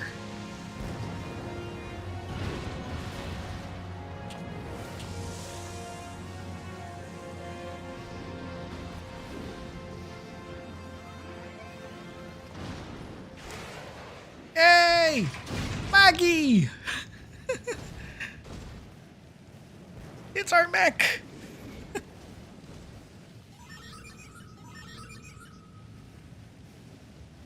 Maggie's here. Okay, let's get out of here.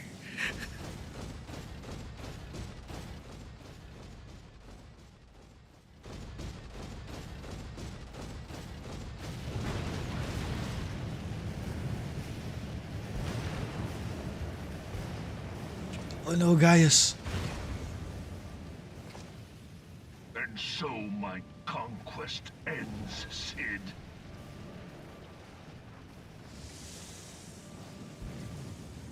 In smoke and ashes.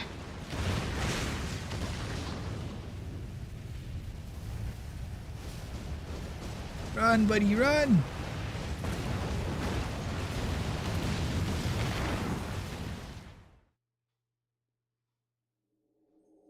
Hear, feel, think.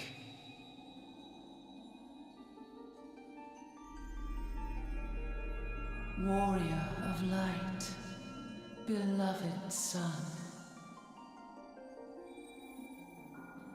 The darkness hath fled before the unclosed brilliance of thy spirit. Yet it lingereth still beyond the sight of men, in forgotten corners of the world. In the depths of the abyss yet resideth the Dark One, watchful ever, till this evil be cast out. Never shall the world know aught but a passing peace. Yet for the present, a gentle light shineth o'er the realm of Eorzea. With thee at its heart. From sparkling moat shall it swell to glorious sun, and all the world shall bask in its warmth.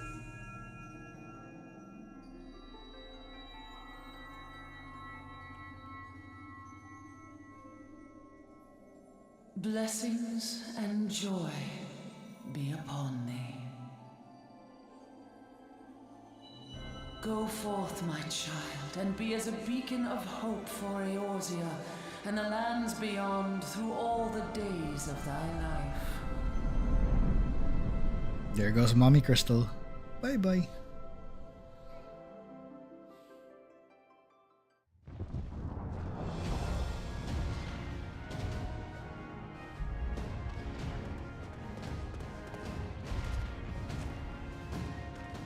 My lady, all Twin Adder units have fallen back to the outer perimeter.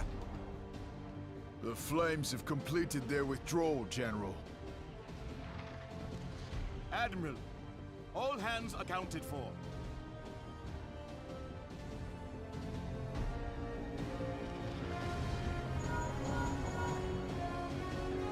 He's still in there. Sid, has there been no word? Oh, Kaiten. Hey, welcome to the stream. Nothing. Nothing at all. This is the ending, by the way, Damnation! of the core game. The base game, Going to rather. make it, I know he is. Ida is right. We must have faith. Sid, can they not be evacuated aboard the Enterprise? That adventurer and the Scions are as the Warriors of Light reborn. We cannot abandon them to their fate. Not again. I wholeheartedly agree, but flying into the midst of that would only add to the fireworks. There must be something we can do. Please, Mother Hydaelyn. Please light his way through the darkness. Look into the light, my child. If thou would see thy companions return safe to thee, reach out to them now.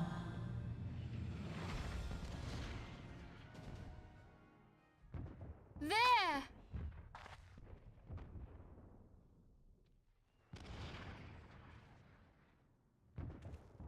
Oh! Here we go. Here we go. Wow. There he is. Yay! Our Warrior of Light. Yes! The hero returns! Look!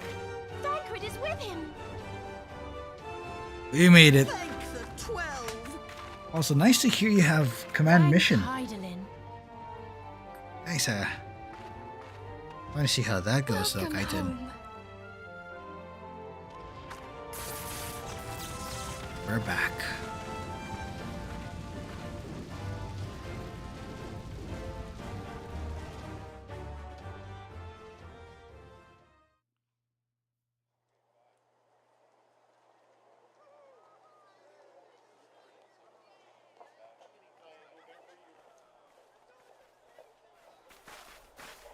You almost got us killed that one time, remember? Now, we both know that was your fault. Thank the 12 we're safe. Mind your horns there, man-bull. Mayhap when you mind your manners. Though the crystal that bound Thancred is no more, I doubt we can say the same of La Habrea. And even if we could, we know that he is not alone. Confounded Ascians. Their god may be unknown to us, but their zeal is unquestionable. Suffice it to say, it would be folly to assume that they no longer pose a threat. Nevertheless,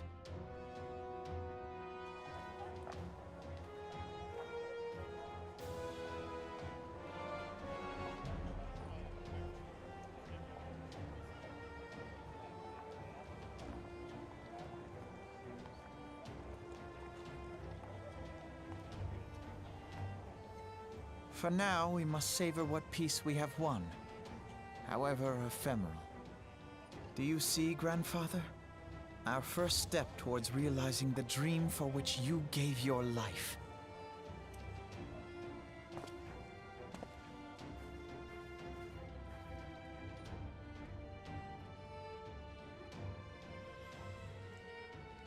Whew. That was intense.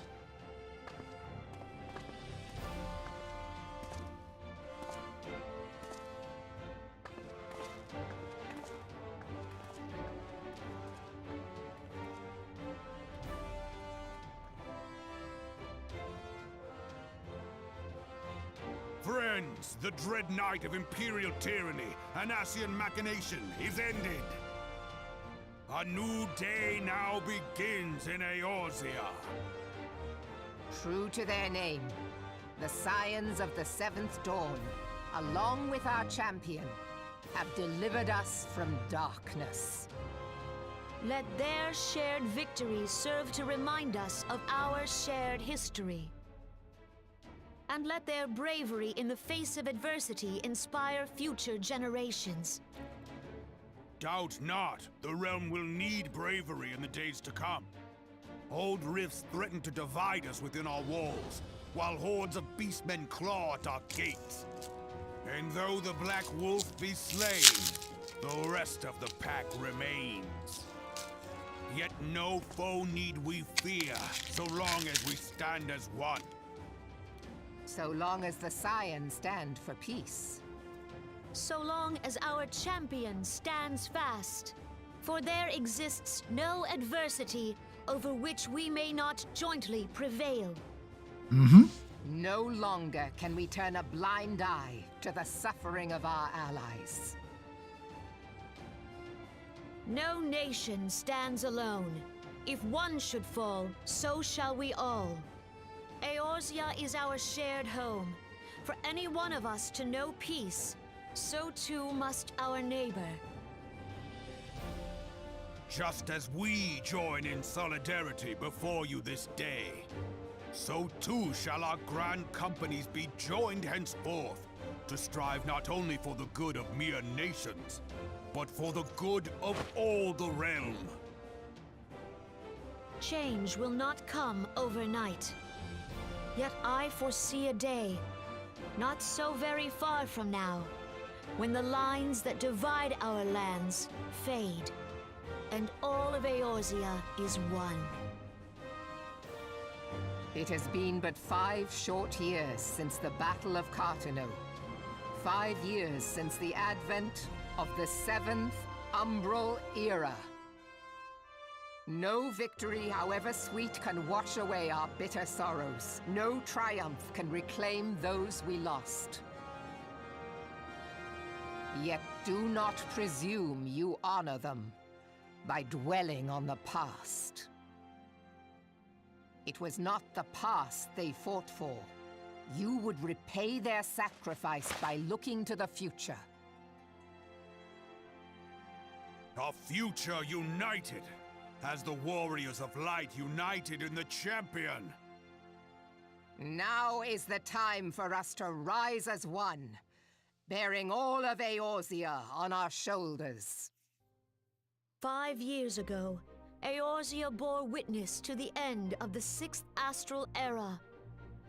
Now, the 7th Umbral Era draws to a close, yet we come together not to glory in its end, but to mark a new beginning.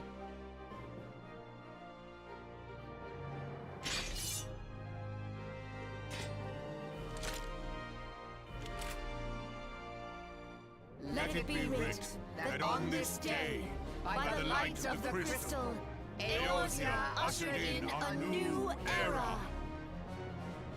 The 7th Astral Era is come, and thus is ours a realm reborn.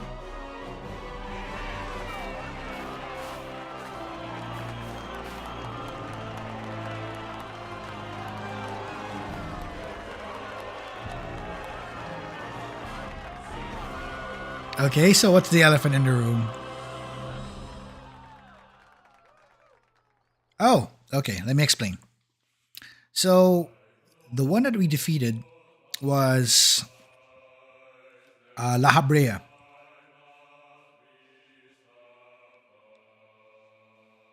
So Lahabrea, basically the fake Virgil that we're talking about here, is an Ascian, and what he did was he possessed Thancred. That's why we had Thancred earlier reveal himself, but he has that sigil mask on his face.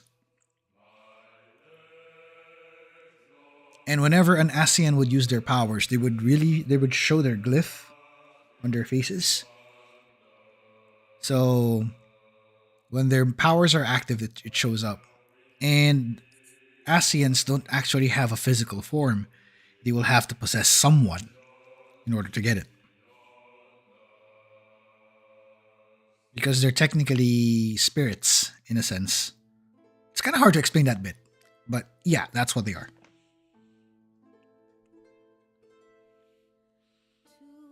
And since they're known to use crystals of darkness to actually bind themselves compared to the Warrior of Light who has the crystal of light. So you would see the difference between the two. So in order to save Thancred, we had to defeat Lahabrea that way by separating him from the host body and then as much as possible basically use light to sunder him and basically wreck him. Basically defeat him with light. Which explains the beams that we had earlier.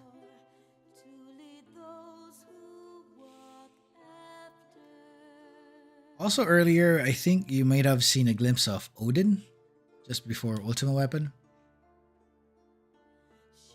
That's Titan right there, by the way.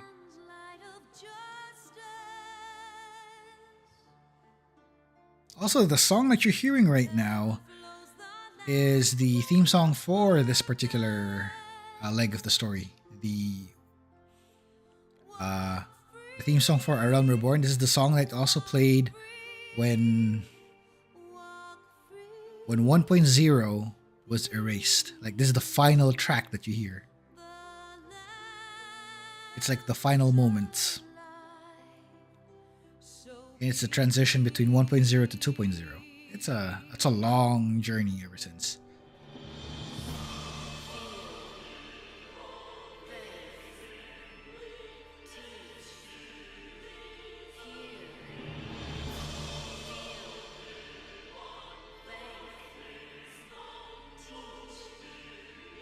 We did bring light to this realm. And the current realm basically survived 7 different calamities. The latest one is the 7th. At a different DLC, we bring darkness. Oh, okay. That's 2 or 3 expansions ahead, but yes. That's the next one. But that's way ahead. We'll find more about it soon. Because that also opens up another avenue that explains there's actually more than one version of the realm. We're gonna get there. We'll get there. It's actually a really good one. The setup for it, though, is really good. Yeah, your friend was spot on. But the setup to that particular expansion actually happens on Heavensward. The setup for that is on Heavensward. Before you get to Shadowbringers, Heavensward is gonna lay the foundations for it.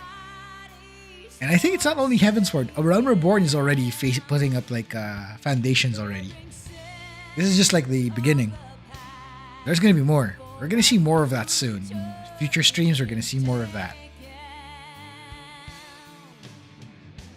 So once I figure out the schedule of this, we're gonna be alternating between FF14 and another game. The other game being FF3. So we're going to be alternating between the two. It's important that we touch on FF3 because there is a certain something that's referenced in FF14 that actually that's actually a massive reference to FF3. And you need to see FF3 first to understand this bit. I need to see it too. So we need to make this work. We're going to get some more pixel remasters. Don't worry, that's the plan. That is the original plan. So what we're going to do here is we're going to see if I can alternate the stream days Like if it's gonna be one day or if it's gonna be possible for me to do 2 days now. We'll try. That said though, I'm gonna check the calendar. Give me a second.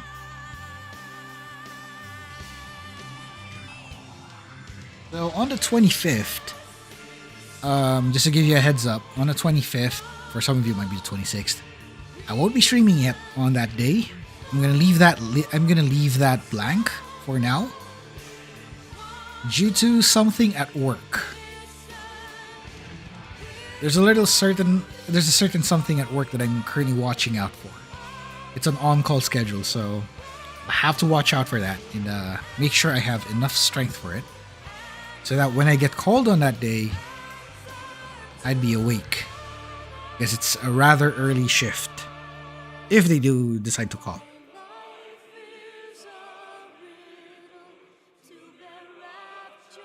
Yeah, EST is going to be rough because I'm going to be like an hour behind compared to yours. So my streams are going to be like an hour ahead for you, Soler. That's going to be tricky.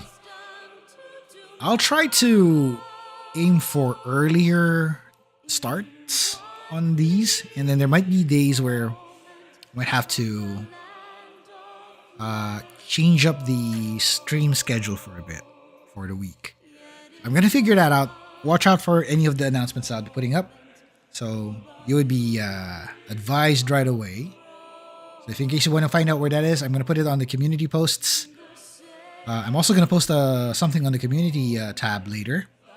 And on Discord, a little something for this year, which might be also great to see for everybody. I'm not sure if everybody has that, if everybody has access to Final Fantasy XIV, but if you have done Heaven's Turn yet, I suggest do so now and go ahead and get your fortunes read. Free trial should be enough. Free trial should be enough.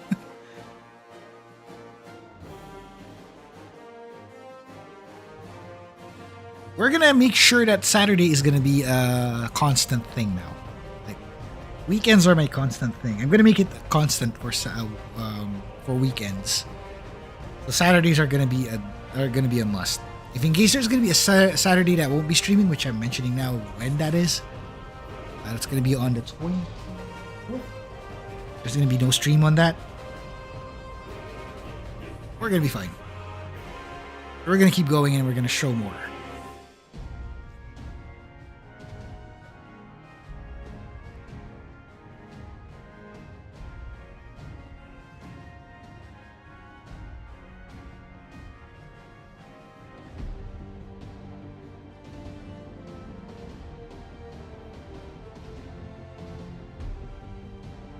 Oh, and by the way, I already had the credits on fast forward, so I'm just letting it run on its own right now.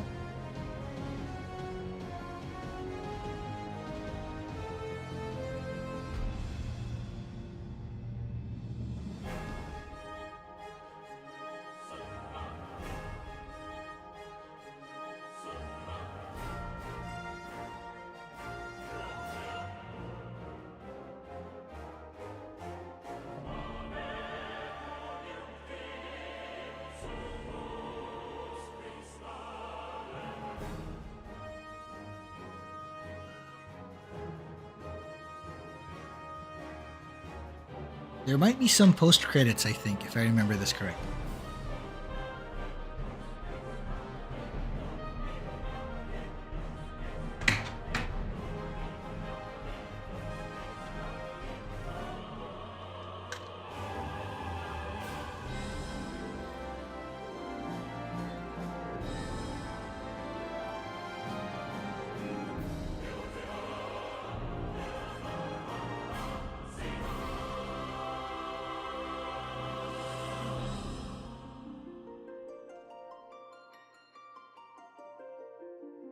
Yep, it's pretty old. This particular leg is old. Okay, here we go. Oh, this is long. I'm gonna skip ahead on this one because these are all the players. See? These are all players, by the way. You see here on the lists? These are all the players that played through 1.0. and chose to stay with 1.0 until the end. And then these people are the ones that ended up having the lifetime discount on their sub. So these are actually important people. And if not for them, 2.0 wouldn't happen. So they're called the Meteor Survivors for a reason.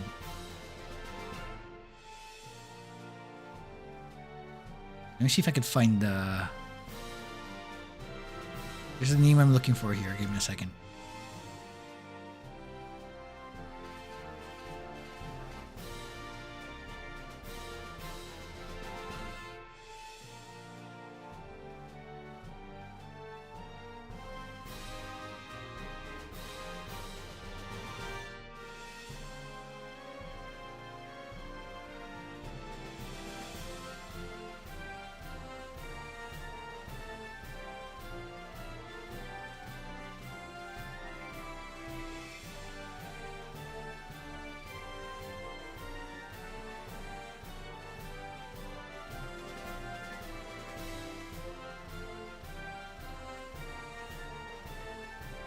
That's a lot of names there. So I'm going to fast forward this bit.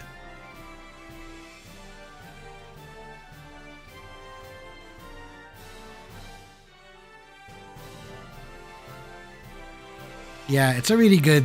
That's a nice touch that they actually included Meteor Survivors. Basically, those are the players. It's basically the bit that actually says like special thanks, and then the bit that says and you.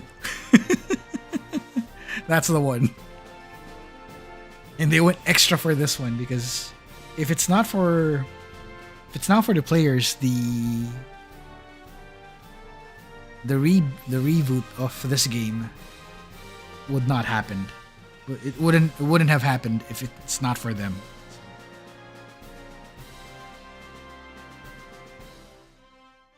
Okay, here we go. Credits. Post credits.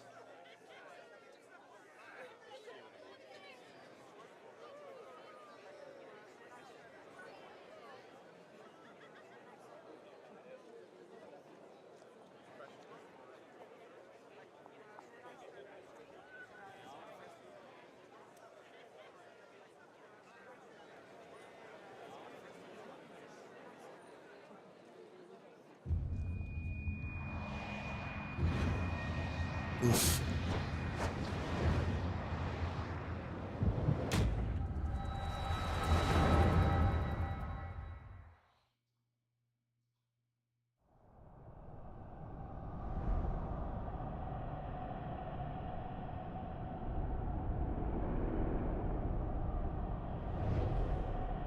Oh, what? Dark crystal?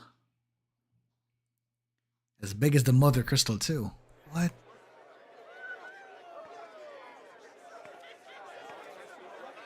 What is it?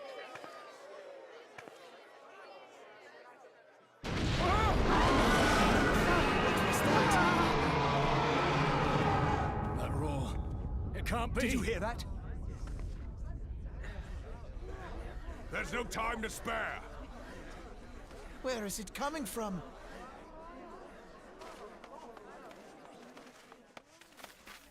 Dread tidings, chaos and carnage! It is an abomination! A primal has awakened!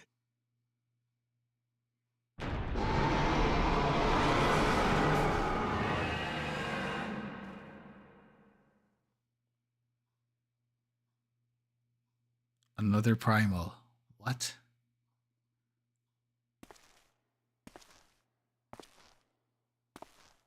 Oh, and as you were saying, Solaire, about this thing, about the Ascians.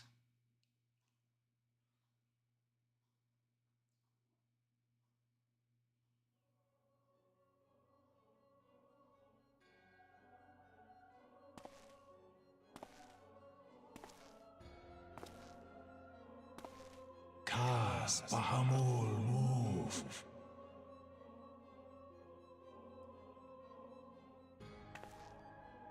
One Azaz moves da.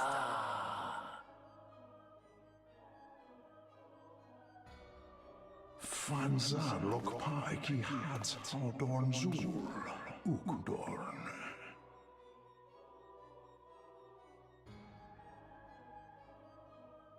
We next starve Chemuv.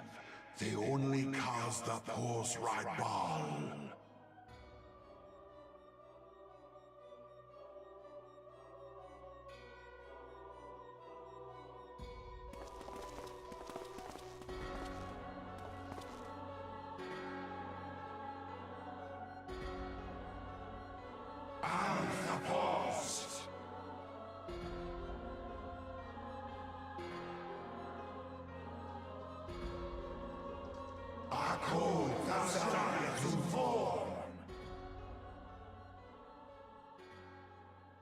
Zodiarch?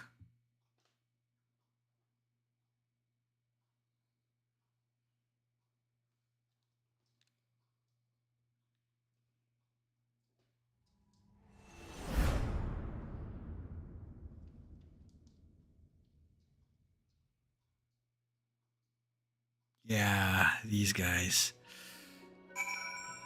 They're horrifying as hell. Talk to everybody.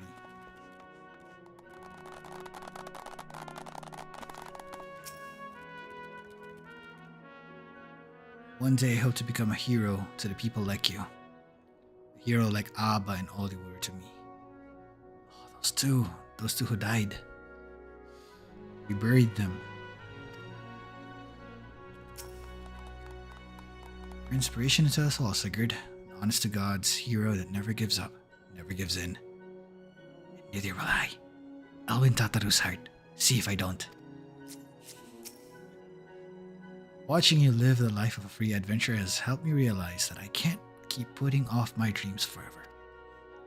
I've been talking with Wedge about opening a shop, independent of Garland Ironworks, maybe in Vilbrand, I don't know. Working with the chief is great and all, but someday I want to build my own enterprise, you know? Oh, it's 3 brothers! The merchant brothers. Yeah. Come long way since I first saw you running around the waking sands. I know I told you to become a storied personage I could brag about having met, but I never thought you'd go so far to oblige me. I reckon a lot more folk will take up adventuring after hearing what you've done. Brave men and women all hoping to be the next Sigurd Chronosecht. Oh. By the gods. To think that this ragtag band of idealists can lay the 14th low. This is a tale straight from the storybook. I imagine my former associates would find it most appealing. After all, what young ruffian hasn't at one point fancied himself a hero in the making? I think I may be more than a few recruits back with me from the 12th Wood. Oh. We held a vigil at the church until word came of your success. I cannot express how relieved I am by your safe return, Sigurd. Oh, Father Elud. I think we could all do it with a good rest, don't you? I know I could. I still haven't had time to think about everything that happened about Nero, Gaius.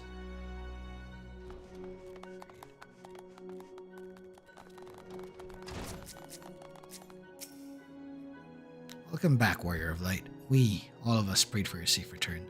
The 7th Astral Era has dawned, set in motion a myriad of new beginnings. I suspect our paths will diverge for a time. Have you said your farewells to the Scions? We all decided to give you a special surprise welcome, just like the ones in heroic epics. Your story took many twists and turns, but you managed to get to the happy ending. Let's hope for more happy endings to come.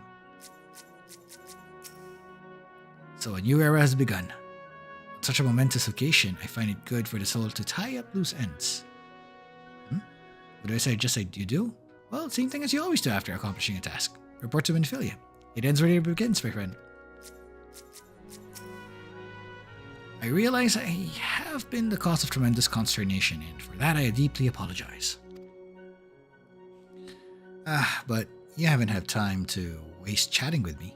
Minfilia is expecting you. The land my master sheltered from oblivion hath been delivered unto a new beginning by the hand of the Warrior of Light. Thus doth history mark a passing of an era. The dawn doth bring the sky, brighten the sky, and shineth o'er this nascent age of hope. And though the clouds gather to mute the sun's rising glory, I would walk far with thee until under its gentle glow. Poetic as always, Eorzea. Poetic as always.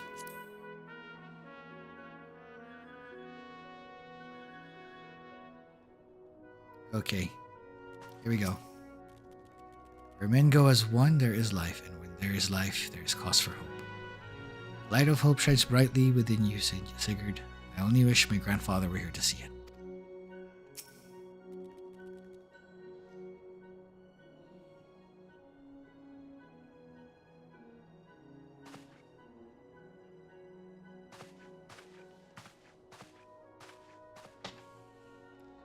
The Archons have conducted a preliminary investigation into the origin of the roar that rang out during the celebration. Their findings strongly suggest that a new primal has appeared. The roar generated a distinctive wave pattern in the ether, a pattern observed only once before in history, 5 years ago to be precise. I should like to think of it mere coincidence, yet we cannot discount that possibility. Well, I trust I need say no more. At great sacrifice, we have delivered Eorzea from the threat posed by the Empire and the Primals, and thus secured peace. We cannot well allow the realm to be plunged into utter chaos once more. You have given your all for the cause, risking life and limb on I know not how many occasions, yet our struggle continues, and we need you now no less than before. Please continue to stand with us, and together we shall safeguard the future of the realm, of this very star.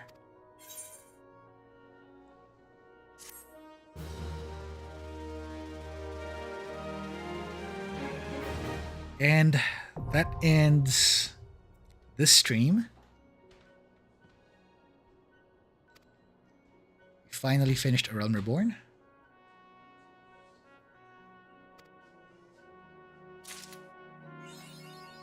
There it is. Okay. Now we have the capability to fly. However, this is where we'll stop the stream. Now that we've finished A Realm Reborn, we still have a few more tasks to do before we continue the next quest. For that, we'll save that for the next stream. So I think this is the best time to end it right now, since we managed to push our way up to the very last point of the story. Quite an interesting ending here, don't you think? Now that we're done, I'm looking forward to our next adventure, which is going to be either here, or most likely during the Pixel Remasters. Anyways, I'll be off for tonight, for today. I'll see you soon on the next one, so look forward to my posts on this one. Check the community post as well. I'll be putting up the photo of the fortune that we just did from Heaven's Turn. And of course, as always, I'm going to look forward to all of you showing up again on our next stream. So chances are next week on the 18th, we're going to have another stream. However, on the 25th, that's the time we won't have a stream. So that's all you need to know so far. I'm going to update you with more details next time. For now, that's all there is. Thank you for joining me for the story. I'll see you on the next one. This is Sigurd Chronosecht, signing off.